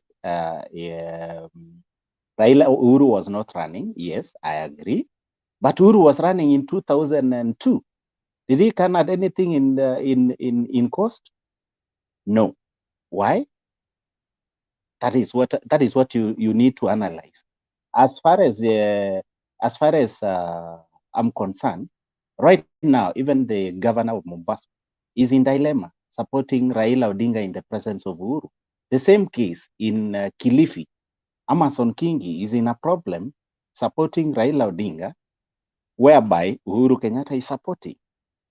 If you had today a certain speech, Governor Joe was speaking in Mombasa, in a certain event in Mombasa, you could easily analyze and get to know the accurate thing. So as far as we converge here, we might belong to a certain political party, but the fact is we must also analyze this thing in a bit of a liberal manner. So the issue of today opinion polls that were released, the basic thing is Raila Odinga has not declared he's running for presidency, but all along, many people have been talking Sydney. about him on Sydney. yes, 2002, Uhuru was being fronted by one Moi. Nobody wanted anything to do with Moi. That's why Uhuru lost. Who told But you you can Uhuru continue. was needed in Mombasa? You can How continue. many votes did Uhuru garner in Mombasa? That is what you should ask yourself. So if Moi was bad, Moi was not running. Uhuru was running. So you can also see that. At the same time, despite Raila Odinga is running for presidency and Uhuru is not running, it affects, but not as many voters. He cannot change a lot of votes, but there will be an effect on that. So what I was actually talking about is today's opinion polls. As far as we have seen those opinion polls, we can call it today's opinion polls were a little bit fair to anyone. And at the same time, if Raila Odinga is climbing the ladder or climbing the mountain, it's okay. I believe that he's truly climbing, but he might not garner reasonable votes than William Ruto. That is a fact. Two, as far as we talk of William Ruto going to Nyanza, you may not expect William Ruto to garner a lot of votes. So there are swing votes, which Musalia Mudavadi and what I heard someone talking of Musalia Mudavadi who doesn't have a governor. It is true, he doesn't have a governor. But at the end of the day, in 2013, he garnered around over 500,000 votes. So the 500,000 votes, you cannot call it's useless. So it is worth. And at the same time, as far as many people have been supporting Raila Odinga, at some point, there are some people who are disappointed at some level. And the same individual are now saying, if Musalia Mudavadi will not be running, I'll not vote for Raila Odinga. I'll vote for William Ruto. And if Musalia Mudavadi will be running, Sydney, I will support Musalia Mudavadi. Yes. would you apply the same Can I kind ask of something? would you apply the same kind of analysis that there were people who Mm-hmm. voted for Jubilee and Ruto because they were together, and come 2022, Ruto is not being supported by Uhuru, so the same kind of analysis Okay, will this also is what I'm apply. saying. Yes, it is And true. wait, and wait, Basically, James, once one other question also. okay. I have listened to your analysis, but what I want to ask you is, who do you think the cost of people on the trust with their land? Is it Raila who they have had all along, or is it Ruto? Especially because there is a land issue around Taita Taveta, which raised a lot of heat in that community. Number two, why do you think that it's only Raila who rules out the voters that voted for him last time, and not the other way, with those who voted for Jubilee who may not want to vote for it this time round? Okay. You have talked of Demba, you've talked of you can come up with the same question so that I can answer you straight away, and then I proceed to Yeah, sure. James thoughts. Yeah, sure. I can repeat. Yes. You said that. Yes. Just mute so that we don't have an echo. Okay. You said that Raila's fan base, so those who voted for him in 2017 or there before, will change because right now he's not with the NASA principles. You are not saying the same of Ruto because the same does not pertain for Ruto. He is not with Uhuru, whom he was with in 2013 and 2017. They are not together right now. So do you think he's the only one gaining from that? You're not giving the same scenario with him because his conditions are not the same. He's not being supported by the government. 2013 and 2017, they were being supported by the government. He's not with, right now, the perception is that he's not being supported by Uhuru. They were together 2013, 2017. His fan base, he's changing a party. His political party is different. Raila is having the same political party, ODM, that he has had for the last 3 elections. He's going with the same party come next year. Ruto is changing. He's having now a different political party. So he's facing two things. He has to make a party to stay together, and he also is having a new fan base. So would you suggest the same with his with him also? Okay. It is true that what affects Raila Odinga at some point also affects William Ruto. At some point in, if you see the 2 counties of Nyamira and Kisii, is whereby the reason why the Nyamira and Kisii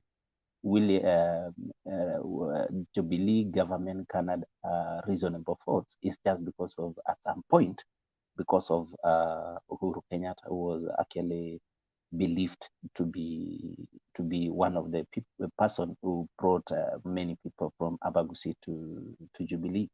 Once you talk of the Meru and the stronghold of Uhuru Kenyatta, that is central Kenya, the entire Kema community, you may not assure William Ruto that you will get a complete 100% the way Uhuru cannot in 2017. So that is what the equation of Uhuru Kenyatta affects. You see, without the presence of Uhuru Kenyatta, William Ruto may not cannot the same way Uhuru cannot in 2017. So once you go to combination of Raila Odinga, if it was a different person supported by Uhuru Kenyatta, at the same time, Raila Odinga could have retained the same number of votes or even more than that in Mombasa. Once you come to this issue of Kalonzo Musyoka and the 2 million Kalonzo Musyoka moves with, you don't even imagine that at some point the governors who are rallying behind Raila Odinga as we speak will carry the 2 million to Raila Odinga. Even if they struggle enough, that they might even sway maybe around 200,000. So meaning Kalonzo Musyoka is a kingmaker at the same time, as well as Musalia Mudavadi and Wetangula. As far as you are rapishing Musalia Mudavadi, there's another man who is called Moses Wetangula, who has 2 governors and some several seats in Western, and they can change the equation, falling into any side of the presidential aspirants. So if we call it, which governor? Kindly let's be factual. Wetangula's which governor Wangamati is not supporting him. In fact, he is an enemy. They can't see eye to eye. No. I come from Western. As far as you're concerned, I'm not. You don't need to run away from. I'm not running away. Wetangula is fronting Lusaka as the governor 2017. So let me give you the facts. And then when you go to Trans Nzoia, the other governor who is retiring, Hayemba, even he was in the rally of Raila yesterday. Hayemba is fronting, together with Eugene, they are fronting George Natembeya, the regional commissioner. And then Wetangula is fronting Chris Wamalwa. So can you carve facts? And in Trans Nzoia, George Natembeya will trump Chris Wamalwa hands down. So I come from Western and I understand what I'm saying. And the issue you brought out of the cost, I had to check on Google. Actually, I have the facts here. Mombasa, Uhuru Court, 29%, Raila 69. Kwale, Uhuru Court, 23, Raila 75. Kilifi, Uhuru Court, 15%, Raila 83. Tana, Uhuru Court, 46, Raila 52. Lamu, Uhuru Court 48, Raila 49. Taita, Uhuru Court 27, Raila 70, like that. So don't tell us that Uhuru cost. In fact, Uhuru performed very well in the cost in majority of the counties. Unlike Kibaki, he performed very well. So that hatred, it's your own idea. Because I see him, I see if he was given another chance, because what he performed in 2013 and 2017 was completely different. There was an improvement from 2013 to 2017. So that means if you give Uhuru another chance, he becomes more popular at the cost. If we are told he was running third term. So that popularity increasing of Uhuru, if he gives it to his brother, it still helps him.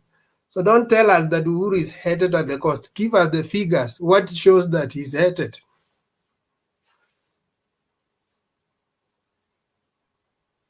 Okay, you have just gave us the actual numbers as far as we go to as we head to 2022.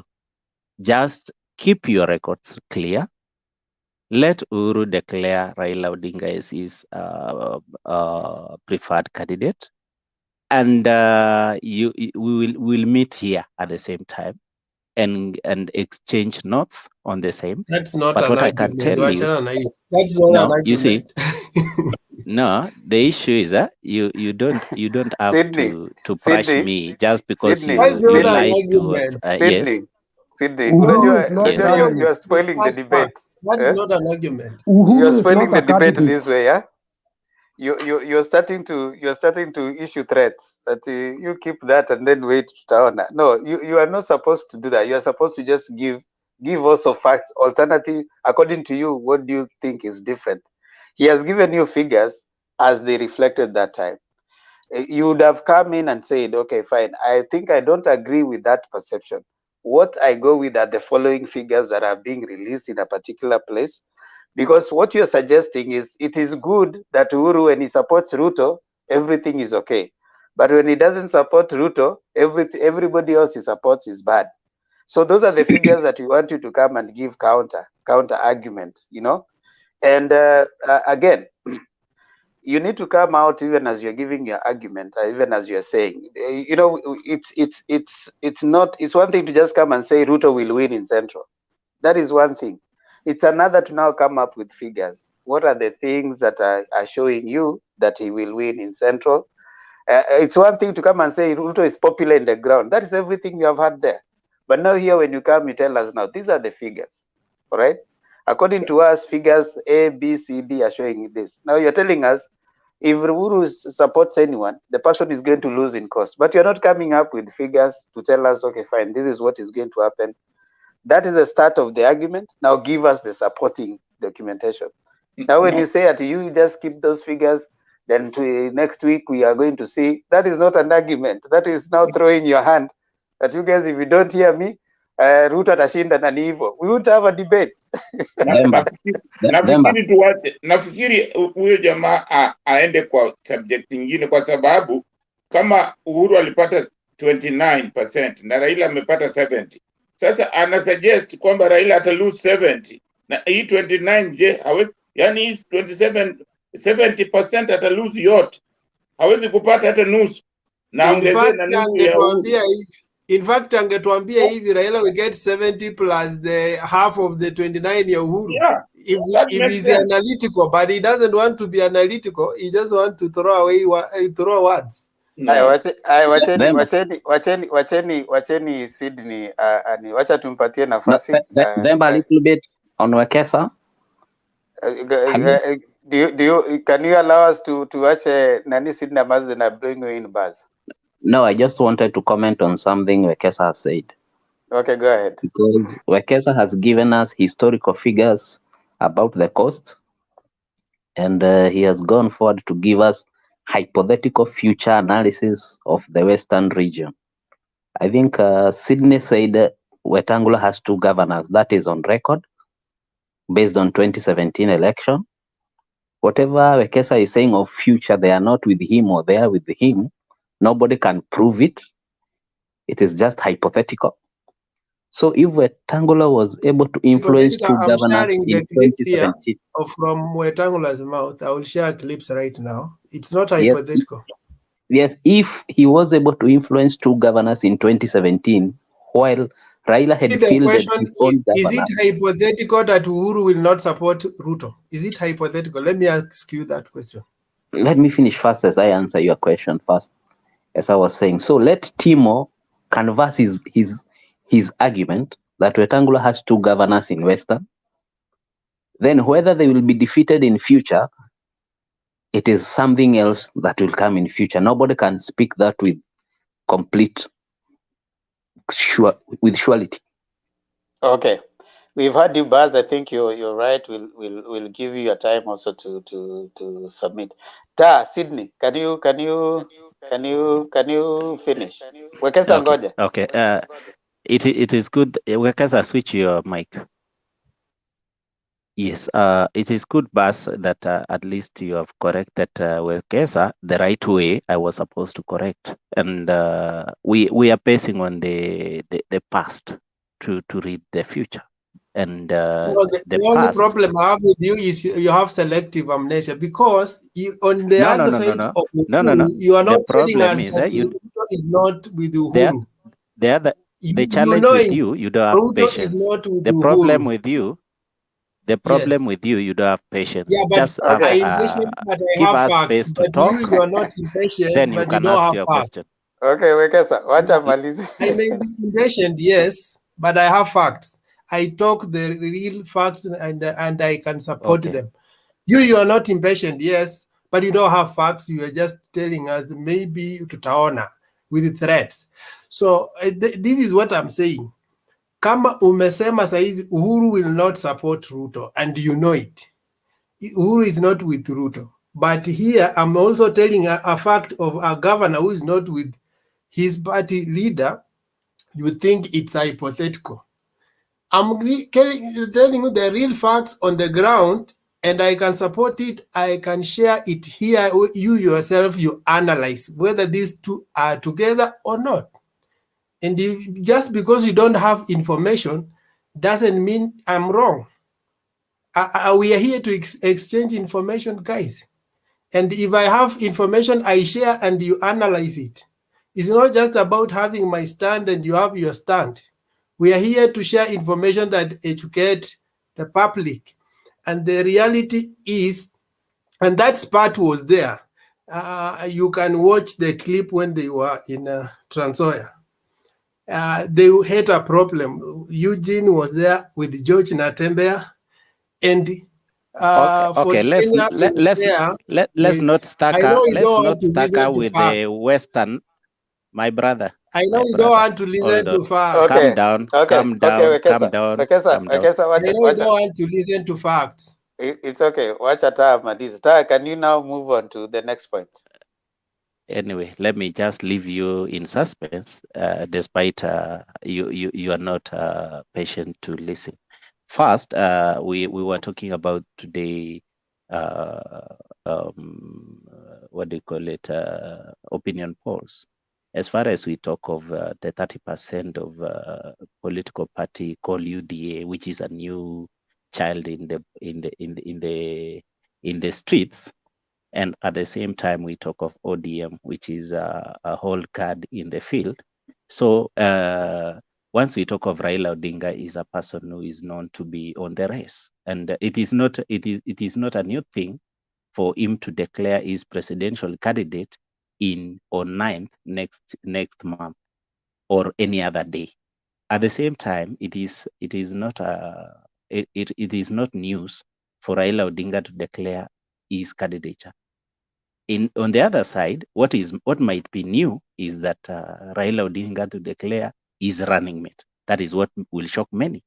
And at the same time, I need also to say that what might add more points to Raila Odinga is running mate. Be it he can solidify the NASA and Uhuru Kenyatta being on their side. At the same time, it might help on this issue of the system. I believe also system is there, and that is what also Uhuru carries as we speak. So it is not all about votes, but it is all about the system. So if Uhuru supports Raila Odinga with the system, it can only where I know that the system works is where there is a margin of 50+1.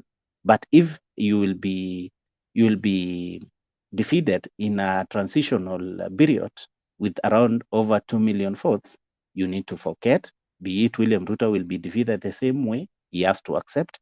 Be it Raila Odinga will be defeated the same way, he has to accept, because that is not the work of the deep state to fill over 2 million votes in a scenario of a transitional period.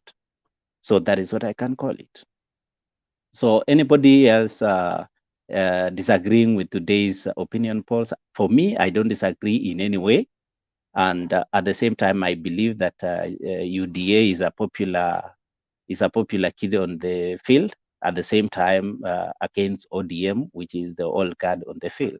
So that is what I may also agree. William Ruto is more popular as we speak, and I may not call it that Raila Odinga is late on the field, because he has been there even in 2013. After election, after the court process, he proceeded to campaign. But for one reason or another, he has not been campaigning. But at the same time, Kenya, there is no time for politicking, and there is no time not to politic. Kenya is a free state for politics. Anyway, after all, it's just like politics is part of our food in Kenya. So that is what I believe in.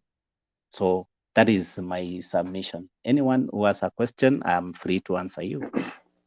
Now, Sydney, I'll just ask you one question, because you have given, if you can mute. You have told us how the choice of a running mate for Raila will affect his campaign. You haven't told us how the same will affect Ruto's campaign.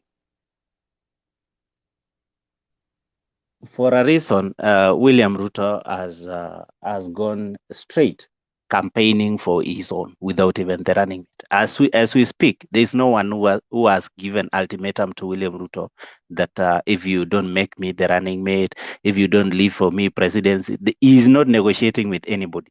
So far, in his side of the UDA is one party. There is no coalition with any other political party. But here comes the initially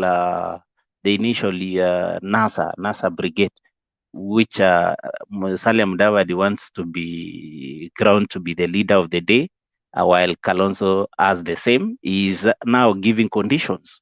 But William Ruto, there is no one who has come to William Ruto giving conditions, like if you don't pack me, I'll do this. No. So Raila Odinga is What is the he difference has been between made. what is the difference between the UDA and Moses Kuria's party? Of course, the only difference is the popularity. The popularity. That is what I can say. Anyway, thank you. I think we want to leave Sydney there. Thank you so much, Sydney. You can stay on. We'll still have you answering questions. There's so many. My brother. There are many people who wants to ask questions as well. Why do you want to conclude?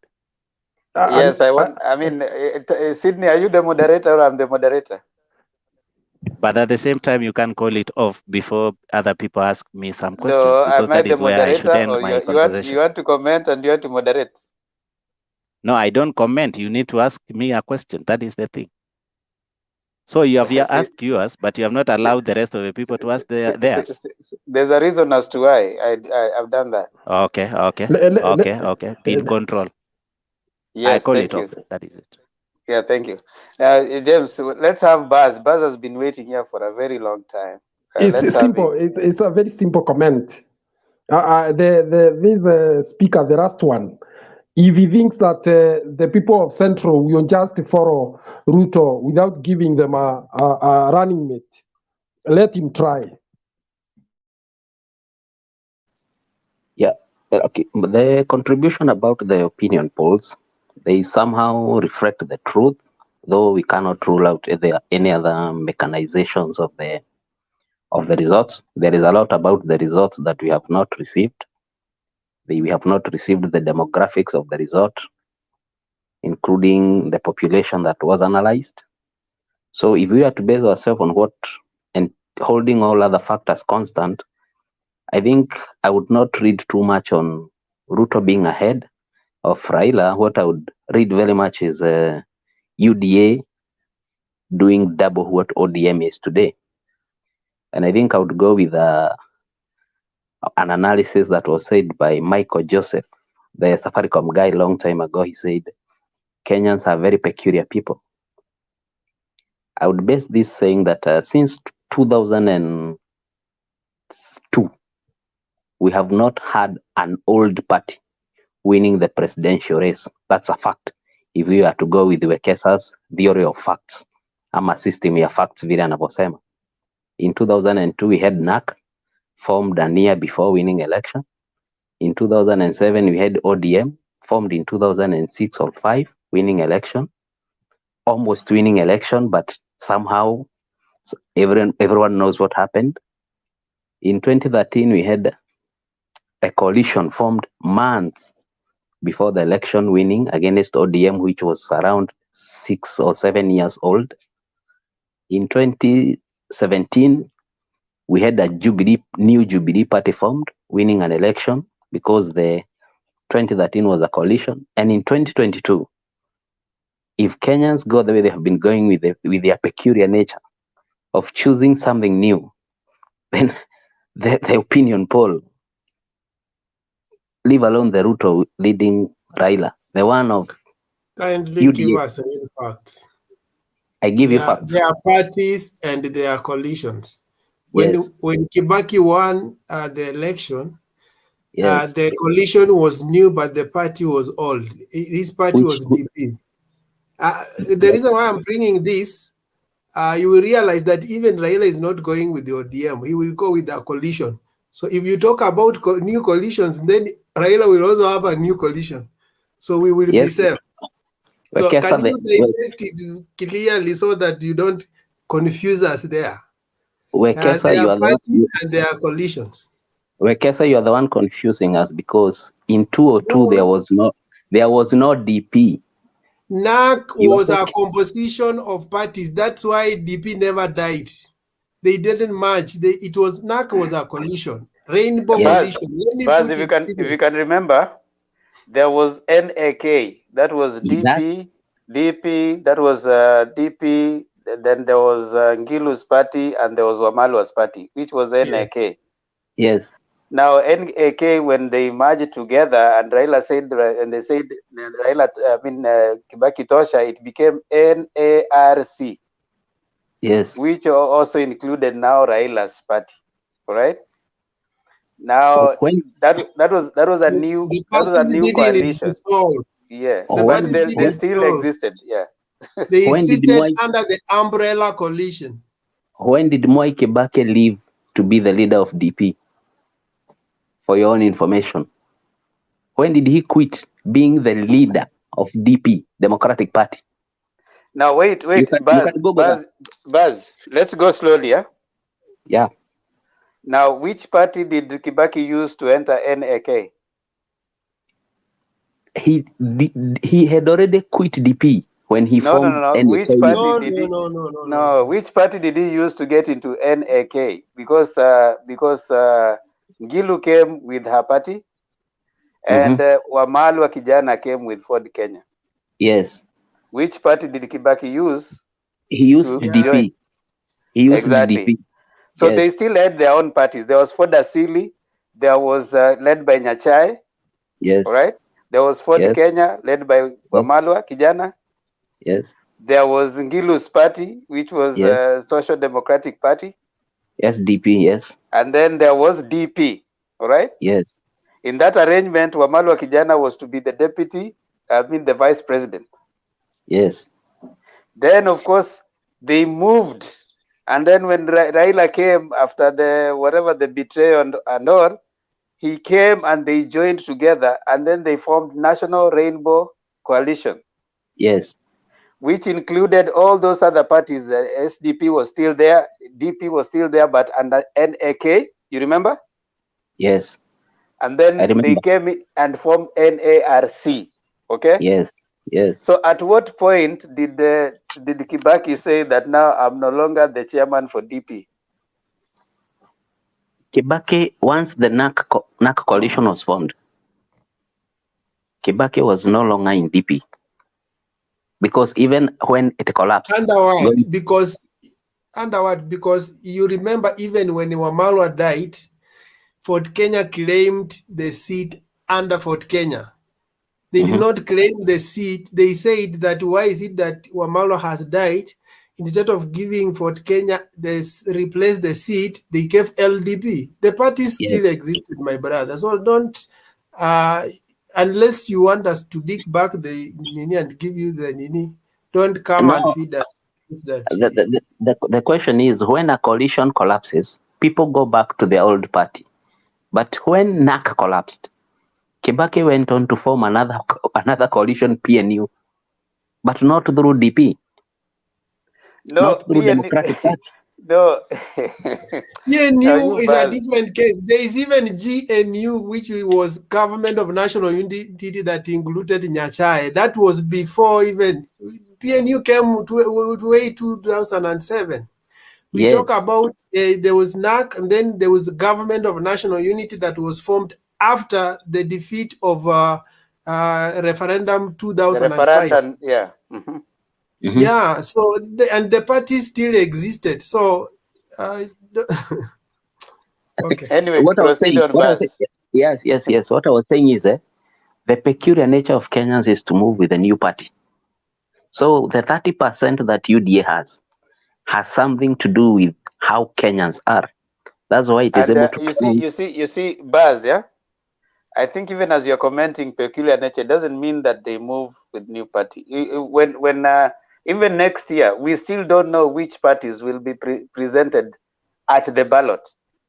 And we are not hypothetically talking about next year. We are talking about a poll that was released based on the current scenario. We are Hold on, because you see what happens is if by next year the coalitions that present themselves for the voting is say for example, there's obviously UDA will not go alone. It will form coalition. It will be a coalition of other partners.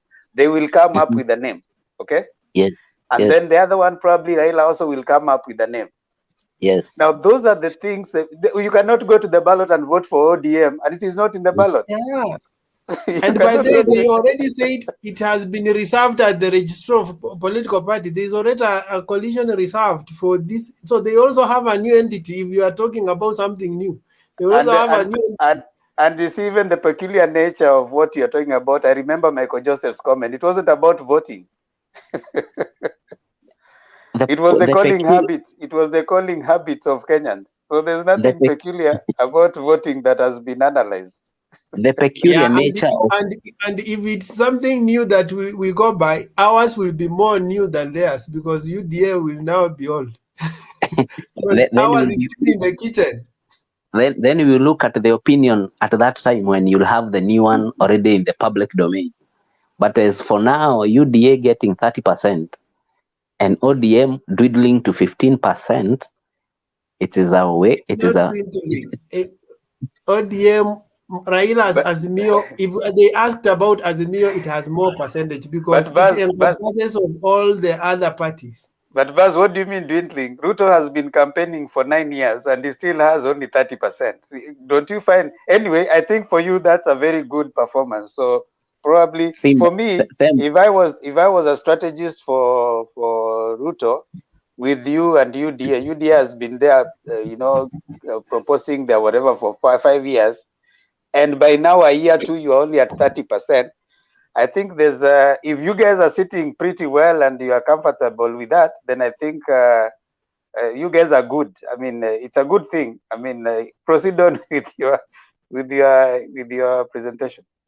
Yes, what I was saying is, as you are saying, it is not dwindling. Let us remember that this party has been here for around 16 years.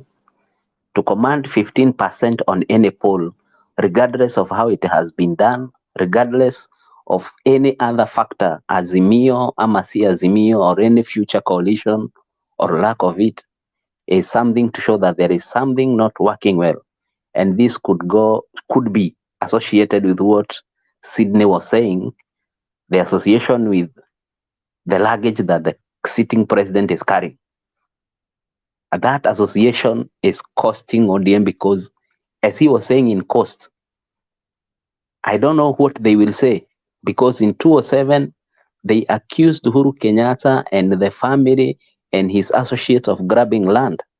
Now they are with him. What are they going to tell people at the cost? That could be one reason why it is associating with Uhuru Kenyatta is They are costing going them. to tell the people at the coast that the person who is more known to steal mashamba is on the other side. So we are safe this other side.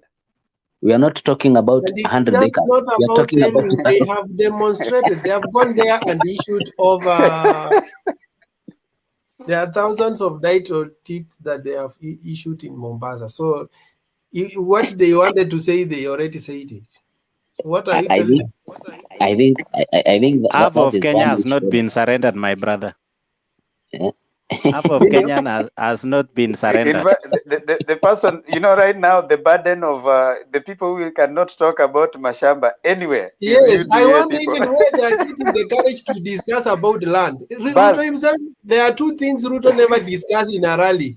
Let me tell you, Demba, to be very precise. These are taking us for a ride. There are two things that Ruto never mentions in a rally: corruption and issues of land.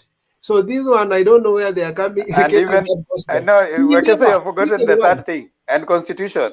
Yes, he He never talks never about That is mentioned what constitution, Raila has taken for because corruption, and he granted. land. doesn't have the audacity. Today, Raila was mentioning issues of land in Trans Nzoia. He can mention several times, but Ruto will never mention issue of land because he knows what it means to talk about land. He may not mention it because it is not an issue to him. As you are And aware, you he's think talking people about. will buy his idea without mentioning it? My friend, Are you they don't submitting, take us for a ride. Baz? Are you submitting that the land is not an issue to Ruto? He has never said it is an issue to him, and he has never campaigned on a platform for land. My But friend, the do you other have guy, history? Ruto with the issues they had with Raila 2000 prior to 2007 were issues of land. He started with land, then he came. In fact, the reason he wanted to defeat 2010 constitution was issues of land. That time because hakuwa na hizo cases mingi, so he came on the platform of land for his people. And that's why kulikuwa na hiyo issues pia za madoadoa. Then he came on the platform of Mau Forest. But right now he cannot talk about those issues because somehow through the process he soiled himself and lost himself. The real worth of Ruto is not there. But if you go back and check the clips, he had discussion with Jeff Koinange and the rest about the issues of land. So don't tell us he has never. He Yes, has. James. There are clips there. Yes, James. Do you want me to tell you why these tanka fellows are really fearing the president, Uhuru Kenyatta? The moment Kenyatta will show that he is free with Raila, the solidifying of votes will not just happen in central Kenya, but with also other communities. And that is what they are fearing most. And you can now hear the narrative that they are driving around, that it is a risk. Why are they bothered? I thought they have also been asking to be kumiao, kumie to kumiao. So why would it be sweet on this side and bitter on the other side? Let me tell you guys, there are people who will get a shock, especially from Mount Kenya. Those who are talking away from Mount Kenya region. I have held some discussions occasionally with young people, even the ones being given money. Some of them will either vote, some are saying they are eating money that has been stolen from them, and therefore there are people who will get a shock. In fact, I think the hospital should start preparing how to handle people who will be fainting when the results start coming in. James, let me ask you this. Yes. Among those people you are saying will be fainting, yes, and will be shocked, are there some from Kiambaa and Juja? If we are to go with facts. What do you mean, Kiambaa and Juja?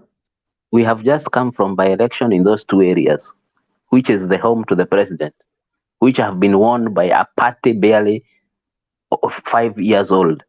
Let me tell you, my friend. Amongst those people you are saying who will be shocked, based on facts, or any other? Yes, let me answer him. No, but he's also misrepresenting. UDA has only one in Kiambaa. One in Kiambaa. Yes. He doesn't have Okay. Yes, let us go with Kiambaa.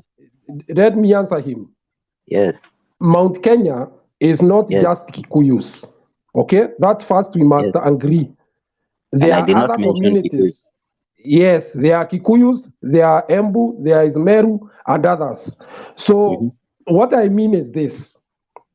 That if there is somebody who is talking far away from this region and is seeing this as a solid vote, he is cheating himself. That is the first thing.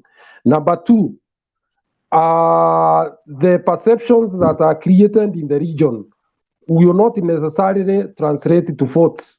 Number three, it is true that people have been annoyed for some time because of the government, some things that they see the government did not do well. But you see, anger is temporary. And after all, when you are angry about your brother, it does not last forever. So what is going to happen, and mark my word, the moment the president moves to the Mount Kenya region, he is going to hive off a huge chunk of people who are still waiting to see the direction.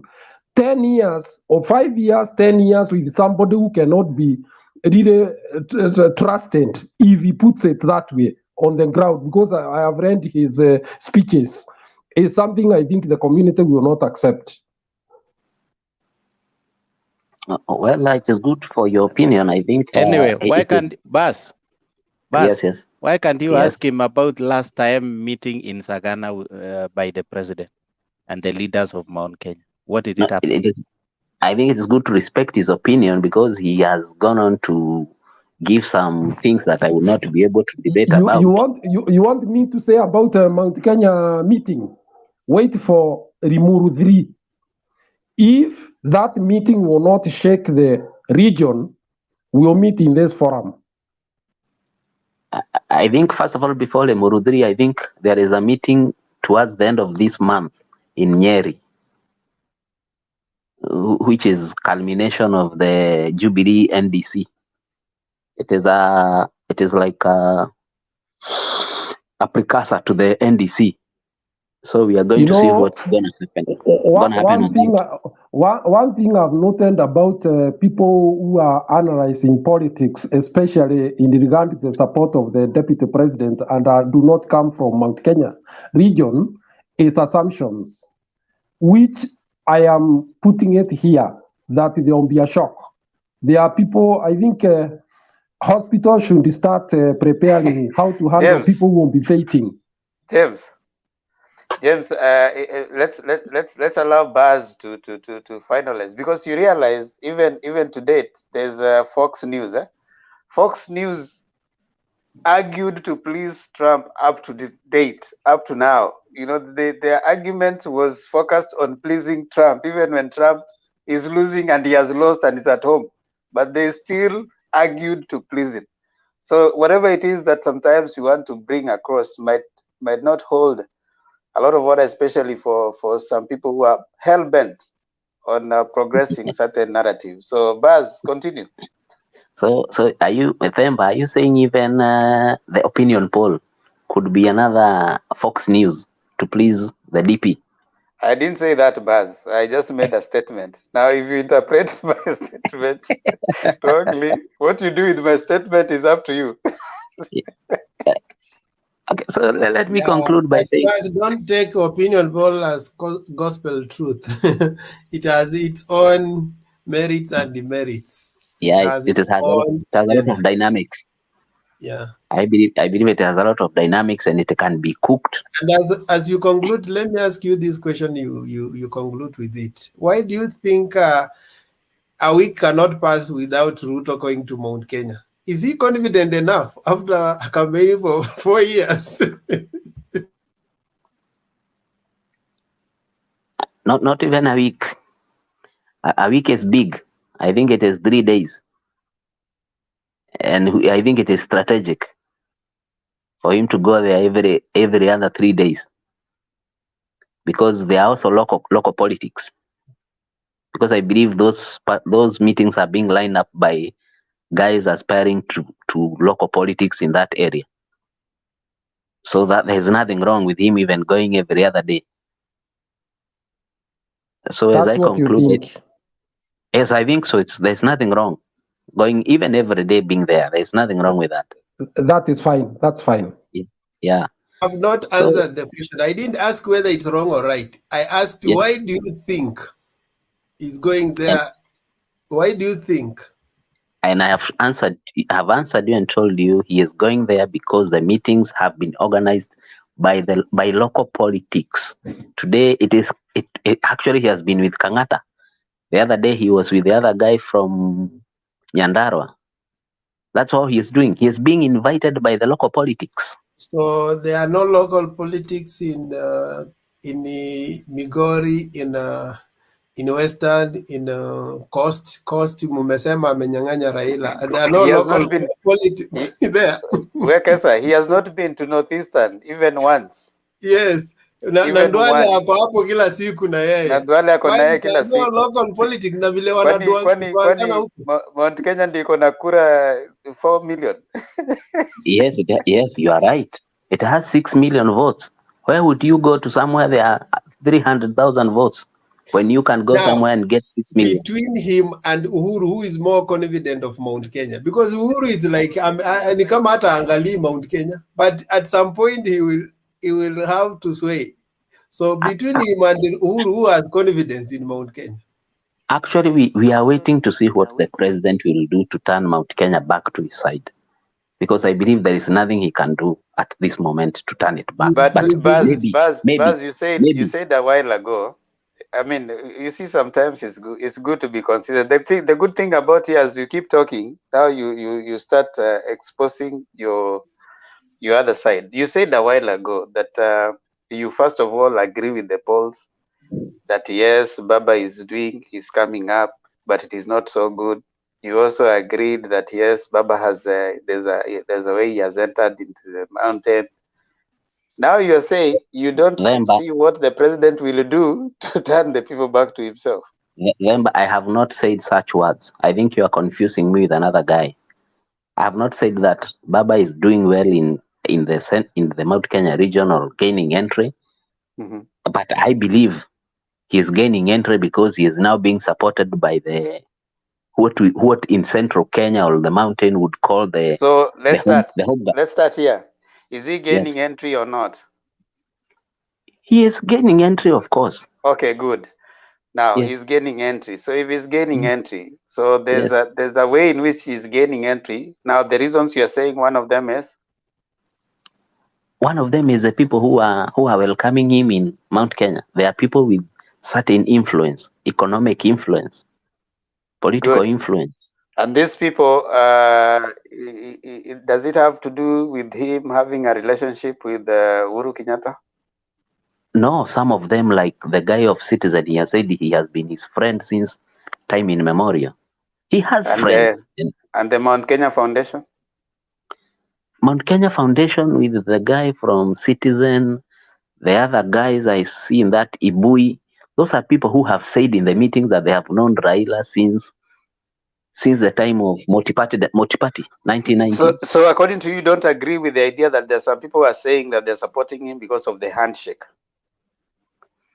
Well, handshake has now given them the energy to come out in the public and say, if the president has accepted it, why not us? And they have Okay, come out. so therefore you are saying, you are submitting that the handshake has actually helped the idea of selling him into the central. Yes, it has, in a way that it has given the other guys the energy and the face to come out. So when you are sitting here again and saying that you don't see how Uhuru is going to regain central, and now you are saying he's already No, gained getting an entry and getting some support doesn't mean that. What I'm saying is, what will the president do to turn the mountain entirely as it was on his side back to where it was? Because you don't as have at now, to. He doesn't have to. I mean, Kenya is a democratic state. Is a democrat, and who tells you that Ruto will inherit the whole mountain?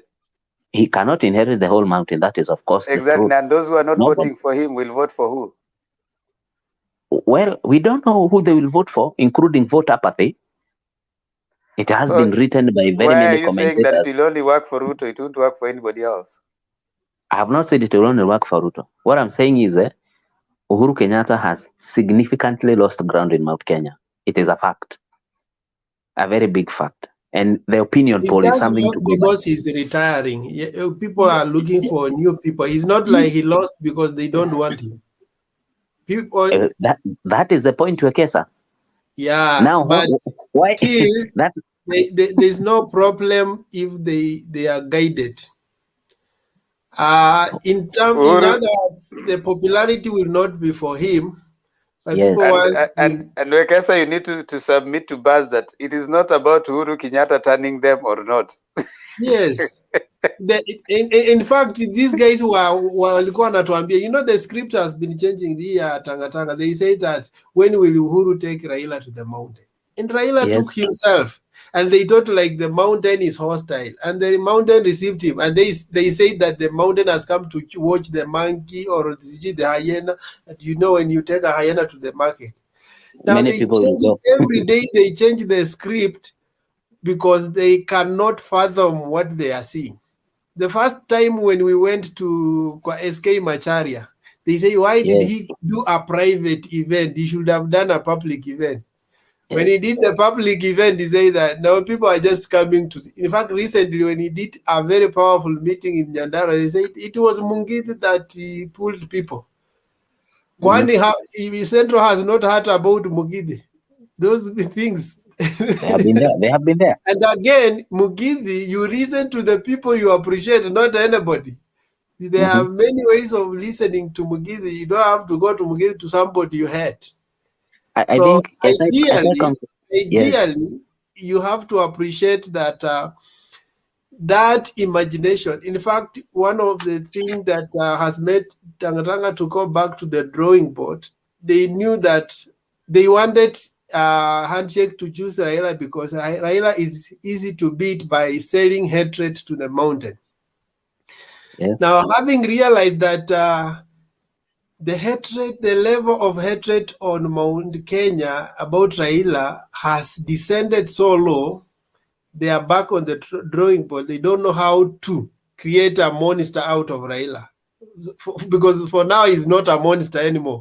So they have resulted into, they are taking back the idea that those are people. Ruto, if you follow Ruto's campaign, you'll realize that he talks about three things. One, he wants to paint Baba as first of all the master of violence. So he keeps quoting the issues of Kung'oa Reli, Namawe the other time. Secondly, if there's anybody who suffered from the defeat of BBI is Dr. William Samoei Ruto, because he has gotten stuck in that. Now he keeps saying that wale wengine wanatafuta vyeo, sisi tunatafuta uchumi kwa wananchi. Now vyeo, if you ask him, the BBI was defeated by the court, and he goes back and says that Mungu alitusaidia hata hiyo kitu ikashindwa. So imeshindwa, how else is it coming? Wanatafuta vyeo wapi? Now, Baz, Make your comment. Again, they are not even coordinating that message of ya vyeo, because now in one hand he himself says that wanatafuta vyeo, and then he leaves his juniors to talk about vyeo. Now they start calling Kalonzo akuje tumpatie speaker. Sijui ati kuna so many positions in UDA you will not lack. So the question then is, so you have a problem when Kalonzo gets chair, or you have a problem when Mudavadi gets chair under the handshake, but you think when they come to UDA you can give them a vyeo vile unataka. So it's a self-defeating argument that you don't even need to go into. He has a problem when that chair is created by the constitution, but when he's the one dishing it the way he wants, hapo ako sawa. Yes, Buzz. He wants it a handout one. Wacha Buzz aongee sasa. I think you are confusing because when somebody says he is going to give you the existing positions, while other guys are looking to create other non-existing positions, I think those are two different positions. Buzz, wacha bwana. A position is a position created by the constitution. And again, all of them are in the constitution. Remember, again, it is the same Ruto who stood in Bomas and said, so what is the difference between prime minister and the majority leader? For him, he said those are just change of names. So according to him, there was nothing new that the BBI was creating. It was just change of name. So if we have to argue that way, the same 5 positions, Ruto nullified them and said that they already exist. And the deputy majority, the chief whips are the deputies and whatever.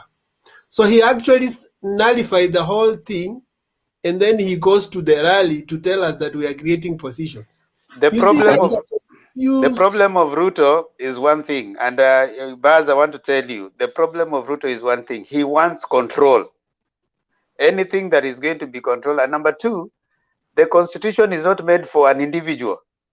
And the constitution doesn't come with anybody's name written that if you have a constitution that has a prime minister and deputy prime minister, it has to be Raila. It's just like the 2010 constitution. Ruto himself voted no for it, but he's now the deputy president courtesy of that constitution. So it doesn't come with anyone's name. It was actually going to make, you know why Ruto was ish. He didn't necessarily reject the BBI, nor did it come out supporting it. At some point, he said, "You guys are free to vote with your conscience." Why are you supporting the BBI yourself? Say what? Why are you supporting the BBI? Of course. Even up to now, I still support it. Now you see, do I have to say no? Now you know another thing. The reason why the deputy didn't want to come out clear, it was actually going to help him also, because there are too many people that DP has promised different things in his party. He doesn't know how he's going to balance those things. But you guys don't want to say. Community ancestor, what is it? We have really a question. We have really need Buzz. Wait, community kidogo. Let's have Buzz. Wait, kidogo, community. Buzz, you wanna comment before I know community has another question for you. So do you want to comment? Let him ask. Fine. Community, go ahead. Yeah, my question to Buzz: when a constitution creates a position, when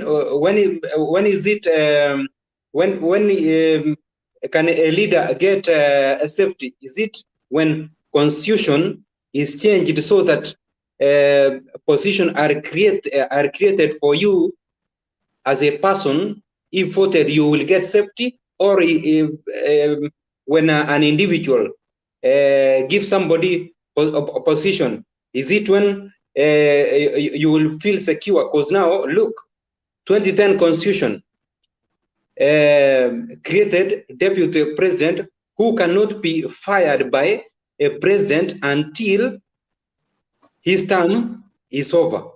Now, this BBI, it was entitled, it was intending to create 5 or whichever position. When as a leader, will you get a safety? That's my question. I did not understand the question. Please, can you rephrase again? Rephrase the question again. I did not get it. because in fact you are saying that this BBI was intending to bring positions so that maybe Kalonzo Musyoka, the likes of Mudavadi, will be accommodated. Now, my question to you: do you think that BBI was bad to create those positions so that in fact Kalonzo can get a good house apart from William Samoei Ruto, who is right now welcoming Kalonzo to UDA so that he can be able to offer him a speakership position if in 2022 he gets into office. I think when you speak about positions, I did not say it was just creating position. I said it was adding more positions than what is existing today. And there was nothing wrong with the additional positions, but the way the BBI was including the attack of the limitation on judicial independence, that made it a non-starter, and nobody who wants best for Kenya can support an amendment to deny judiciary its independence. Nobody.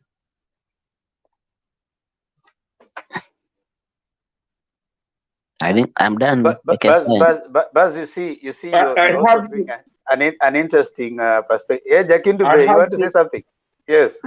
Nataka kumwambia huyo kijana kwamba hiyo mambo ya kusema mambo ya judiciary, unataka kuacha rogue judiciary, lazima tuwe kila kitu, lazima tuwe na msimamo, yani kuwe na mahali, you have to have control. You can't just leave judiciary that they can do whatever they want.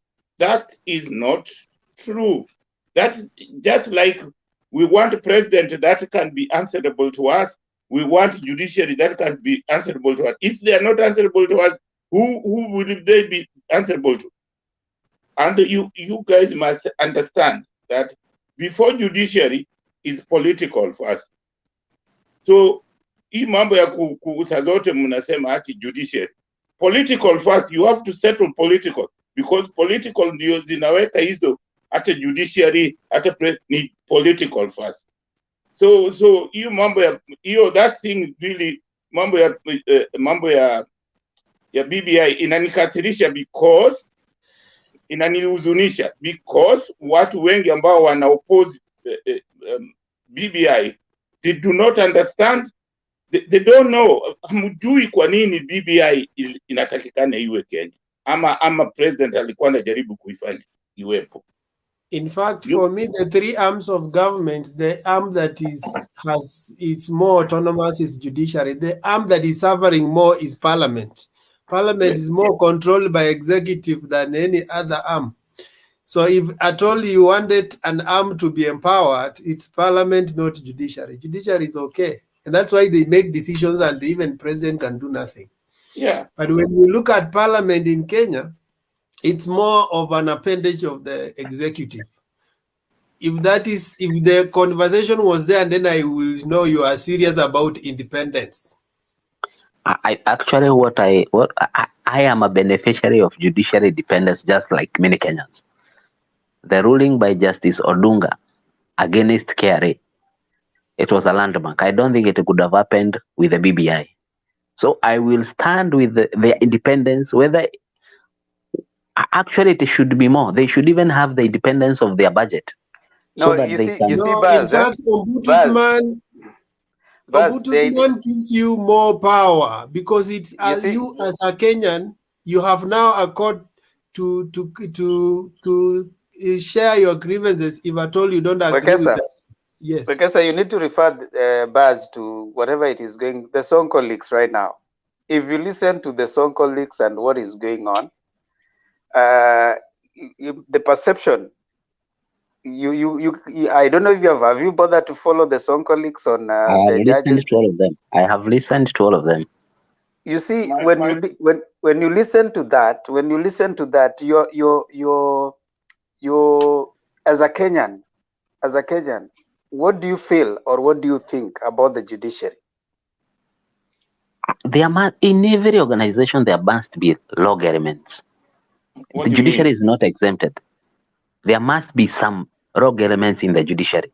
And that is what So what is Sonko the is now solution? exposing. So Yeah? what So is what the is the solution? solution? The solution exists with the Judicial Service Commission. Somebody should petition for the judge to be investigated.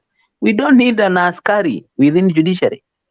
Now, Actually, when what Now you the should see be somebody, ombudsman gives you power, somebody, any other person, local mwananchi. Even this BBI that you have, you guys don't want. Supposing it's in the Supreme Court, supposing the Supreme Court rules it, that will be final. But under ombudsman, you as a UDA member can still petition that. And you know, Wekesa, the problem ombudsman with stands with the same way. wait, Baz, the problem with Baz and maybe like-minded people is that when you think about the constitution making, you're already thinking us versus them. You're not thinking that at the end of the day, this constitution is going to be for all Kenyans. It might be now, assuming that that now is the people that you don't like that are in power, and the judiciary is misbehaving. And You then want, to me, yeah, security laws were passed knowing that it's going to affect NASA. But right now, the people suffering are the UDA with the security laws. And they were passed with the Kinamuru comment. So by looking, if you look at the constitution from a political point of view, today, by the way, we may cross 2022 and Raila and Ruto are working together. And then you start realizing these things we were fighting now has useless. Yeah, we would rather have made a constitution that helps us than following politicians. At the end of the day, they will shake hands and agree that we can work together. But I think we can interfere with all other organs. May it executive, we can dilute or misdilute it. May it the legislature, but judiciary. What? Judiciary No, should remain Baz, you're independent. wrong. Baz, you're wrong. When any institution, legislature, judiciary, and even the executive, there's none that should be against. I mean, like this one can outdo the other, above the other. No. Correct. Then, but he's arguing like somebody who normally says that it's easier uchikate mkono than ulimi. But we want accountability. Any part, the whole body feels pain. We want accountability to everybody, to executive, to parliament, to judiciary. So if you are just supporting because they were saying eti kwa sababu wanasema BBI eti ile mambo wanasema BBI president ati BBI ingefanywa dunia mzima, hakuna Wanjiko amepeleka law yoyote ikafanyika dunia mzima, hakuna. Lazima ipelekwe na leader, a leader. So hii mambo ya kusema ati ilifanywa vibaya, ati process ilikuwa mbaya, hizo kwangu mimi nimejaribu kufikiria, kuangalia ni sehemu gani ya dunia mwananchi tu wa kawaida amepeleka amefanya sheria ibadilishwe, hakuna. So alafu Baz, even as you are discussing that, if you have had some colleagues, can you imagine it is a case that is going to take someone to jail for so many years, and then those kind of things are going on in the judiciary. Unaona? And ombudsman was not the solution. It wasn't the solution. There is a solution to the JSC. Do you see, Bas is arguing as if ombudsman is something new. Look at people like Otiende Omolo. That was their first court. These people operated there. Ombudsman is not something new in Kenya. Okay, what is the role? Maybe he doesn't understand. What is the role of the judiciary ombudsman? It was like a spy to the judge's work. What was it for?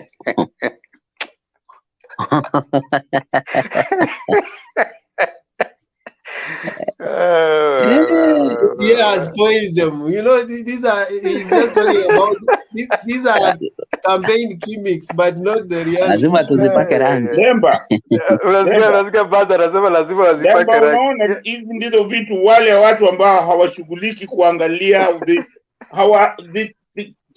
hawashughuliki, hawajui, hawaangalii nchi kama ni nchi yetu. It is our own responsibility. Hawajui, they just don't know. Anachukua kitu anasema spy wa nini? Baz, kwa hivyo wewe zile vitu uliambiwa. Unaona? Jamaa hajasoma, hata ashughuliki kusoma, ameambiwa. Unaona? Yes, community ancestor. Yeah, Mr. Baz, ningependa kuambia kuwa in fact judiciary ombudsman ni kitengo fulani tu ambacho kilikuwa kinabuniwa.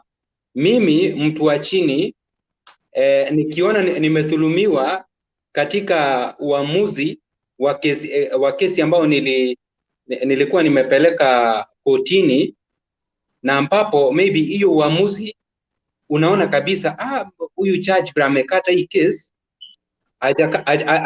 hajakata vizuri, so mimi nitakimbia pale kwa ombudsman nipeane malalamishi yangu, na wao in fact wafanye nini, wachukue jukumu ya kuangalia hiyo case, because in fact huyu ombudsman is somebody ambaye amesomea mambo ya law. Ataangalia yenyewe aone hapa huyu Wanjiku vira amepeana hayo malilio yake ya kuna uzito fulani, then kutoka hapo in fact atafanya nini, atakuokolea. Lakini sasa hivi hebu angalia atakuokolea kivipi? Atakuokolea kivipi? Sasa atakuokolea kivipi?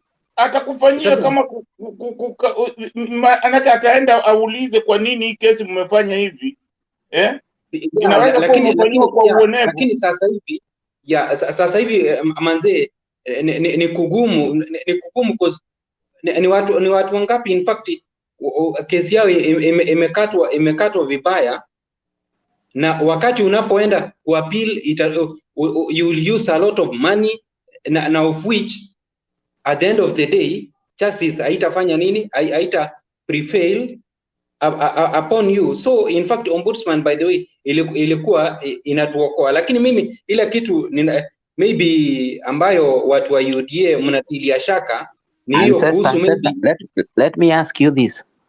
Yes. In that ombudsman and with the ruling by Justice Odunga against KRA, wouldn't the government have used the ombudsman to go and check the ruling of Justice Odunga against the government? No, unajua Baz, sikia hivi, wacha tu community nikuulize. Uliona if you saw some colleagues, did you see the process comment on Odunga first? No, I want to ask you first. The rulings. I want to ask you first that one. If you heard about the case, did you see the process of justice? That is what happens behind the scenes. Good. In some of these cases. You see now, ombudsman work was not necessarily to against even the judges. It was pro mwananchi. You see, if you look at the process of a case, by the time inakuja kupita mpaka unakuta tio case wanaenda wanachukua mpaka ile file before iwe delivered. Sonko was to give I think 45 million ndio kesi yake ifanye nini, ipite. Now you see that there are people who are aware of that, and that is just, and if you heard, there are so many judges who are being mentioned.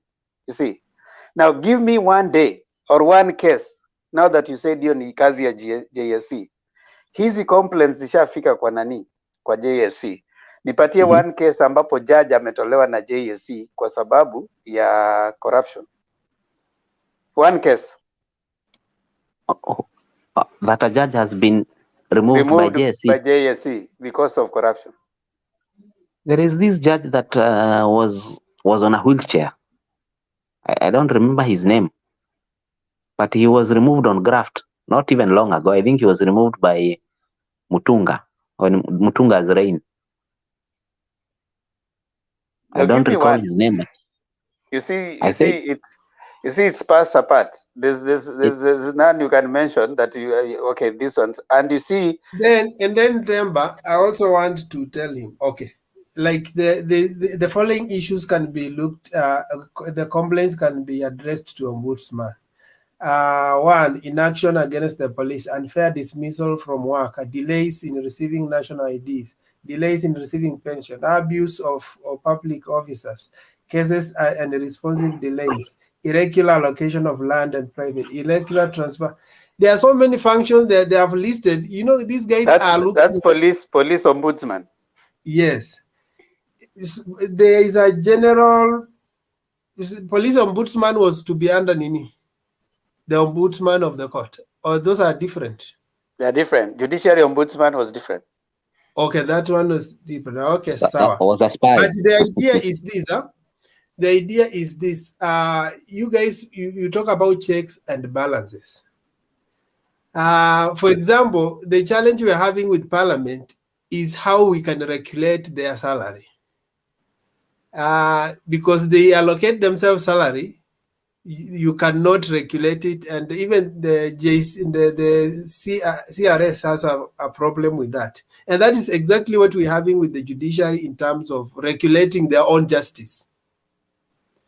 Yes, and James. they feel like nobody should regulate justice because they are the omnipotent. I think if I can use words of one of the judge who dissented against the BBI ruling, she said that this judicial omnipotence is what we need to deal with. Judges are not demigods. But in Kenya, we want to bring them onto a level where they are demigods, and whatever they say, whether it's injustice, it's final. No, we need to censure it, and we need to have a system that cleanses itself. So ombudsman was a system that is able to censure a few issues that have been raised by the public against their own judges. May I chip in? Yes. May I contribute? Yes. Now, it's unfortunate that there are people who deliberately misinterpreted the intentions of the ombudsman, because the issue here is not to tell the judge how to judge a case or to interfere with the processes, but it is for the public, a person who has taken a case to court or has been taken to court. You realize, you are aware of this case involving Pastor Nganga, where they would collude with the court system so that the case is perpetually, postponed in an attempt to deny the family that he had killed somebody with a vehicle until you die, justice. the case is being postponed. Exactly. Now, when you have an ombudsman, you walk into that office and narrate your story, give the dates, and give the reasons that the case has been postponed, and the office will follow up for you why it is taking so long. Those are some of the things. The others have to do with, of course, judgments, which obviously show some bias, even from a layman's, view. You see that this person was biased, and therefore the case can be recalled, and another judge may be allocated to look at the facts of the case, because we must not lose fact that our jails are full of people who are actually innocent because of one reason or another, maybe a technicality that happened within the court system. So this man who is talking the way he is talking, I don't know whether he lives in Kenya. Anyway, we will go slowly. The BBI will come back. I think Reggae will be back very soon. There is no problem. I think whatever you are saying sounds so good. It is as if you don't know how things are manipulated in this country. Saying that if a case was to be relooked and brought hiyo back. story ya kumanipulate vitu ndio tunataka kukataa basi. Unaona hivyo, unasema hata umesema saizi lazima muliipaka rangi ndio ikae mbaya ndio watu waikatae, lakini bado walivote. Wewe Dhemba, ukipaka kitu rangi kwenu inakaa mbaya ama nzuri? Ukipaka nyumba yako rangi inakaa mzuri ama mbaya? Wewe basi wewe acha zako bwana. On the opinion polls, I think it is a true reflection of the reality as at today. Whether it holds in the future, we don't know. But we are looking, we are watching. It's a very interesting election. I think this is the best election in Kenya for the near future. It's a very interesting election, a transition election. Basi wacha nikuulize. By next year, do you think UDA will be UDA and ODM will be ODM? I've not seen anything to believe that those two parties will fold. Not folding. Will they form coalitions with other parties? Yes, definitely they will form coalitions with other parties. You see, for example, there is no reason for UDA to have a coalition with any party in Central Kenya. Just like there is no reason for ODM to have a coalition with any party in Luo Nyanza. It makes no sense. Yes. But UDA is not the Central Kenya party. No, they are very strong. So you cannot have a coalition where you are strong. They are not very strong. How do you measure strength? They just won Kiambaa. Why Kiambaa one MP makes Kiambaa it is strong. I think MP. I think they we should won not another debate at party that in point Nyandaro. anymore. Demba, They I think won we should another not seat in debate at Nyandaro. that anymore. Yeah. Yes. So I do think we believe should not James. debate at the point. Yes, James. Yeah, you are right. I'm saying we should not be at that point anymore. Let's wait for elections. In fact, very soon, people are saying they cannot just be driven to a party that they do not know the owner, neither do they know the structures. They don't want to go and face humiliation. Down Who are the there, we people? are talking. What do you mean? Kwani mnafikiri kwenu ndio mnaongea peke yenu? Hata sisi tuna siri zetu. Hata sisi tuna siri zetu. Sema wewe usiseme the people. No, Baz, you can say. Let me give him. Hata sisi tunaongea bwana. He's looking for alibi. Let me give him alibi. Moses Kuria said that you know Moses Kuria, right, Baz? Yes. Moses Kuria was the one who was supporting PDP when he took Juja. Yes. That was his party by then. Yes. Then Moses Kuria comes to Kiambaa. Moses Kuria wanted to front someone for Kiambaa. Yes. With his party. Yes. And he said that according to their polls they conducted, they realized that UDA was doing badly in Kiambaa. Yes. So they told him not to front someone. He supports the UDA candidate. Yes. It is the strategies of Moses Kuria and his decision not to front someone that somehow made UDA to go up to 50%. So that was not even, if it was so popular in Central, then I think we should have been talking about 90% in Central, but not the 50-50. Okay, now there's something you're currently, Can you imagine they won with 500 votes? If they divided vote with Korea, what would they have got? Now, currently, as we speak, Baz, Korea has said that they want to negotiate with their parties. Yes. All right. They are saying that yes, at the top we can take someone else, but in the bottom we want our parties, because they know what happened to, you know what Korea is saying. In 2017, when they wanted to go to the polls, they were told to fold their parties to form Jubilee. Yes. And according to them, they say that is the reason the DP right now is suffering, the humiliation is suffering right now. Yes. They are not going to go through the same thing twice. They're being told right now with the same DP who is suffering humiliation to fold their parties and join one UDA. They're saying no, they're not going to do that. Yes. So UDA is not popular in Central. This thing you're talking about popularity, it is the so-called hustler narrative that was popular, not UDA as a party. And if you heard today what they told in Kirinyaga, I think today or yesterday, they said if Girishi leaves UDA, Kirinyaga will not support UDA. Yes.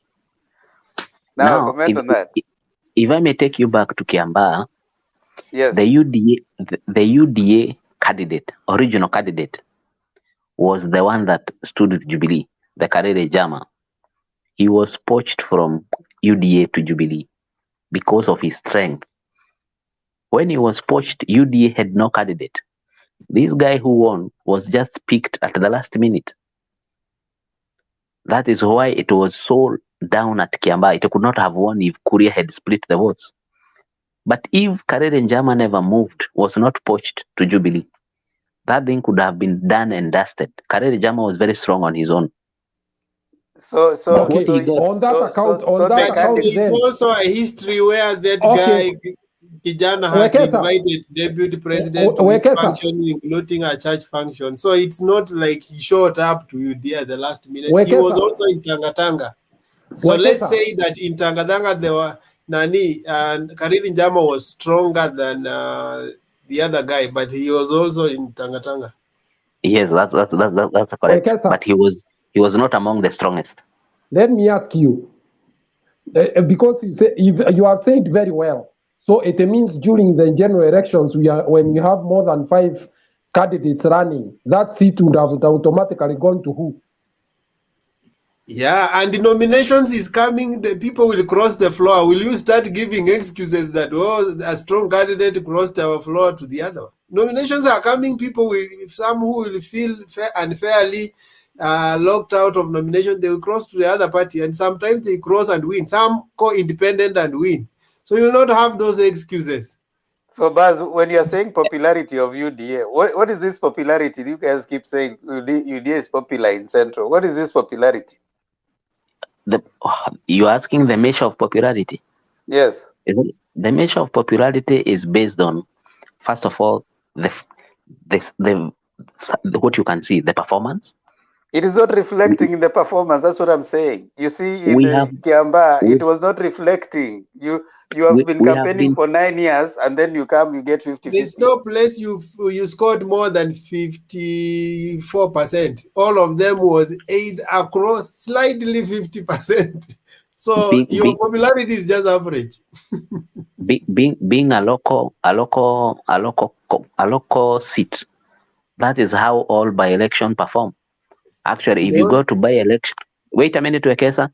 If you go to by-election in Malindi in 2016 between ODM and Jubilee, usiende mbali, anzia Kuria. Kuria got 70%. Hapa tu Juja. Kuria peke yake, hiyo party yake.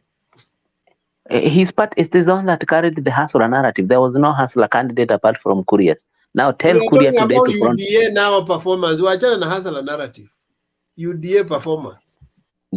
In Juja, there was no UDA candidate. The UDA candidate was the Kuria's candidate. And then I'm telling you, because for Kuria they did not have a problem. He got 70%. But for you, as Akuna imepita 55, he got up of 50 plus. Actually, he got the Kuria candidate got more votes because the Jubilee candidate was very weak. He was just picked, handpicked to reward somebody. So you're giving a good example of why at least Kuria even got that. But we are talking about UDA. UDA lost in Bonchari. UDA lost in which one is the other one, Wekesa, in Western? UDA lost in Kapchai. UDA lost in huko Vihiga, Kakamega inaitwa nini? By what percentage? We are not looking at percentage. You are saying you are popular. UDA is popular, right? Whatever you are saying. Because we are being told that it's the most popular party in Kenya right now. But in terms of performance, we are not seeing it. It's not reflecting. Number two, Baz. We are being told that UDA is capturing many young people. But now, the other day there was 6,000 target. Out of 7 million, they have only done 1 million, registration. The rest are not interested. Why are people not interested? And there are many young people, according to you, are going to vote for UDA. Who said all young people are going to vote for UDA? Kenya is tribal. people say it that millennials are the one excited and they don't know the history. In fact, they normally tell us that they don't know the history of Raila. Raila keeps telling us history. Millennials don't know. Now, the millennials who hear Ruto say, they don't go even register. They are not even interested whether it's Ruto or Raila. Let's face it. So this popularity you are talking about is a bubble. It is just a bubble. It's a popular thing out there. Yes, James. You see, before the voter registration, I heard several of the Tanga during their interviews with the TV stations talking of unregistered 6 million, 7 million that will be going for the hustler narrative and voting for it. Today, they don't talk about that. And make you that reflects the kind of apathy among the youth that they are targeting. The fact that only 1.5 million out of 7 million turned up to vote to take a vote, it reflects also on the attitude that these youth have in going to vote. So even those who have voters can't, the turnout, and mark my word, the turnout among this category of people is not to be not to be as undeniable. James, Yes. what you are not capturing is that these are the majority people that the same age group is the one found in rallies.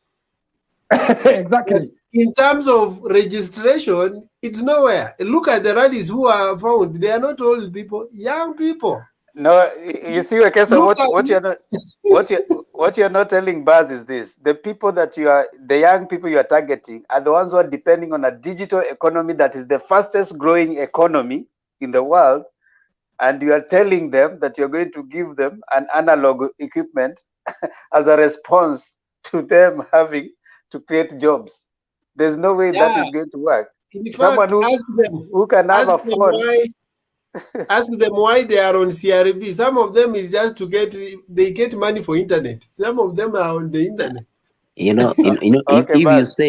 you say the symbol of a party is what they are going to give the youth, are you saying that Ford Kenya should give the old people No, lions? but see, they are giving It wheelbarrows. did not begin as a symbol. It began as an instrument of Even empowerment. Mwaura today shared a photo giving wheelbarrow to some women and even giving them the title deed. It's called a title to that wheelbarrow. No, it is a symbol. That's a symbol. We don't get symbols. Have you ever seen people given oranges as a symbol? Have you ever seen Raila giving people oranges and saying that now I've empowered you with an orange? No, he doesn't give, but they are always placed in their tables. You said even your table has oranges. If you don't eat fruits to keep the doctor away, you're not healthy. And your home has a wheelbarrow. No, I don't have a wheelbarrow. We are moving. Can you imagine you're giving a young person who can create several thousands by a phone? That's a digital economy. Give them phones. In fact, you'd have told them, come, I empower you with a phone. Then you take them into how they are going to use digital. The same people who promised us of the digital economy. You go back to Ruto in 2017 saying that we are tumetoka analog tunaenda digital. We are going to create a digital economy that is growing. Young people cannot continue working in shambas. In fact, he said shambas are supposed to be mechanized. We are not supposed to rely on the old things, jembes and all. But right now, in the 2022, now the jembes and the wheelbarrows have become the popular thing. That's why the young people are not excited to go even take votes for you guys. Today I watched the young people who are meeting around the deputy president in Maragua. They looked bored. He was not able to fire them like what Baba is doing. Vijana fire. And you can see a spontaneous kind of response. Those guys were just quiet. So you can see already it's like they are already bored, or they have listened to his talk for a long time. I don't know how he is going to start exciting the masses again, especially the Wekesa, youth. No, he has to No, continue. let me finish. Wekesa, James, James. if I Why may are you ask you, jittery? Why are you jittery? Just Wekesa, if I wait. may ask you, It's not James, Wekesa, during it's the James. Wekesa, It's James. Wekesa, No, it's It's Wekesa, James. James. See Wekesa. Themba, if I may Baz, ask you, Bez, it's It is James talking. James. yes, I want to ask you something. Since you Yes, have ask. spoken about, to ask Wekesa. yes, all of you, since you have spoken about youth apathy, I think Yes. the youth should have registered in big numbers as they have been promised 6,000 shillings. Why didn't they vote? Why didn't they register in big numbers so They have that they not can been benefit promised. from They the have promised 6,000? families. You have promised 6,000 was families. families. It It's for is families, not jobless. youth. Yeah, families. The youths have No, family. it's vulnerable families. Youths have been promised industrialization, corruption to be stopped, factories to be created, and jobs to be created for them. They have been promised to be given grants instead of loans. They have been promised that corruption loopholes that the deputy president cannot talk about are going to be closed and sealed, and all that money is going to be focused on educating them. They have been promised zones, economic zones in every county, and they're going to get jobs there. Vulnerable families where nobody is earning a shilling are going to be given 6,000 per family, not the youth. The youth don't have family. How many people below that? That's a rhetorical question. So How many people below that 5 years have what family? Deba is trying to tell you that that promise is not to a particular age group, but is to a particular status. If you are a struggling family, it doesn't matter whether it's youthful family or it's a grown-up family, it needs support. So you see, you're not able to defend your person. You are busy asking questions. Can you tell us why is the deputy president not giving the 2 million? Today he didn't release any 2 million in Maragua, did he? No, he was not meant to. Yeah, and you see that's why the youth were not happy. No. That 6,000, if it succeeds. And then the bottom up is not selling. He's talking about, I will continue with big four agenda. I may realize his story ya bottom up is not adding up. Hata watu wake wameshindwa kuisell on the Your ground. bottom up is not adding up because he's saying that the other people wanashughulika na kutafuta vyeo. Mimi nitachukua pesa niweke kwa uchumi. You already ni trickle down. That is not bottom up. That's trickle down. Nitachukua nipeleke. Ako na pesa wapi? Atatoa wapi? Kuna budgeting process in the government. Kuna budgeting lazima ipitie kwa parliament. Parliament ndio iamue pesa inaenda wapi na ndio iamue iende county. Kwa hivyo hiyo ni uongo anatuambia. There's no way even the president can take his money ati mimi nitachukua pesa niweke hapa. That's a lie. Hiyo Jakindube. Alafu anatoa youth kwa CRB na 50 billion. 50 billion na kila siku wanakopa 1.34 billion. That is 38 days solution. Na ni pesa ya ni deni ya country atalipa ama ni CRB atatoa youths. Jakindube, endelea. Hiyo 6 million, hiyo 6,000 huyu jamaa anasema hata yeye siku moja hii kitu ikisucceed, hata yeye siku moja atapewa, kwa sababu najua hiyo ni mpango mzuri ambayo inasaidia wananchi na ni kitu ambayo saa zote inarudi kwa economy na inasaidia, na watu wote, nchi zote zimeendelea zinafanya hivyo, unaona. So usifikirie eti hiyo ni kitu tu inasemwa tu na mdomo, ni kitu inafanyika. It's a practical thing. It is very impractical. Demba. Aya, Baz maliza. My time is up. Wacha Baz amalize ndio tumalize. Baz maliza. Yes, I think I will finish with how I started. The opinion poll has been very good, and we are hoping to do even more. We should be at 50%. I think that is not where we are. We should be at 50, not 30 as a party. Okay. Thank you. Are those your closing remarks? We are doing Yes. around sasa ya kumaliza. Umemaliza? Those are my closing remarks. Thank you, and usitoke kwanza ndio tumalize sote pamoja. Community ancestor, your closing remarks. Yes, in fact mjadala imekuwa mzuri sana. Mimi ile jambo ambalo ningependa kumalizia ni kuwa kuhusu mambo ya opinions polls in Kenya should be ordinarily based on which candidate who has laid good policies on matters that affect the society. Like now, if we can be able to say about unemployment, cost of living, about food security, and etc. And now, my urge to these Kenyan pollsters is that after all presidential candidates have laid bare their manifestos,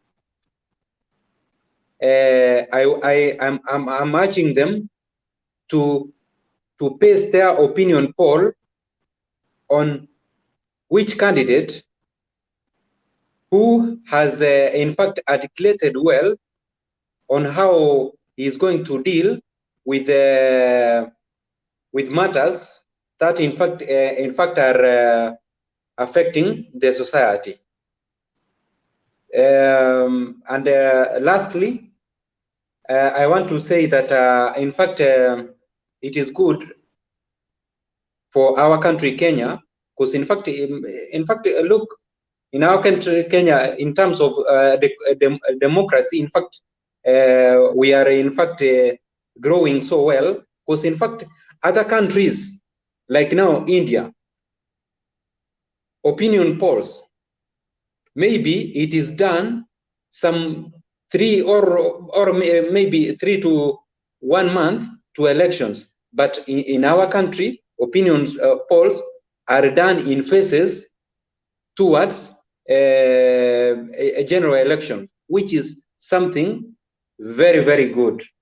Now, as my candidate Raila Amolo Odinga, in fact, he is not running for elections for 2022 presidential elections because Raila lacks material things or perhaps a job, because Raila Amolo Odinga is an employer, or he's running because he is going hungry.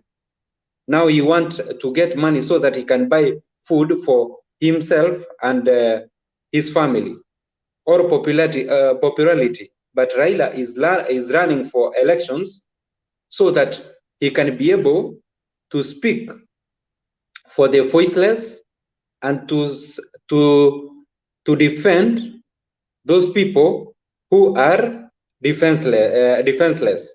So I'm urging Kenyans to give Baba a chance, because in Baba, as Kenyan people, we will be safe. I thank you, Mr. Temp, and fellow panelist, Mr. Wekesa, and all my fellow panelists, and those friends and my friends who are in comment section. Have a very good night. May God bless you all, and may God bless Kenya. Jakindu Bey. Asanteni sana. Mjadala wa leo ni mzuri, lakini mimi kwa upande wangu sina wasiwasi. Nafikiria opinion vile mimi niliona, nafikiri mtu ambaye mimi namsupport ambaye ni Raila Amolo Odinga, nafikiri anaendelea vizuri kabisa. Hiyo sina wasiwasi nayo. Jambo tu moja ambayo ningelipenda kusema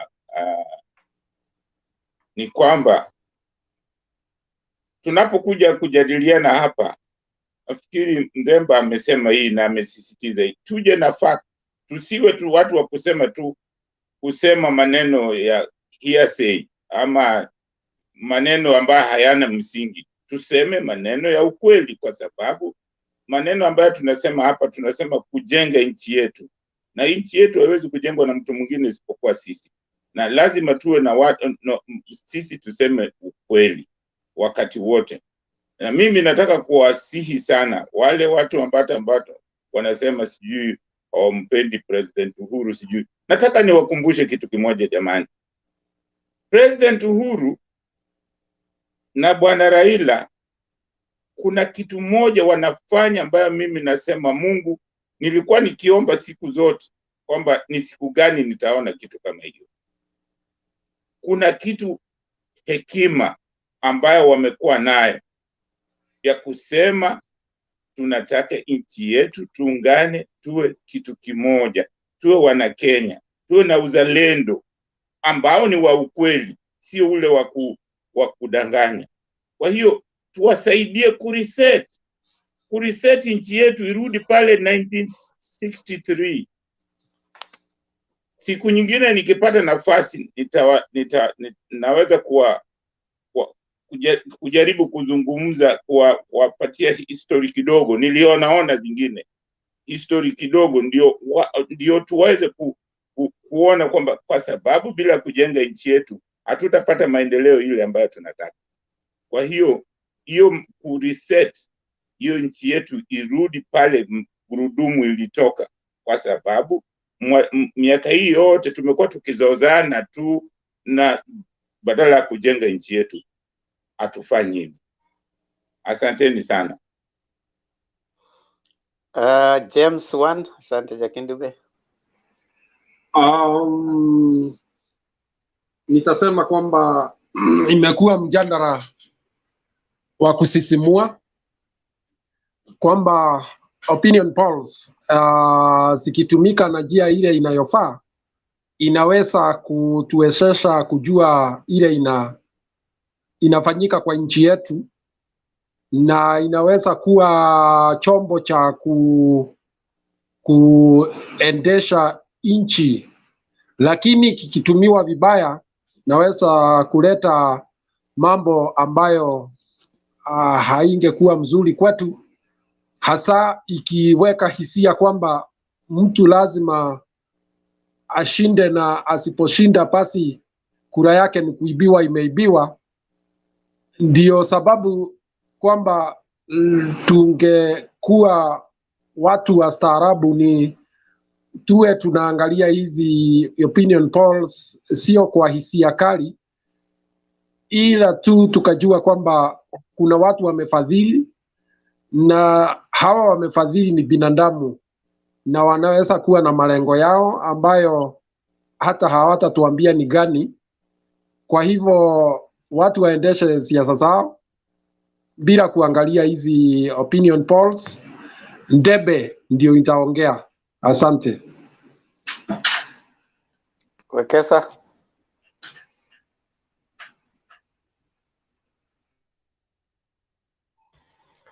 Okay, thank you for guys who have held on up to this time, and those who have been joining us through the comment section. We appreciate your comments.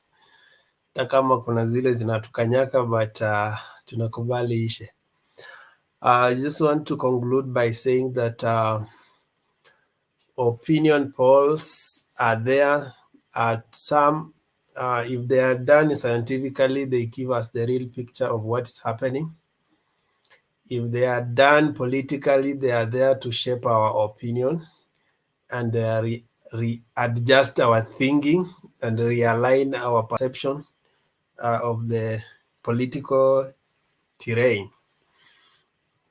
Yeah, however, one thing that is not lost on us is that how our competitors have been, where they have been standing in terms of happenings of the political happenings in Kenya. At some point, they told us that the aim was to weaken Raila.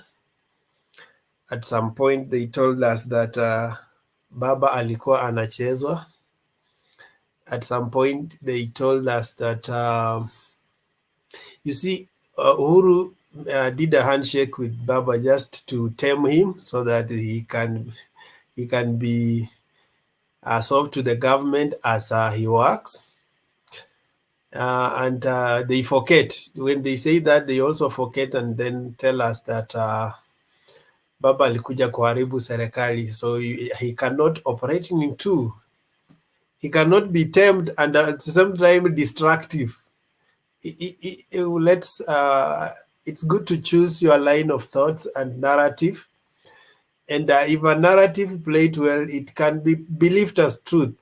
But if your today's narrative nullifies yesterday's narrative, then you are doing injustice to yourself. So I want to urge our colleagues, Tanga who have been telling us Ruto is popular, they should not have a problem with the opinion polls. Actually, we even us, their competitors, agree with the opinion polls that Ruto is leading in all other places except Nyanza.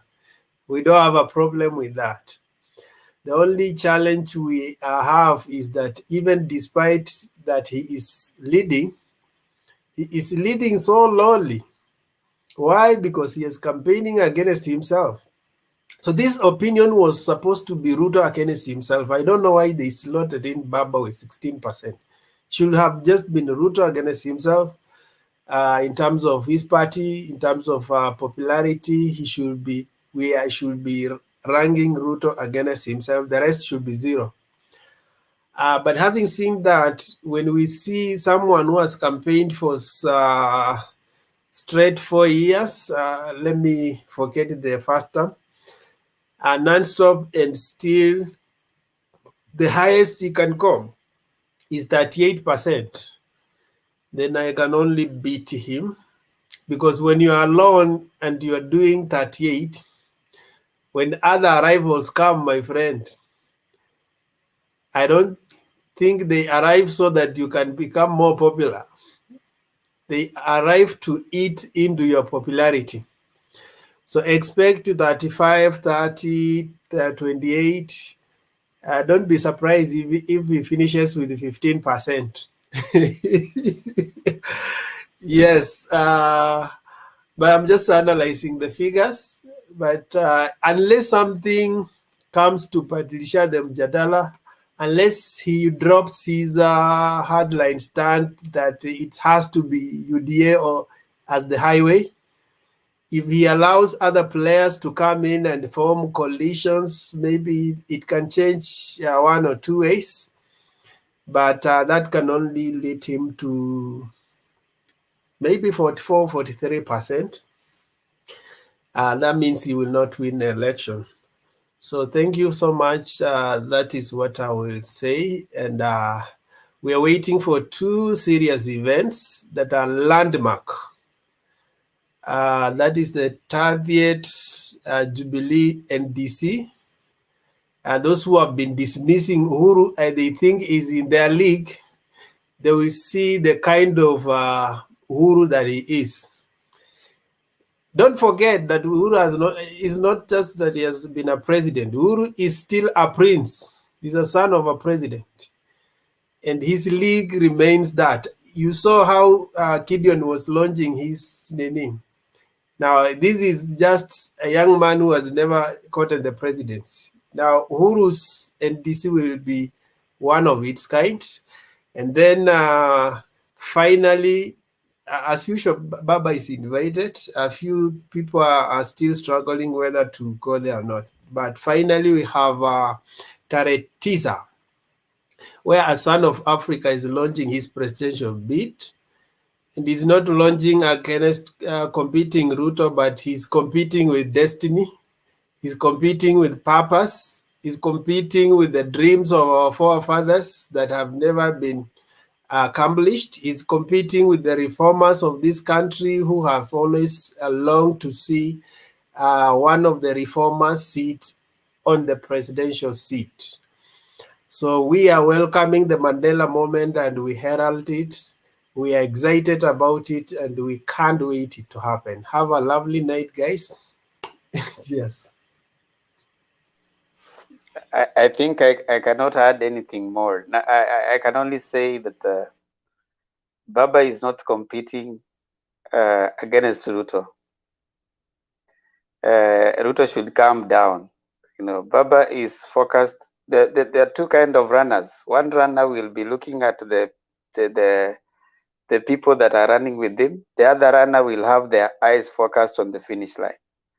So Baba's eyes is focused on the finish line, not on any other person who is running. So Ruto can campaign just like any other person, and you see who crosses the line first. This issue of saying that they are all coming and meeting together against me, that is hogwash. That is a defeatist attitude. You should plan your race in such a way that you're not like you're going to run alone. Your eyes should be focused on the prize, on crossing the line. So let Ruto relax. He's been doing the running for 9 years. When you can only achieve 38%, I really wonder what 1 year can do to that 38%. So I wish he even made it better. And now they're having this poll is also trying to make them want to they have already decided a presidential candidate for Oka by making Mudavadi become 3%. It's like they've already arrived at who is the presidential candidate for Oka, or maybe they're preparing him to move out so that they can negotiate with him. So I think, like we said, opinion polls are just like that. They're opinion polls. It's a tool. It's not necessarily what goes to the ground to do the job. The people who do the job. Let me give some shout outs to those who joined us. As Wekesa said, we may not like what you are saying, but just post them there. I mean, it's good. At least you are there. Some of them suggest that this forum is ODM forum. Not necessarily. We don't choose who comes on board. We are okay and open to anyone who wants. If you're on the comment section and you see the link and you wanna come and talk and you have points, bring them up. We are not here necessarily to ODM or UDA. We are here to enlighten each other. So if what you have can enlighten us, that's good enough. If you get enlightened when you come here, that's good enough. We listen to Buzz, we respond, we listen to him, he listens to us. Hopefully, someone is getting enlightened out there. You see, as we keep talking. So we don't know you. You can comment so badly about us, and we don't know you, and you don't know us. It is not helping you. So the best thing is say something that you think will be helpful to every other person who will be reading. Miguna, thank you. PG Games, thank you, whoever you are. Ukirusha mawe tunajenga nyumba. So Dennis Ondieki, Musa Ismail, thank you. Douglas Nyamwea, thank you. Gibson, John Dirango, you are rather you must be a young person, and if you are a young person and you're thinking like that, you are not really going to be beneficial to the generation to come. Especially when you say that Raila is hated in Mount Kenya. We don't want to preach hatred. You don't have to hate Raila to love Ruto, and you don't have to hate Ruto to love Raila. You might disagree with their policies, but don't have to hate. We are all Kenyans at the end of the day. Douglas Nyamwea, MD Energizer, Silitu TV,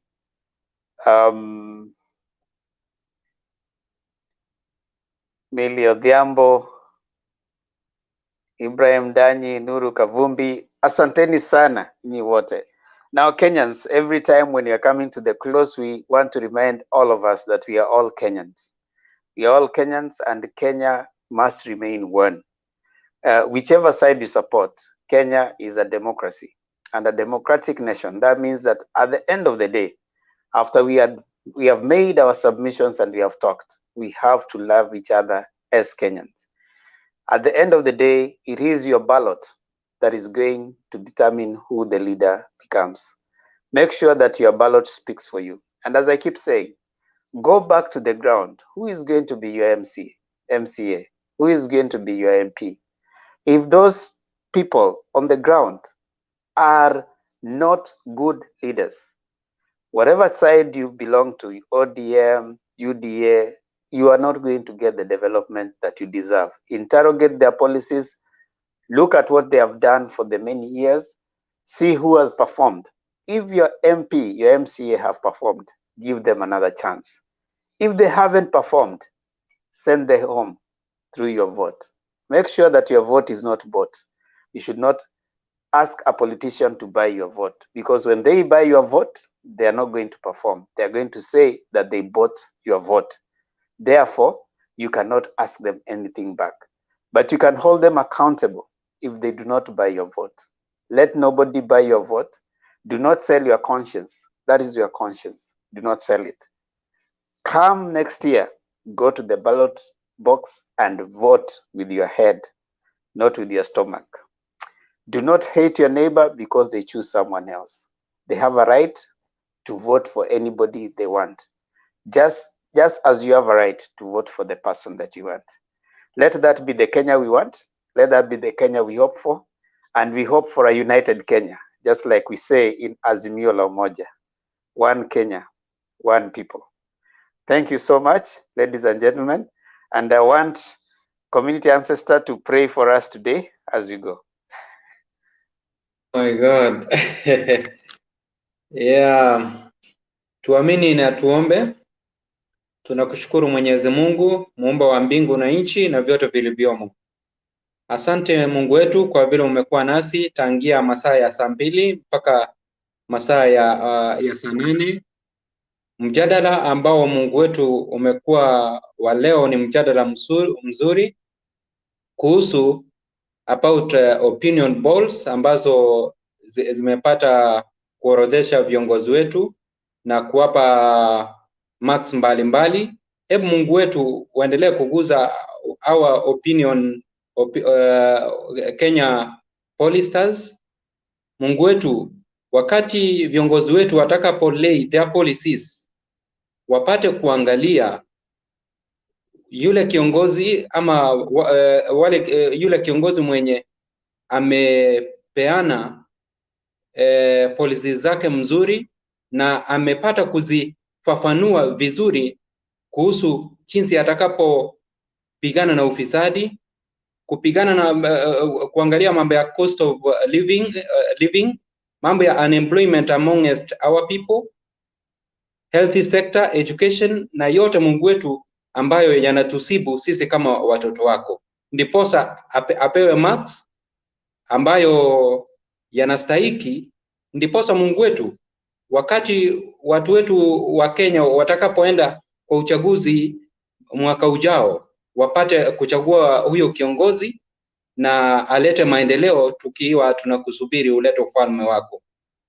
Naomba Mungu wetu uzidi kubariki na kupatia our moderators ambao ni Mr. Ndeto, Mr. Bernard, Mr. Wekesa, Mr. Thempa na mtembei Mungu wetu mwenyewe, ndiposa upate wape hekima wanapo moderate hichi kipindi Mungu wetu kiwe ni cha manufaa kwetu kwa hivi visasi na visasi vijavyo, wakati sisi Mungu wetu maybe wakati hatutakuwepo. Sasa wakati huu kama tumeongea kinyume na mapenzi yako Mungu wetu, hebu upate kutusamehe, kwa sisi wote ni watoto wako. Tunapoachana, hebu Mungu wetu tuachane kimwili, lakini kiroho tuendelee kukaa pamoja nawe mpaka siku ya kesho, kwani nimeomba kupitia kwa Yesu aliye Bwana na Mwokozi wetu. Amen. Amen. Candy, everybody remember, if you haven't subscribed, subscribe. Buzz, have you subscribed to Motembei channel? Yes, I have. Oh, thank you. Subscribe and share to so many people so that we can have this information getting as many people as possible. See you later again today. God bless you. Good people.